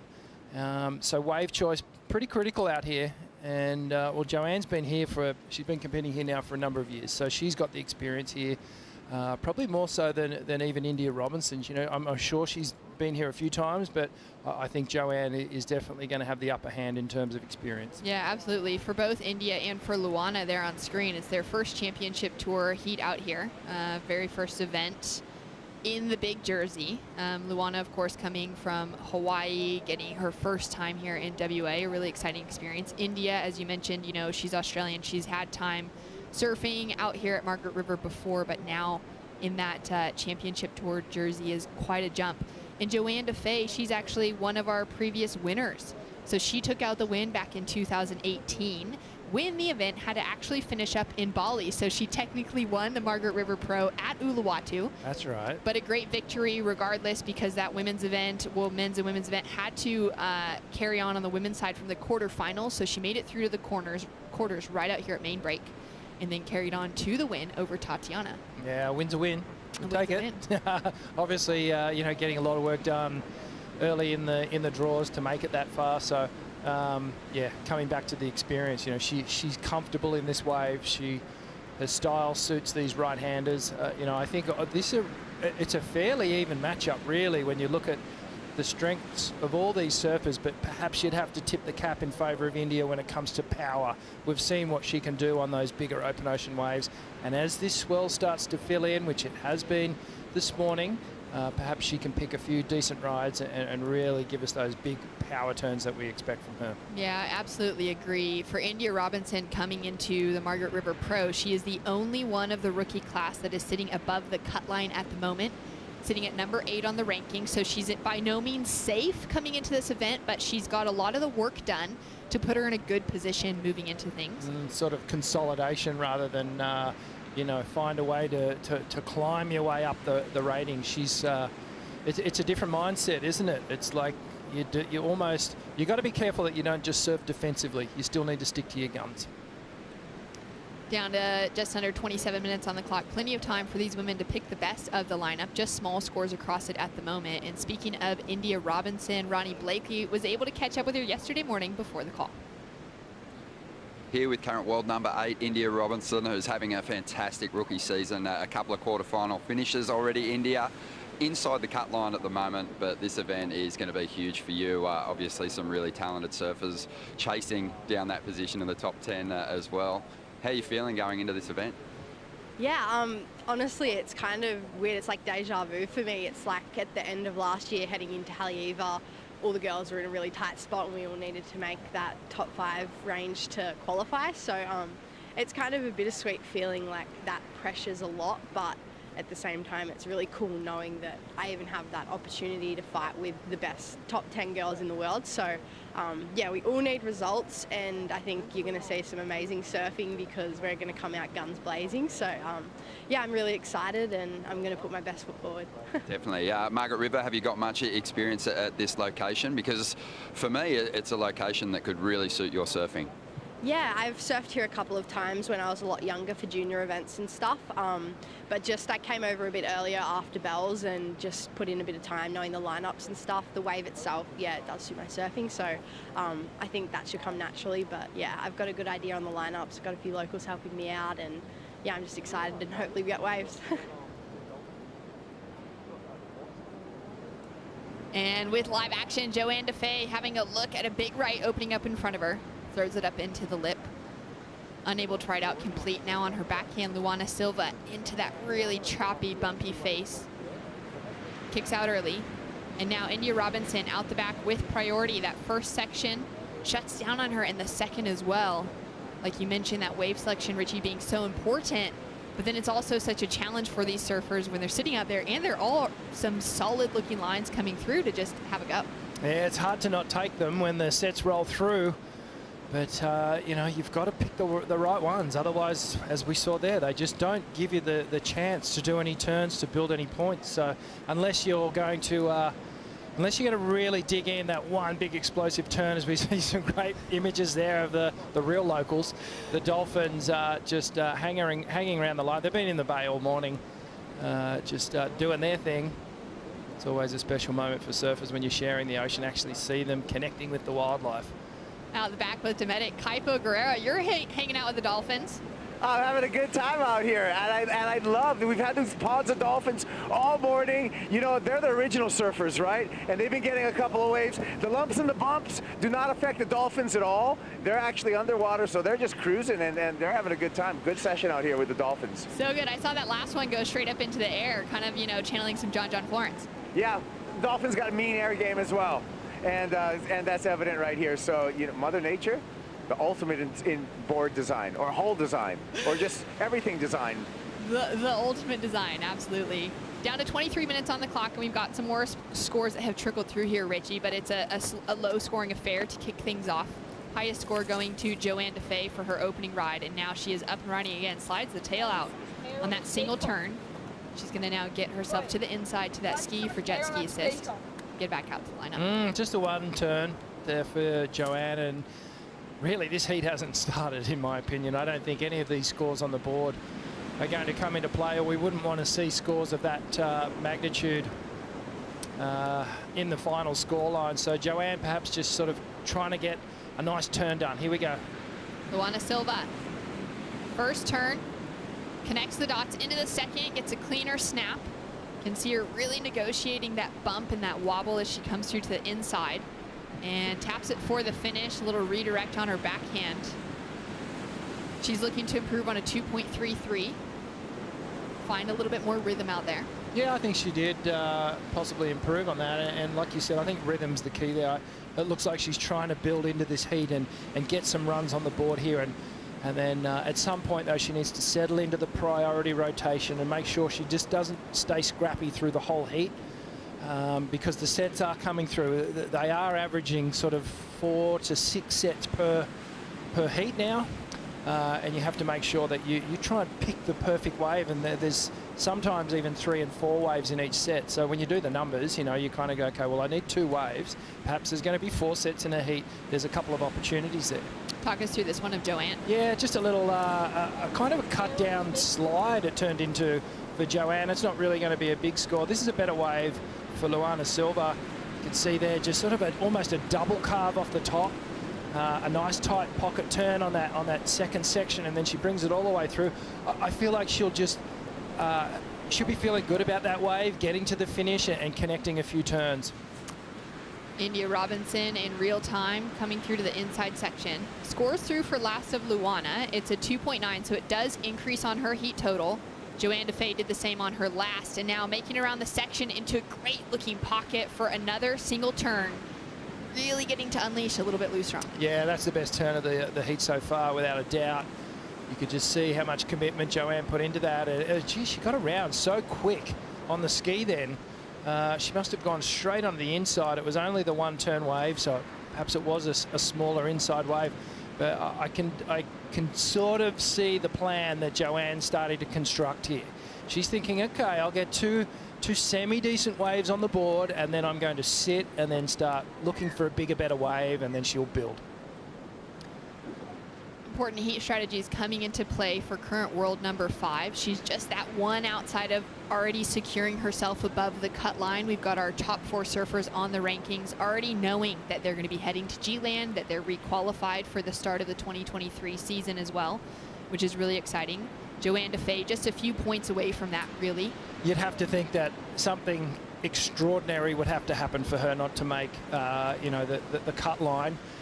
Sitting in number 5 there, and if she progresses through this heat and 1 or 2 more, it's a guarantee. But obviously the numbers, we still got to play the numbers game at this point in the tour. It's pretty wild looking at the point difference between Lakey Peterson in 4th on the rankings right now, who's already guaranteed to be heading to G-Land. Joanne DeFay is less than 200 points off of the point total that Lakey Peterson has. So definitely very close in that conversation. But she's got a little bit of work here to continue on and to guarantee a position. She's done a little bit of that now. She's improved on her scoreline with a 3.47. Yeah, I think that was a good score. It was the most committed turn of the heat so far, and that's why it's right up there. India Robinson, she also dropped an okay number, the 3.83 on the strength of another 1 turner. But I feel like the back half of this heat is where they're really going to start opening up. Down at 19 minutes on the clock, Joanne DeFay in the lead and looking to put herself on the steps once again. Ronnie Blakey, you're down there. How cool is it to be able to see the names of those previous winners? It's awesome. You know, in a lot of ways, Margaret's has that similar kind of entry to the lineup as Bells Beach, and you're kind of taking in the history of this contest as you make your way down into the keyhole here. But Joanne DeFay, definitely one of those surfers. She wants to get a victory, I'm sure, here at Main Break. She's performed so well here in the past. But a lot of the other surfers just taking it in. Lakey Peterson, she's been relegated to the elimination round, but she gets that, you know, that positive affirmation as she comes up the stairs, sees her name sitting in there along with some of the greats, Carissa Moore, Tatiana Weston-Webb as well. Courtney Conlog just came out of the water. She had a little surf over at Southside, and as a multiple winner here, she sees her name a few times.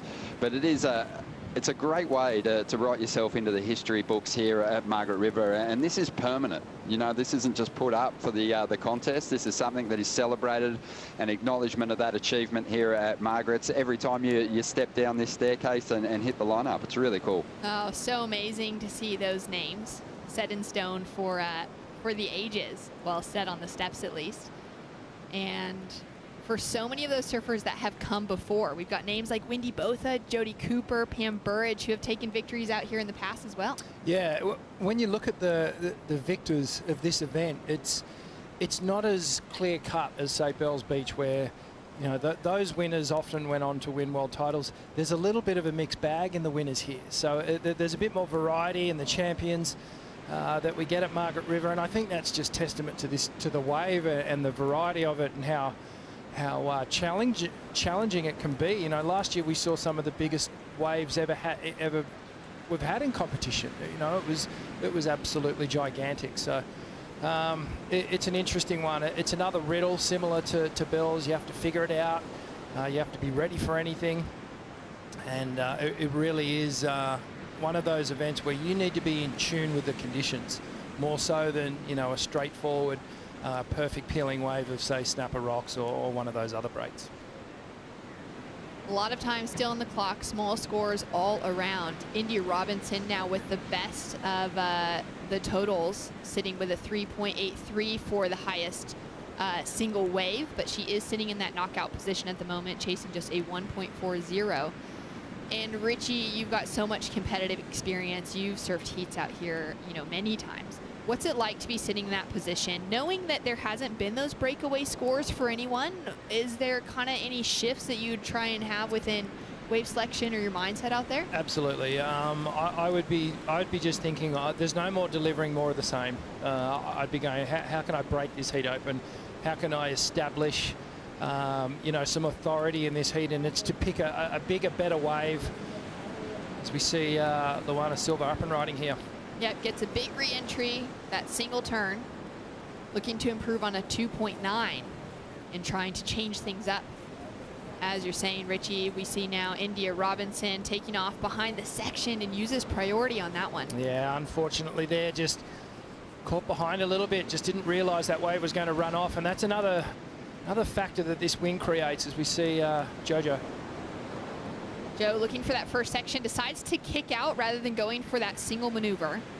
Most likely will get back to the lineup with priority. Yeah, smart move. That's experience really coming into play here. Joanne knew that there wasn't really a score on that wave, so quickly kicks out, wants to get back into the priority situation. And that plan I spoke about earlier, that's starting to develop here.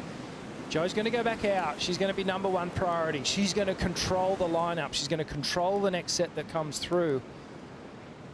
And she's the one that can kind of break it open. If she drops a 6 or a 7, then all of a sudden there's only one spot left for the other two women. Joanne DeFay has competed here every year since 2014. Her best result was a win back in 2018, the event that finished up in Indonesia at Uluwatu. Back in 2021, she had a quarter-final finish. And other than that, she struggled to make it past the round of 16.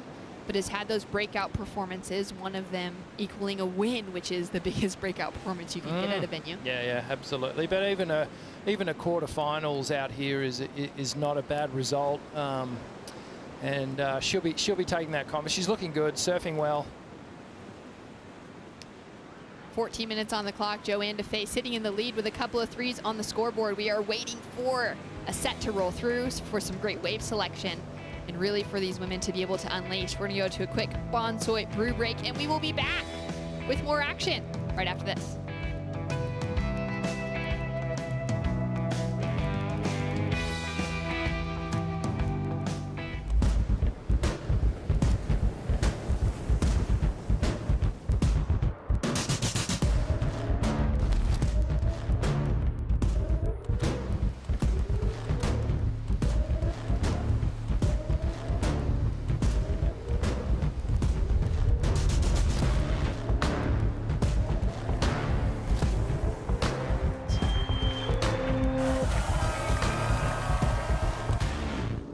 never thought I was going to make it here. I thought I was going to miss the whole event. For many, the male pro Portugal champ.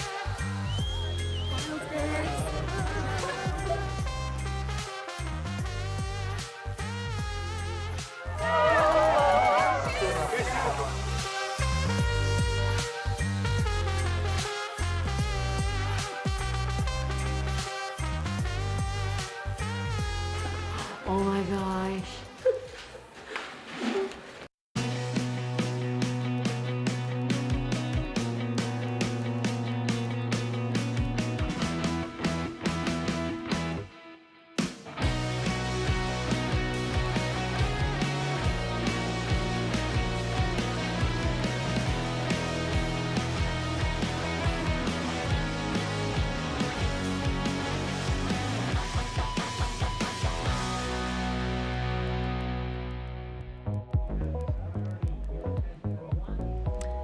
Welcome back to the Margaret River Pro. I'm down here with Jessie Dyer. We've had an amazing morning of competition this morning, seeing the girls opening round, but we're gonna get an update for the rest of the day.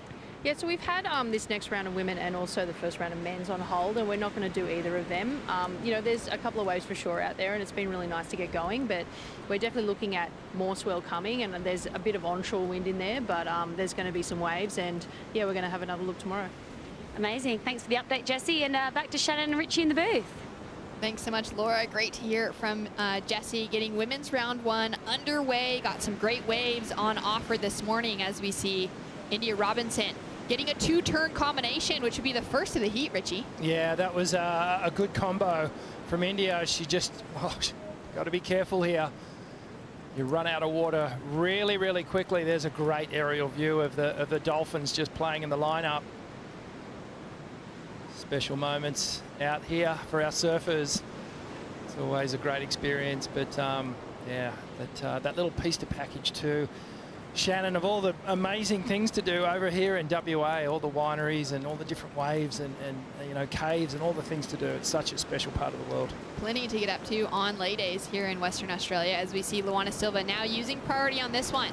Goes and connects with the lip on the finish. Shallow section in front of her, and she's looking to build on that 2.9. Scores to come through now for India Robinson, who does have a 3.83 as her high score. Joanne DeFay bettered it, gets a big re-entry for the finish of that one. Joanne's last wave dropped through at a 4.83. So it seems like this heat is starting to turn up slowly, narrowly. We're getting some scores on the board, and Joanne is out in front. Yeah, JoJo's building, isn't she? She's starting to get things going, and well, just thinking back to the call, I think it's probably a good call. This wind is really tricky, and it's actually scheduled to pick up through the day, and you know, it's creating these creases, these ridges through the wave. Even on the rights, although they are smooth, there's this bump in it that makes it very difficult to surf through. If I was a competitor, I would rather have bigger waves and onshore with opportunities there. As we see, here's the replay of Joanne's wave. That was the 2-turn combo that got her the 4.83. And just watch this turn here. Savage redirection there from India Robinson, and then she throws it up for a second turn. Strong ride. And then this was Luana Silva, and she just sort of drifts the fins on that final turn. And again, Joanne finding another one, hitting the lip, keeping that board on edge. So scores in across the board. Joanne does increase her heat total with a 3.53 to back up the 4.83. India Robinson jumps from 3rd position up into 2nd. She's now chasing a 4.3 to take the lead away from Joanne, but she has put a big requirement onto Luana Silva, chasing a 5.00 now to avoid the elimination round with so much on the line for Lulu. She's currently sitting at number 12 on the rankings. So she's got that opportunity coming into Margaret River to make the cut, but it's gonna be a significant result for her to keep her in the mix heading into G-Land. Yeah, even if you're 8th, 9th, 10th, you've got to assume that there are going to be some movers behind you, and that the people in front of you, there's going to be a few people that also do well. So you really can't bank on anything except your own performance here, and just try and go as deep as you can into the draw. And well, the good news is that we don't lose anyone in this round, but you do go into that elimination round, and that's where it is cutthroat, and it's do or die. Yeah, there is just so much on the line at this event. A lot of different expectations for these surfers to filter through, where part of this is still within their control. They're in the draw. At some stage, they're going to be losing out of the draw, and it's going to depend on how other surfers filter through. And yeah, it's just so much, so many numbers to pay attention to coming into this event, and really a lot that can be outside of a surfer's control as well. Yeah, you never want to leave it up to fate. By any means, it's always good when you've got your own fate, which lies on your own performance, and you can really just govern your destiny. It sounds simple to do, but you go out there and win the heat, and you'll get the points. But this is the game, and it's always tricky to figure out how to get through a heat. It's not as straightforward as just going out there. There's the ocean, which is always a variable. And a nice looking set rolls through. Joanne kind of had a look at that under third priority, decided not to go. India Robinson currently sitting with priority as we've got another line rolling through.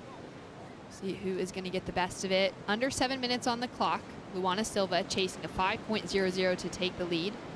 Joanne has a look, decides not to go, and Ronnie Blakey is there amongst the crowds. Ronnie.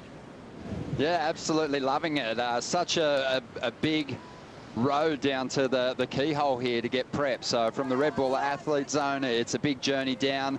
There is a lot of stress on the shoulders of the competitors coming into stop number 5. Tatiana sitting pretty nicely at the top end of the ratings. She's obviously enjoying interacting with the crowd down here, but it's actually working, I think, in the favour of those lower seeds chasing big results here. They come around the corner and they see that crowd and they can't help but smile. It's a big pressure release for them, and I think they're actually really enjoying that interaction. Stephanie Gilmour, even though she had a second, still sticking around to sign autographs here, but it is a great opportunity for everyone here in Western Australia to get eyes on the best surfers in the world and cheer them on as they go to work. Oh, I love that insight, Ronnie, and just knowing that, there is so much pressure on the line, especially for those rookies showing up at a brand new venue, trying to figure out what the lineup is like. But to know that they've got this crowd here in Western Australia that is so supportive, no matter who they are, no matter where they're coming from.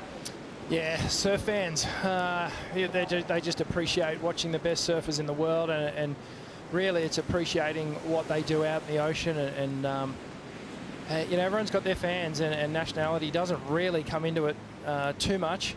Obviously, there's going to be some hometown favourites here in Australia, but just appreciating everything that our surfers are doing out here. That's the name of the game here. Nearly down to 5 minutes on the clock. We saw the Pickles, Molly Picklum, take out a huge victory over two of the greats, Steph Gilmour and Lakey Peterson, catching up with Laura Annenberg. Molly, your first ever heat out Margaret River, but you looked like you'd been out there a little bit before.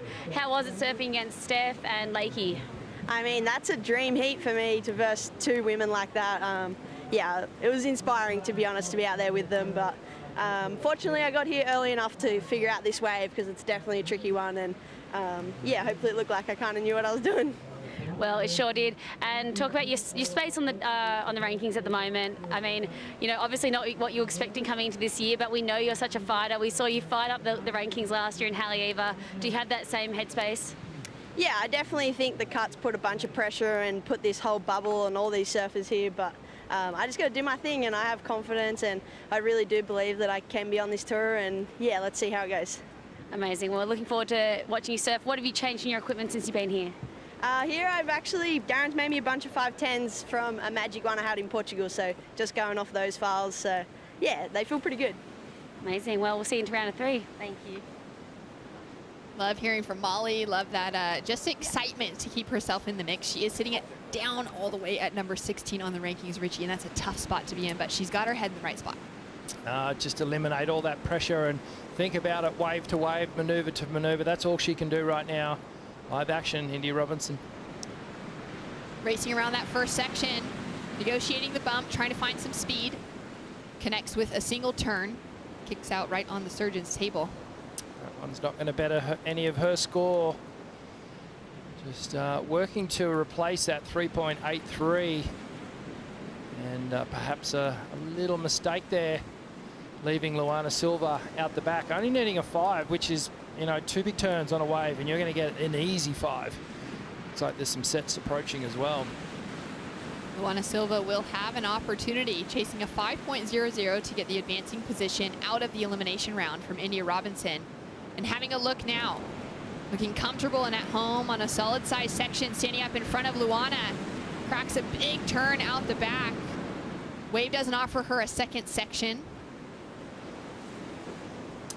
Well, if she ducks out really quickly here around the right-hander, and if she can get herself a 3 or a 3.5 out of that last wave, she's going to make the requirement not that tall. So hopefully there's plenty of time left. 2.5 minutes on the clock. That's easy enough time to get back out the back as we see one of the biggest sets actually starting to roll into the lineup.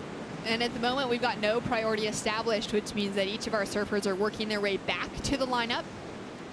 No one will be in position to catch this at the moment with a score to come through for Luana. India Robinson does not increase on her heat total from her last wave, but Luana does. She drops in a 3.43, which now decreases that requirement narrowly into a 4.47. She's just got to hang in here. Watch this little rock shelf as it'll expose as the wave comes closer. It's Reynos Hayes, her coach. And she's just got to hang in, dart out as soon as this set. This has been one of like a 6-wave set, unfortunately, that's hit her on the head. It's great to see that there's some consistency rolling through. That's what we were hoping for when we called off yesterday. We knew the swell would be building throughout today. We were hoping to get some heats in before the wind picked up, and that's exactly what we've got. But it's a tough situation to be a surfer in a jersey and to be stuck on the inside when those sets start rolling through. Yeah, absolutely. The signs are here. The waves are going to turn up.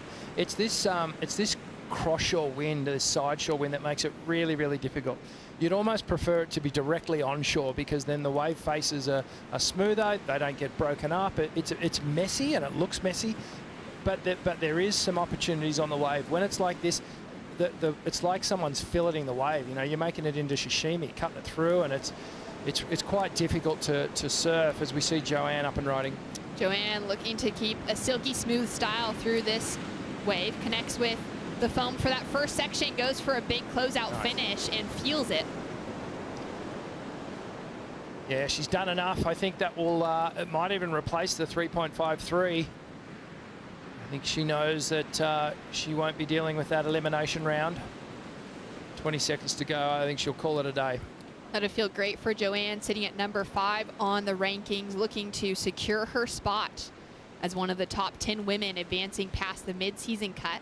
And India Robinson with 10 seconds on the clock, throwing her hands up in the air, just wanting to know, is Luana still sitting in 3rd position? She might not even know what the situation is between the two women at the moment. Yeah, as it all scores dropping, waves right in the last couple of minutes, it's always difficult for the judges to punch those numbers in. They want to make sure they get them correct.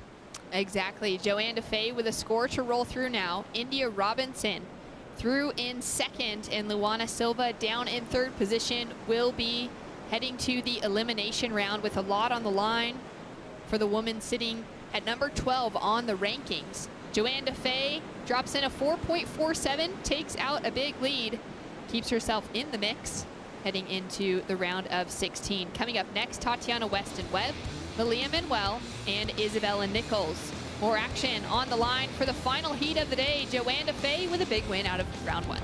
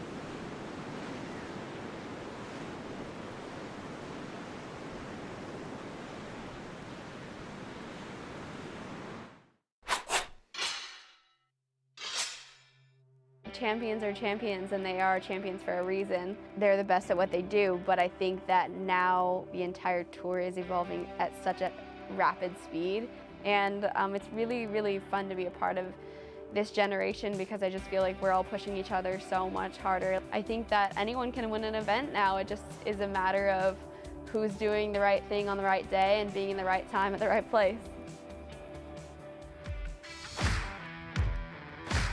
Tatiana Weston-Webb out in the red jersey in the lineup against Bella Nichols and Malia Manuel. A lot on the line for these women. Tatiana currently sitting number 6 on the rankings, Malia just behind her in number 7, and Isabella Nichols down at number 12. So for each of these women, there's a bit of a question mark, but the big ask is going to be, can Isabella Nichols make it through? Well, it's a big heat for Bella, and surprising after her rookie season last year, just turned in some of the performances of the year in my mind, you know, coming up against Carissa a number of times and really sort of pushing her to the point. But I, you know, it's uncharted waters for her as a second-year rookie. I guess she's quite low on the ratings, and I feel like it's not through talent that she's down there. You know, she's definitely got the talent to be a top 5 surfer, in my opinion. So something just hasn't quite clicked this year. She's got work to do. This is one of the heat of the round in my mind. You know, look at Tati there and Malia and Isabella Nichols. This is a stacked heat to be happening in round number 1. And each of them have the type of surfing that really suits a wave like Margaret River. Should they get a wave that they can really unleash and get those combination turns linked together with. For Isabella Nichols, she did finish off number 8 in the world in her rookie year last year, gained that requalification onto the championship tour this year without needing to chase the Challenger Series through the end of 2021, which was really exciting. She got off to a good start this season as well, opened up with a quarterfinal finish at Pipeline, and I had a chat with her just before that event, and she said she wasn't really even thinking about the midseason cut. Her goal was to make it into the WSL Finals for this year. Wow. So for her now coming into it after Pipeline, she only finished off with a 9th place result at Sunset at Portugal and at Bells.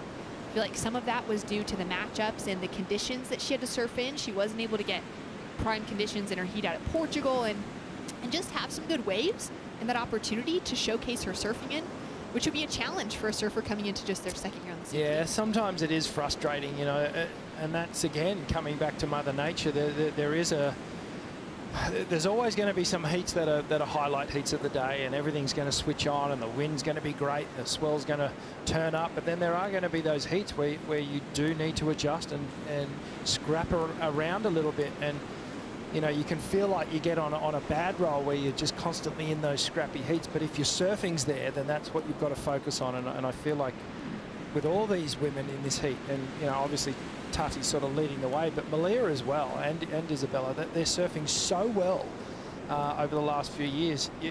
Either of those women could be in the top 5, you know, and I think Malia's probably the most underrated in terms of results. I mean, she's been on the tour for a while now, and it sort of still blows my mind that she hasn't got a CT victory yet. It's crazy. 7 CT finals yet to walk away with a win.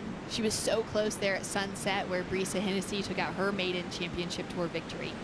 And you almost were willing Malia to finally get that victory, especially on home turf out at Sunset Beach. 7 cracks at it. You haven't got it yet. That's going to sting.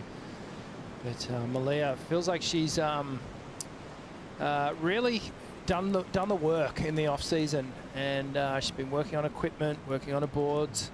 You know, she's getting boards off Darren Handley at the moment. Really tapping into the Philippe Toledo fin model she likes to ride. Seems to be a combination that many of the women are going for. I know Steph's riding it. And Joanne DeFay's riding the Philippe Toledo fin template as well. So yeah, just a great all-rounder. I love seeing the new venues on the calendar for the championship tour this year, knowing that the women have an opportunity to surf some of the best waves in the world. And I feel like that's something that was really exciting to know that Malia Manuel was going to have an opportunity to compete in Hawaii again on the North Shore, to get some opportunity to surf out at Sunset where she had that runner-up finish, to get that start at Pipeline where she made it into the quarters. But also just to know that, you know, for a surfer like her, for her style, her real power surfing in big waves, she's one of those women who, with just the venues that the Women's Championship Tour has had over the last decade, the waves haven't always worked to her advantage. And I feel like she's one of those surfers that could have had world titles had the CT looked like what it does right now. Yeah, it's going to be pretty interesting there. And well, the next event over at Grudgigan, over in Indonesia, at G-Land, as it's known to us surfers, is going to be a really interesting one, because I'd almost go far as to say none of the women on the tour have possibly been to that break. Maybe one or two have. I'd think a handful of the men have already. So this is going to be something new, and it's going to be, it's a long left-hand reef break, and you need to be able to pig dog barrel ride. There's a lot to that wave. Malia driving off the bottom into a beautiful arc to start things off. She's now hoping to make that second section, and she's going to connect with the lip and go down. Beautiful opening turn. Oh, I love that first turn. She really is one of the most stylish women on the tour. Tatiana Weston-Webb uses priority on this one. Connects with the lip on the second turn, just negotiates around Malia Manuel, and the defending champion for Tatiana Weston-Webb took that win here back in 2021. Isabella Nichols with a big snap off the lip. Geez, that was so critical, huh? If she'd made that, that would have gone high, but... What went wrong? I just think she overcooked it just a little bit. It was such a tight section, and she didn't just quite have a balance on top of a board. Perhaps just leaning a little too far into it. Scores to come through from that last exchange. Isabella Nichols kicked out with a 1.5 to start things off. This would be a second score, but another small one for her. And now the judges taking their time. This is actually a really good angle where you can actually see how strong the wind is, looking back into it, coming at you. And that angle also shows you the lip line that's interrupted on all these waves and broken up. But, well, Tati and Malia seem to... They weren't having any problems with it on those opening rides. Unfortunately, Malia just coming unstuck a bit on that final turn, but that first slice was beautiful. Let's have a look at it. Drives off the bottom, just powers through it, and comes around this section, just sort of hopping through it, and just a little bit late there. Always very difficult when that wave explodes, that reverberation that happens. Tati just projecting down the line on the first one. The second one almost runs over Malia there. And then let's see what happened here with Bella. Just so vertical. And I don't know, I almost feel like she could have tried to muscle through that and perhaps ride out of it. But to really just shift that weight over. Yeah. She just got on her heels just a little bit too far, didn't she? Kaipo's out the back with Dometic. Kaipo, we saw Malia get the better of that exchange, a 4.67, and she takes the lead.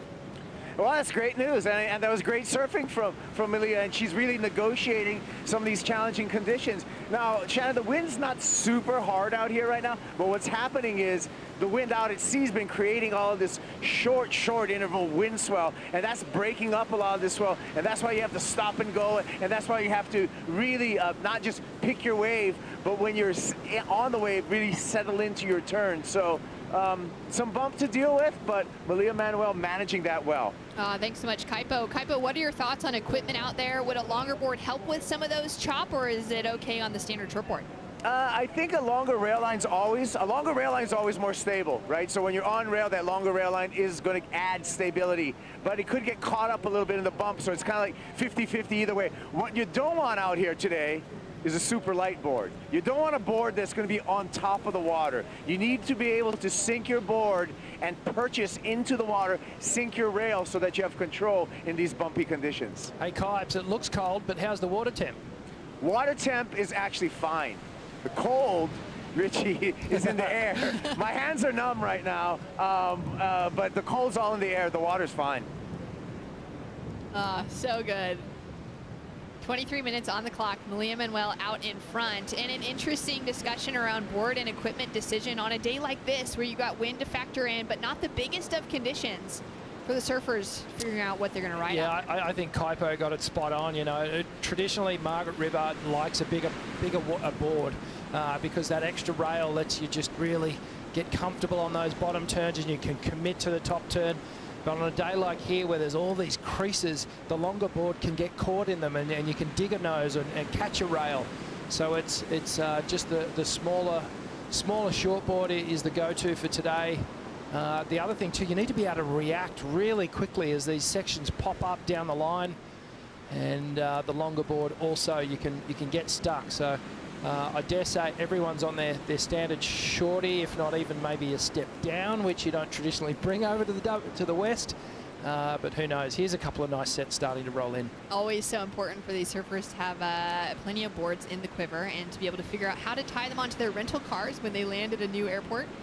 Yeah, well, we got instructed that we weren't allowed to put them on the roof, so we had to stick them in the car and somehow fit all the luggage and humans in there as well. So it was an interesting day. Thankfully, so many of us arrived and had a few different cars to shuffle things around in. As we take a look at a solid size set rolling through, currently with priority, it's Malia Manuel.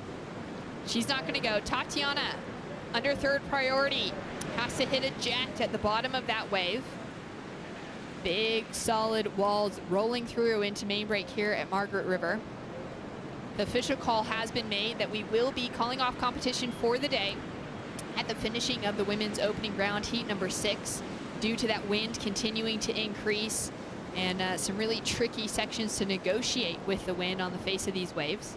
Yeah, I think the general consensus within the surfers group and the commission and then the tours and all the decision makers was that there's going to be more opportunity even if it is onshore, rather than these smaller waves. A little bit tricky with the wind. They'd prefer the bigger swell, which is going to arrive through today and into tomorrow. Could be in for some great surfing. At least a lot of opportunity on the line with more swell arriving, hitting the west coast of Australia. And loving just the fact that, you know, it looks really cold out here. The air temperature is not even that bad today. It's kind of oddly warm. Yeah.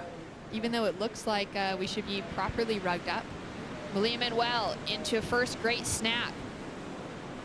Looking for that next section. She's going to get caught behind, down to the belly and chase down that Red Bull jet ski out in the lineup to get the ride back to the top.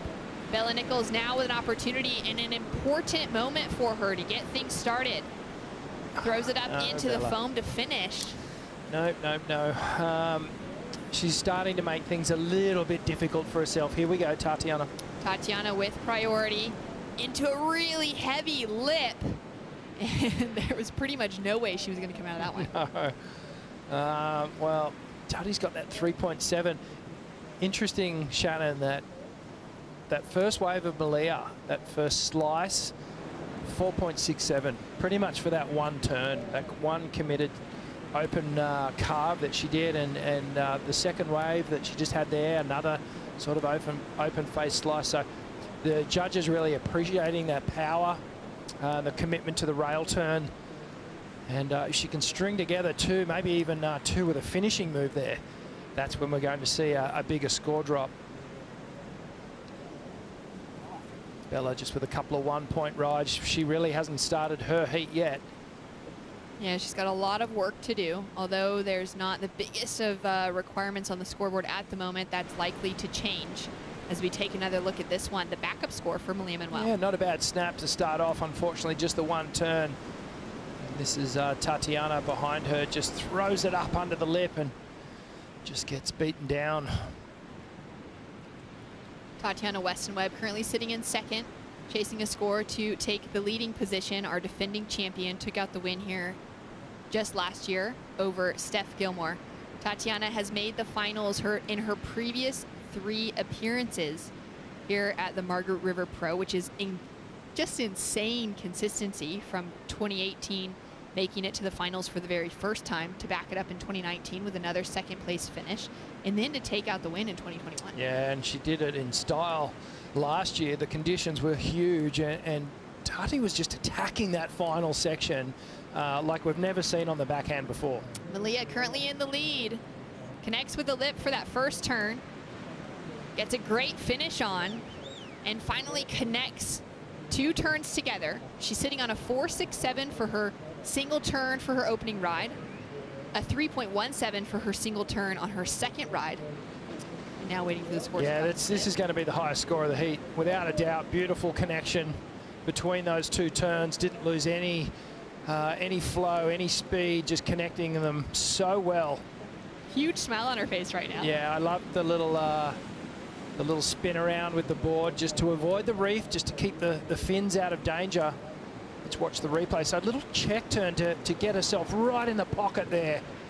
Jams it up high and gets to the finish on this one. A smooth turn to finish off.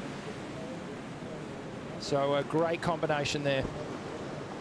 Great surfing from Malia Manuel. Scores coming through now, and it's going to be a good one for Malia. It's a 6.77, increases her lead and puts a 7.74 requirement on the board for Tatiana Weston-Webb. And in that last heat, we saw a strong performance from Joanne DeFay. She's down there with Laura Annever. Joanne, a bit puffed from the stairs, but must feel nice to get that Heat 1 win out of the way. You were talking about the tricky conditions out there.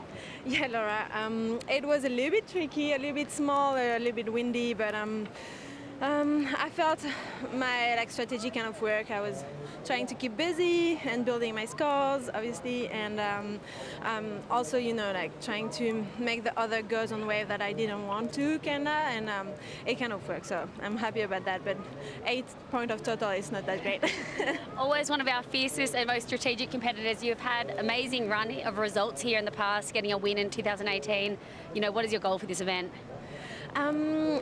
Well, yeah, just to go far. I mean, I have been pretty consistent in quarters, but I didn't make semis yet in this year, and so I just hope I can make extra points and go to semis, because otherwise my result, if I don't go better than quarters, my result gonna go as a throwaway anyway. So yeah, we'll see. So semis at least. Amazing. Well, we can't wait to see you on into round 3. Talk about your equipment over here. I surf kind of the same board than Bells. Like, it's a little bit more volume. You know, we put wetsuit and stuff. We're a little bit heavier. Yeah, just like nice volume, and that was just my 5.9, a little step up for today. Thanks for the insights. See you into next round. Quarterfinals across the board for Joanne DeFay in her 2022 season so far. Looking to make it into at least the semifinals to better that result. But either way, it's got her sitting in a great place on the rankings at number 5. Yeah, she's looking good, isn't she? And has an air of confidence about her, really. And you know, she's at that part of her career where she knows what to expect. She's done all the work. She knows what boards work for her. She's been to all these locations a number of times now. And working their way into position, it's going to be Isabella Nichols under priority that gets into this one, has to duck out. Good decision for Tatiana not to take it. Wow. She's not making life easy, is she? Definitely putting a big task in front of her in the back half of this heat, down to 15 minutes on the clock. Tati now chasing a big 7.74, and that was a heavy fall, Richie. Wow, she landed on her board there. Let's hope that she's okay. She's going to paddle straight back out. Yeah, looks Shake like it off quickly. Looks like she's okay there, and well, perhaps there might be a few little indents in the deck of a board, but we need to check that equipment after the heat. Yeah, better off the board than the body. Absolutely. And that was really threw it up into that lip. I love that she went for it, but a heavy fall on the finish. And another great set rolling through. Malia Manuel has done so well to build on that score line, the 4.67 for her opening single turn. Backs it up now with a 6.77 and unleashing into a great looking hook. Her wave selection has been so good. Great surfing. Great surfing. Just picking the best wave. As she took off, she went, there's one turn on this, so you know what I'm going to do? I'm going to throw everything at it. A big open face carve. It would have looked huge in real life. Have a look at these sets. This is the swell. It's starting to fill in. And Bella, she's just out of rhythm. So, you know, she should have been on that wave that Malia was on. And starting to get into this heat down to 13 minutes or just under 14 minutes. So she's got her work cut out for an important wave here. Important wave. Clean looking face to open up on for Bella Nichols in her second year on the championship tour. Great big carve to kick things off and mistimes the finish. Bella, come on, you just need to finish these ones, and I want to see a good battle between all these 3 women here, and I want Bella to get into this heat. You know, you can feel Malia's starting to stretch away. She's going to throw another really good score on the board here, so it is going to come down to a battle between Tatiana and Isabella Nichols here. Tight scores between second and third position at the moment. We'll see how that changes. We'll go to a quick break now, a Bontoy brew break. We'll be back with more action right after this.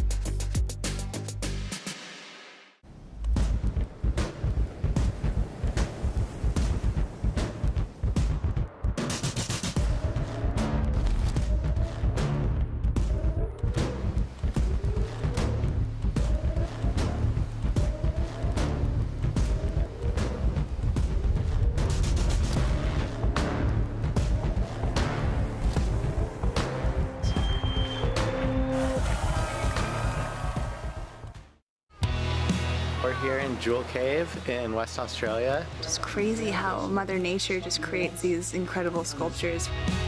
We are here at the Voyager. It's beautiful. It's very chateau-esque. It lives up to what it's known for. It's been really incredible to go backstage at the Lewin Vineyard. We actually were able to look at the fermentation process. Basically, a very rare treat being taken behind the scenes. It's awesome.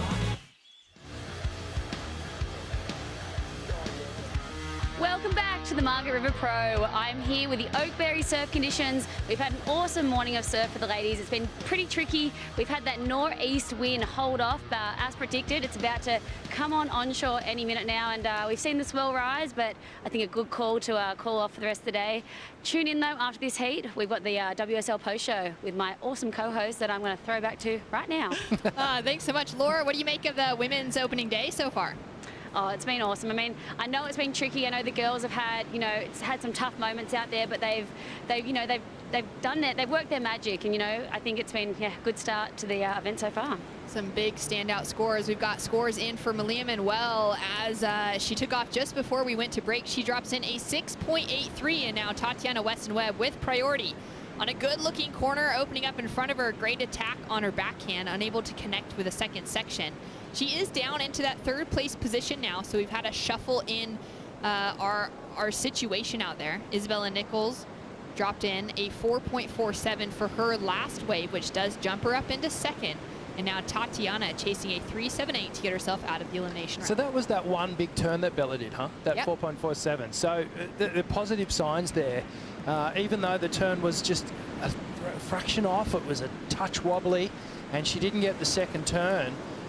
She must be thinking now, okay, all I've got to do is just get a really good wave, and if I connect those two big turns, I'm going to get a 7 or an 8 here. So, good signs for Isabella, and well, now Tatiana's the one who's got to be a little bit careful here.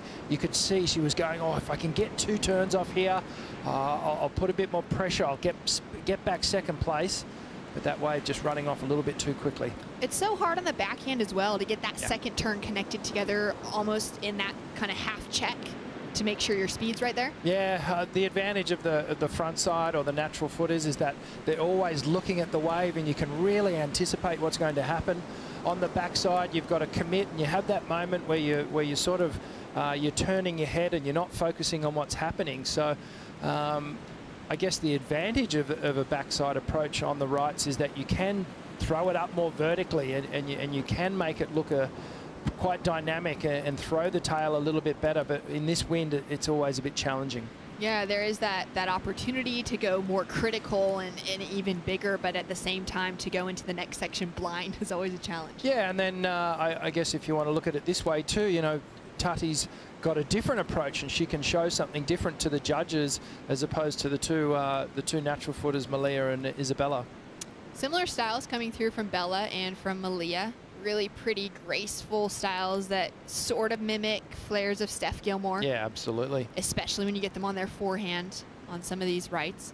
It's been challenging to see that with some of the waves coming through today, just those surfers unable to connect with that second section and to find that flow through their surfing. But some really good standout performances in our opening day of competition here at the Margaret River Pro.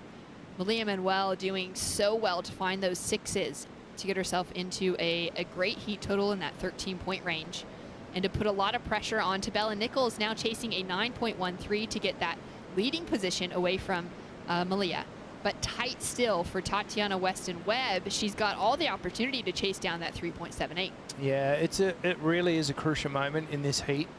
And, you know, Isabella can either shut this one down or she can let Tati get back in here. So use of priority here is going to be paramount for Isabella Nichols as we get into this 7 minutes 30. And you can see Tatiana's just looking for anything on the inside. Let's check this out. Squaring up for that first hit, connects quickly, makes that adjustment to try and get those two turns connected together. Yeah, and you know, I guess she's probably hoping that Isabella's like, oh, well, you know, looking at me going, what am I doing in there? And perhaps come and play the game, but Isabella's having none of that at the moment. She's just letting Tati take those inside waves, which I think is a good strategy. I think for her, just be patient, still 7 minutes. You'd expect that we will see one, maybe two more sets approaching, and if Isabella can put another decent score on the board, she will make the requirement a lot higher for Tati. Down to 7 minutes on the clock.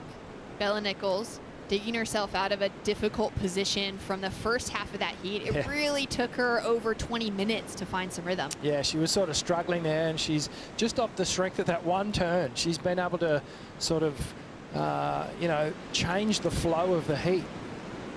Would give her a lot of confidence now, sitting at least in an advancing position, but knowing that she just has to improve on a 3.0. If she finds even another single turn section, if she can really unleash it, it's going to be really important. As we take a look at this one with priority. Bella up into the lip, big drop. Now looks for that second section, has to kick out of it. Didn't get it. Malia was having a look at it too, and that perhaps just forced Isabella's hand. Now if Tatiana goes down in this heat, it will be her first elimination round of 2022. Oh, really? Wow. Which is huge. I mean, she's coming off of a win in Portugal, then a few 9th place finishes amongst the rest of the season. So she made it into that round of 16, but not past for Pipe, Sunset, and Bells as we take another look at Bella. Yeah, Bella's streaking down the line here, desperately trying to get to that final section. So it's been an interesting year for Tatiana, you know, 3 9th place finishes, but then 1 in Portugal. Found all of the momentum to carry it through heat after heat, took out Lakey Peterson on a great finals day, but then struggled to back it up at Bells, and now in a challenging position, possibly heading into the elimination round out of opening day here at Margaret River. It's going to make it interesting, isn't it? That elimination round. You don't want to be there, but as a spectator, it's kind of fun to watch. It definitely is.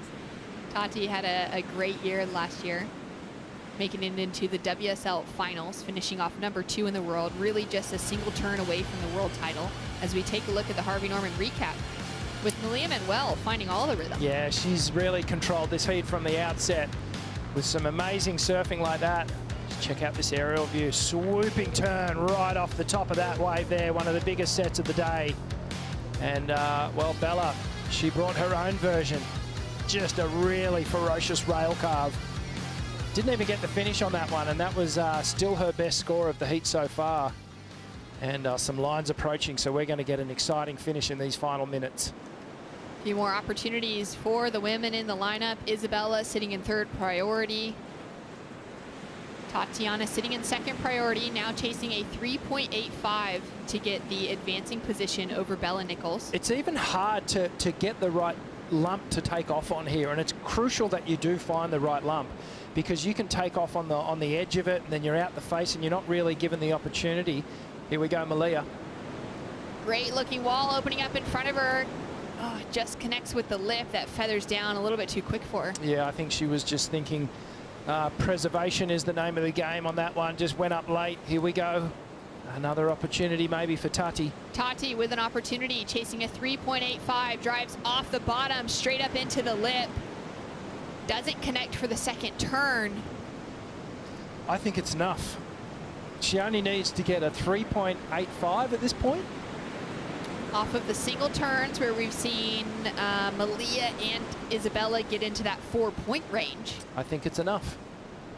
I think that's going to be, well, it could be actually Tati's best ride. It was just so committed, and we know that the judges do love that style where they really throw everything at it, don't hold back. It was a nice section that stood up in front of her. And the scores are in. It's a 5.17. Yeah, watch this. Drives off the bottom and just up high into the lip. Didn't get the second turn, but didn't need it. And now the pressure back on Isabella Nichols, not where she wanted to be. Look at the technique. There's that moment there where her head is actually looking down onto the bottom of the wave. She's not looking down the line. Now she switches her attention back into what she can do. Hits the eject button. And, well, 2.5 minutes. Let's hope for another set. We're not done yet. There's still some opportunity. It's been really consistent over the last couple of hours as that swells continue to increase, but that wind has continued to increase as well. Tati finds a 5.17 and jumps herself up into that second place position, possibly continuing to avoid the elimination round now for her 2022 season. Bella Nichols down into third, but she's sitting with priority. And she is chasing a 4.41. She's already got a 4.47 on the scoreboard, so it'll be just shy of her biggest score so far. Yeah, it's interesting moments. Tatiana would not be feeling safe by any means, and she's just gone and found a new friend there, parking it right alongside Isabella Nichols. She's going to try and force her into making a mistake here with priority. She's going to try and force her into making a decision she perhaps wouldn't do if she was just out there free surfing and totally relaxed. Last year, Isabella Nichols in her rookie season on the championship tour finished in the quarterfinals here, went down to Carissa Moore. So she had a great opening season out at Margaret River. Oh, look at this, maybe, no. Has a paddle for that. That was Tatiana in the red, under priority. Bella Nichols still holding on to priority with at least 3-4 waves set rolling through. Down to 60 seconds on the clock.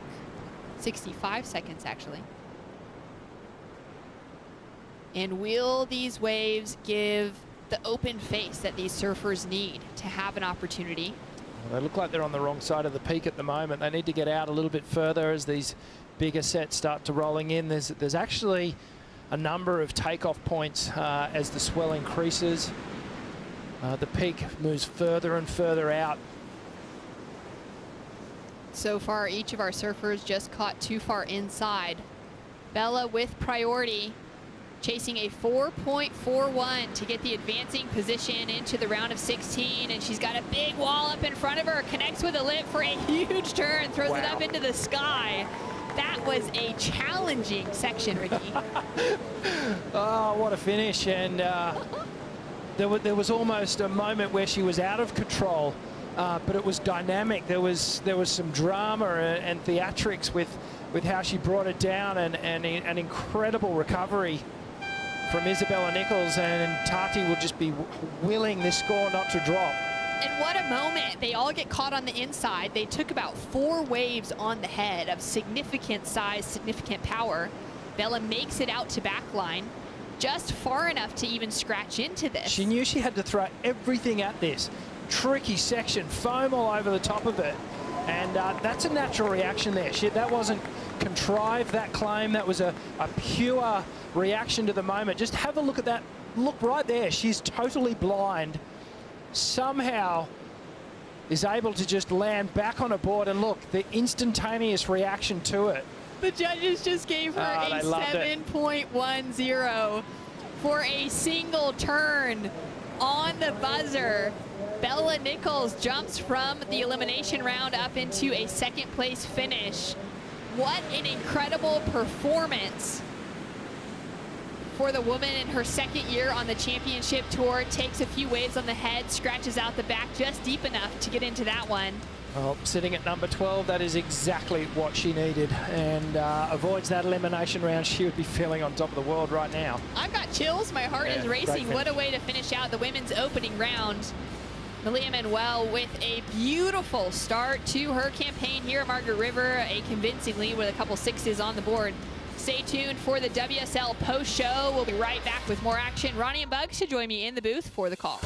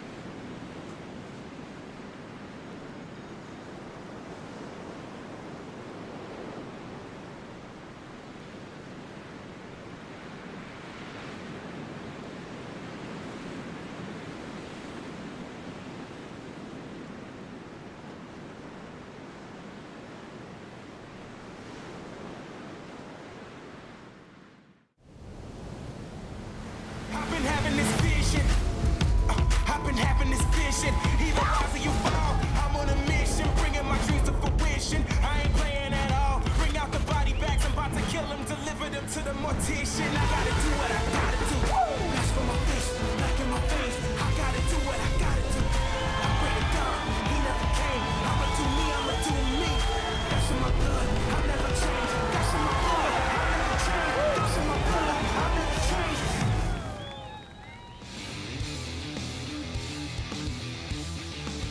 Thanks for sticking with us for the WSL post show as we break down a big opening round for the women here at the Margaret River Pros top 5 on the championship tour. Mccauley very relieved to get that important first round win, build a bit of momentum as she moves through the draw here at stop number 5. And it was a tough heat, the big buzzer beater moment in the dying stages for Isabella Nichols, who pushed Tatiana Weston-Webb back into 3rd position. Laura Annabeth down there on the sand. Let's hear from Malia now. Yes, down here with the always lovely Malia Manuel. An amazing way to start your campaign here at Margaret River. Thank you, thanks. I was pretty nervous coming into this event, and I always think that's kind of a good thing because my competitive self really likes the nerves, and I feel like once I hit the water, it kind of gives me that, you know, that kickstart to competitive mode. And we know you love it over here. You're always so comfortable in these like big open water waves. How excited were you to get over here after bells? Yeah, I was so excited. I feel really connected to my board and my equipment right now, and have some good fins. And so I was really looking forward to coming over here and serving some good waves. And 7 on the rankings right now. Are you thinking about the cut much, or is that sort of in the back of your head? You just want to surf well and yeah, get scores? A little bit of both. I think subconsciously it's there. And when I was coming into Bell's 5th, I still was like, oh, like, am I going to make it? I really want to make it. So I think it's there. But at this point, and this being the 5th event, I'm really just looking forward to having a few heats out there and you know, hoping to make it to G-Land. Oh, amazing performance into round 3. We'll see you soon, Malia. Happy Anzac Day! Thanks for having us here. Yeah, thank you, Malia. Cheers, Laura. Malia buzzing and, yeah, bringing up Anzac Day. Had a bit of a dawn service on site this morning, which was fantastic, commemorating the troops that have served bugs here from Australia and also New Zealand. Yeah, it was nice that we were able to do a ceremony this morning. I mean, we missed it, you know. We're usually in our hometowns, and it's such a special day to honour those that have sacrificed and served. Yeah, lest we forget. And of course, getting this first round of the women's event underway this morning, it started in really tricky conditions. The first heat was a slow one, but Tyler Wright really turned things up, Shannon, when she hit the water in heat 2. Yeah, she just found that rhythm really early on, which was exciting to see. You know, she mentioned in her post-heat interview that she hadn't really had any waves since she got here. I mean, nobody has, because it's been pretty flat. And for her to really be able to unleash and to find a couple waves like this, to just get those turns connected together and to feel the power of Margaret River again out here at Mainbreak, a place where she's had so much success, it would have just felt amazing. Yeah, Bugs, Joe Tappel watched this heat unfold and just instantly said, oh, Tyler's the surfer to beat. She's my pick for the win. Do you agree? Well, she's come out of the Rip Curl Pro down at Bells here as in hot form, and she just opened up today, and I'd have to agree that Tyler is looking unbelievably strong. Yeah, amazing variation. And she actually said in a post-heat interview she was feeling some nerves, feeling a little anxious, which is kind of normal after you've banked that big result, trying to back it up. But Shannon, if that's Tyler surfing with, you know, the anxiety and the pressure to perform, and she's surfing that well, she will be so hard to beat. Oh, well, it's clearly working in her favor so far. And she took out an informed Bronte Mccauley, I've got to say, has blown me away. Her surfing at Bells was all time. Her surfing last year here at Margaret River was incredible. So for Tyler to get the win over Bronte, as well as the rookie that's been really powerful in Gabby Bryan, well done to Tyler. Yeah, that's right. Some of the rookies are going to be up against it, and they're going to have to fight their way through the elimination round. But some big names also below the cut line at the moment. Probably none bigger than Sally Fitzgibbons. She has a mountain to climb here at this contest. We've touched on that before, but she performed out there really well in her first heat here. Yeah, she would also just be feeling so good to finally get some rhythm, especially in a tough heat against, you know, the yellow jersey with Carissa Moore and one of the locals, Mia Mccarthy, who knows this wave so well. And for Sally to find like connection with the lip like that when there is so much pressure, there is such a massive question if she's going to be able to requalify. It's almost undoable for her at the moment unless she gets a huge result here. So this would be feeling really good for her. Most definitely. Bugs, you've seen a lot. You've seen it all. Sally Fitzgibbons, one of the most resilient competitors you've ever come across. Well, this right here really shows the fighting spirit in Sally. You know, she came here with I think she's got a great attitude going into this event. She's used to challenge. She's saying, bring it on. I actually think she's in the right headspace. You know, people always say, you know, Bells Beach, it's a marathon, not a sprint. You'd have to say Margaret River is the same type of event. It's a marathon, and then Sally, when she leaves the contest site, actually runs a marathon. Yeah, I saw her yesterday. She would have run 15 kilometres yesterday. Well, you know, Sally was a champion middle distance runner, and you know, her cross training has really served her well in the sport. And yeah, she's just amazing. She's got such energy, and as I said, like, her interviews before the event and post-heat have been so positive. I just think she's going to do something special here. Yeah, it could be done. Amazing when we opened the show this morning and you start talking about surfers that are confirmed on the men's and women's side. Only 4 surfers have locked up that position in the back half of the year here. So the race is still wide open to guarantee yourself a place on the tour for next year, but also get to those special locations on the schedule. And the pressure's on Stephanie Gilmour. She's in equal 9th. There's so many hungry competitors behind her trying to make that jump.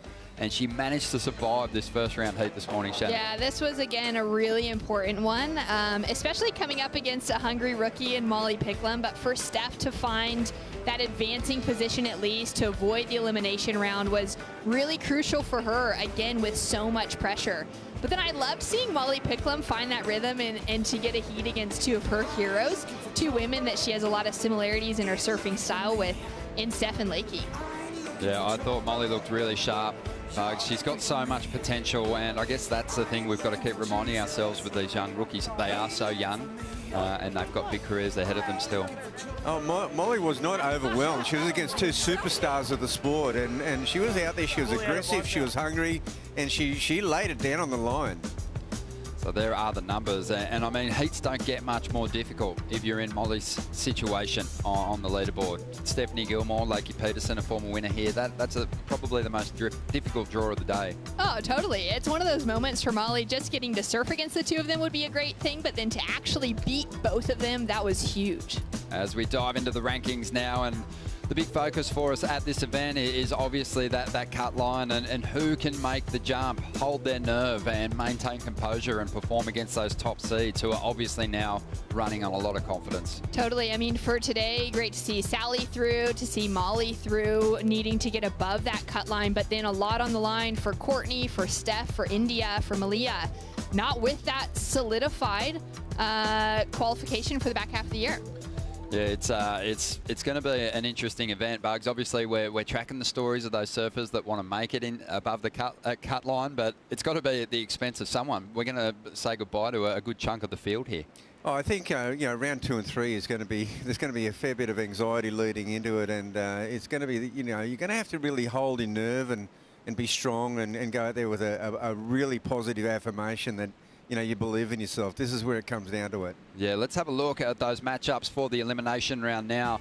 And it is going to be a really big one, this first heat. Lakey Peterson, a former winner here, going up against Luana, who's just had really promising performances in meaty conditions in Hawaii. So she's got a good chance. And Mia, of course, you mentioned she's got that local knowledge, Shannon. Yeah, well, you've got to assume that Lakey Peterson's the strong surfer coming into it with that winning experience on the championship tour out here. But she's got 2 women that really suit these kind of conditions off of the North Shore of Oahu and Luana Silva and the local and Mia Mccarthy. That's a tough draw for Lakey Peterson. Most definitely, yeah. It is. It's not going to be easy. It never is at this level. Let's have a look at Heat 2 in the elimination rounds. And, you know, it's definitely a surprise to see 2 former winners in this round, in Lakey and Tatiana. And this heat, I think, is going to be a really big challenge. It doesn't matter which surfer you're kind of looking at in this heat, Bugs. It's going to be difficult to progress through. It really is. I mean, the one thing I do feel for the rookies is that, you know, we've had a pretty small, a very small run-in. There hasn't been a lot of practice out here at Main Break at Margaret River, and you know, experience just is so, you know, it's such a blue chip dividend out here, and there just hasn't been much of a run for the rookies, but I think there's a lot of talent there, you know, and of course the girls from you know, the North Shore of Oahu and Hawaii, once it gets bigger, they're going to feel a bit more at home. Yeah, they might get that chance too to just review the vision of their first effort here at main break, really, and just identify where maybe they can get those combos and finishes, because that was a bit of a struggle for a lot of the rookies, wasn't it? Well, it's such an important point you make there, because we haven't gone straight into the women's elimination round today. They're going to have that opportunity to walk back, to have those chats with the coaches, to watch the footage, and to really break down how to figure out this lineup and find some success without going straight into the jersey again today. I bet you they're back out there right now. Let's have a look at the Boost Mobile wave of the day, and this one came to us in the dying stages of the last heat of the opening round, and it saved Isabella Nichols and her chances of falling into the elimination round. Just one big turn, Bugs. It's a one mighty big turn, and she nearly gets disconnected from her board on the free fall, and she really put on the line. Like, she'd actually been pulling back on a few sections, so this time she just gritted it and went for it, and what a celebration. Yeah, and Shannon, I think that was probably the biggest wave that we saw come through all day. So she really did attack it and put it all on the line. Well, it was wild. It was the last wave of the set. She took the previous 4 waves on the head, as did the other 2 competitors in the lineup. So she would have been fully wiped out, paddling back out, lots of duck dives, swung to get into position for that wave. I didn't think she was going to even make it out the back to get herself onto it. And then to have to throw up on the biggest and heaviest section and ride out is incredible. Unbelievable stuff. A great performance. We've still got plenty of highlights to review. When we return from the break, we'll have a look at the top 5.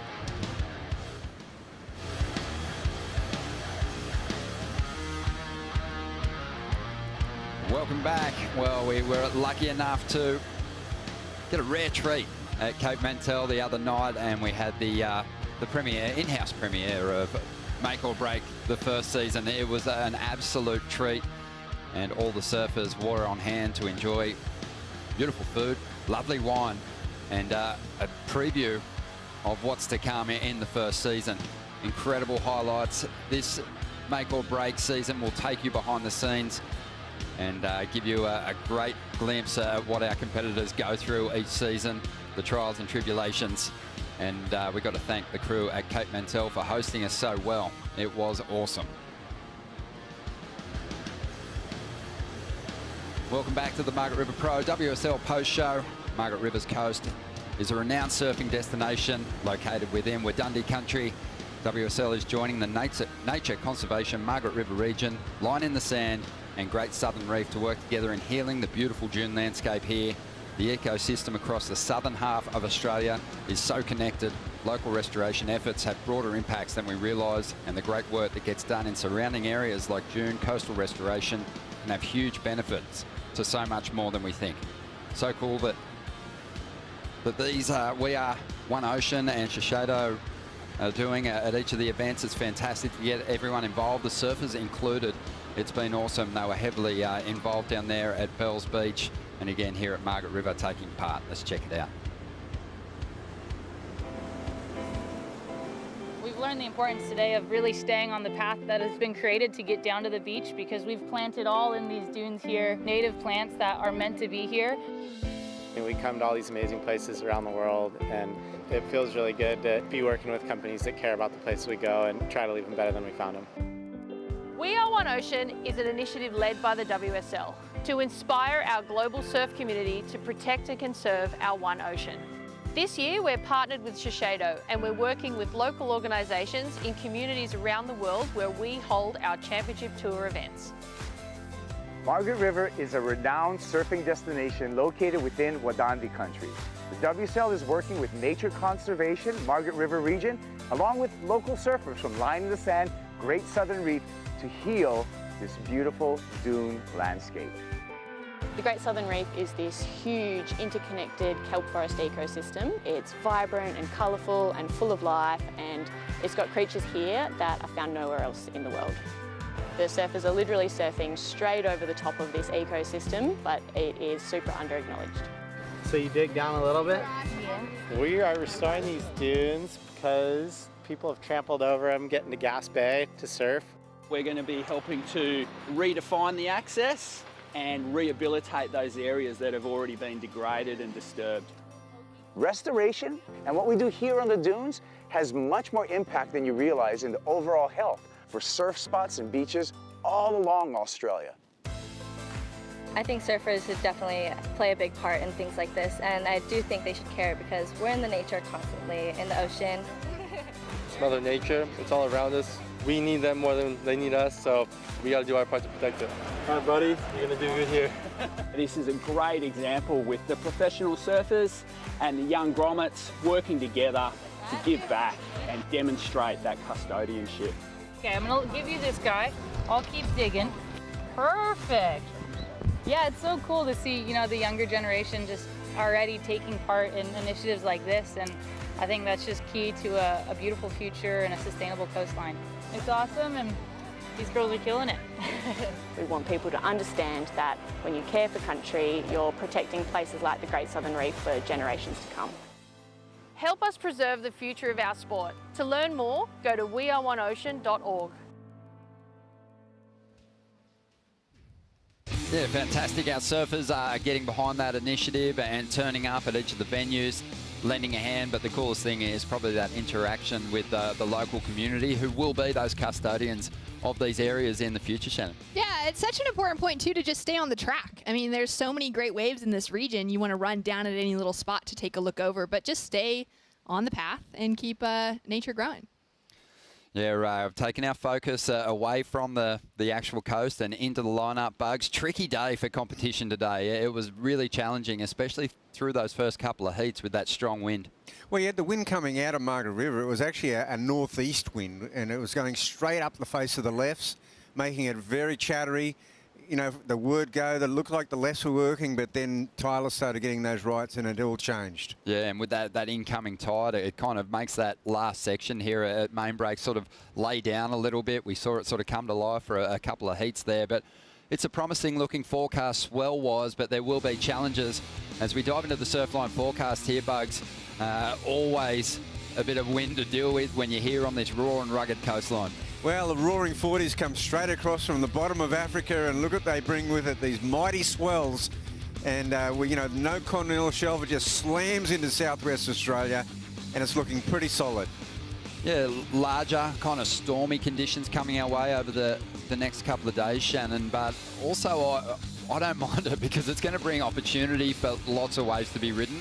And that's what our surfers will really want when their careers are really on the line. Yeah, that's so much of it as we take a look at the 4-day forecast there. So clearly the swell building all the way through to the end of the week, taking a little bit more time to arrive here than we were expecting. Some of those onshore winds, it's going to be difficult to negotiate, but like you said, it's going to create a lot of opportunity. You only have to think back to Bells and Ethan Ewing in his big heat trying to crack a CT final and sitting out there without those opportunities. When you've got those big stormy wind swells, you don't really have the option. You're going to have waves to catch it and you're going to get those opportunities. So I don't mind it. Bring it on. Let's dive into now the top 5 moments of the day. And they came right across the board. There was great performances from the first round right through until the last heat of the day. But Bronte Mccauley coming in at number 5 with that very sharp backhand attack. And it's just been refined over these last couple of years. Everyone's referring to Bronte as one of the most improved surfers in CT events. And now we get to see her unleash again here at home. Last year she finished off in the semis and was really the in-form surfer coming into that round. And so to see her lock into a few really solid, sharp backhand attack waves, great. Molly Peaklenbugs, unbelievable amount of hype on this youngster, and she's up against it. But you commented that she didn't really look like she was feeling the pressure out there, flowing beautifully. Well, she took it to the 2 superstars of surfing, and from the word go, whether she was carving or just doing these one-off massive moves, Molly was outstanding today. Really strong and very happy to get the win over one of her surfing heroes, no doubt. And then Malia Manuel loving her time. I just think that, that big CT win is just around the corner. Maybe stop 5 will be the contest for Malia. It's what we're all waiting for. We would love to see her in an 8 CT final and to finally take a victory. And a wave like this would be a spot she could easily make that happen with surfing like she put on today. Well, just the absolute queen of resilience on this CT. Sally Fitzgibbons showed us again why she is just so regarded as a real fighter. Yeah, she really kept that focus today. She's come into it with a great attitude, but with a very heavy amount of pressure on her shoulders. And great to see her just making sure she didn't slip on the rocks when she came in as well. That's probably the most important thing once you hit the dangerous. beach. Tyler Wright, Bugs, she sits in that number 1 position on our top 5 today, and she could be sitting in the number 1 position if she keeps surfing like this on the leaderboard. Well, she's a 2-time world champion. She's certainly, regained that level of form, but today she really laid down the benchmark of performance of what, to beat Tyler, you are going to have to put in a brilliant display out here. I guess the big thing is, too, when Tyler starts to show the variation, I think that's when those other event threats start to get a little bit worried, because it's so hard to match her variation. She's got the power, she's got the progression. She busted the fins out on one wave, which she didn't quite make, but it was some of the most progressive and explosive surfing we saw all day. Yeah, it's really good. I mean, also for her to get a big win and look like she's in form coming off of Bells, that's a difficult thing to back up for any surfer to go back-to-back with a big result. For her to come out swinging right off the bat is great. Well, I don't know about you guys, but I'm up for a bit of two-up if you are. Bugs, keen? Keen as, mate. That'd be great. Let's kick off this Anzac Day with a bang, or finish it with a bang. We'll leave you with the highlights, and we'll check in again tomorrow morning to see if we can get competition back underway for the men or the women. See you then. Good morning from WA. We are here for stop number 5, the Margaret River Pro. The pressure's going to be on like never before. I gotta know what you're made of. I gotta see how you roll. Sugar and spice and all things nice ain't gonna satisfy my soul. Tyler Wright is back in a big way, just looking so confident. Carissa surfer has achieved back-to-back wins at this venue. Molly Picklum, the first year on tour. That was a dynamic one single blast.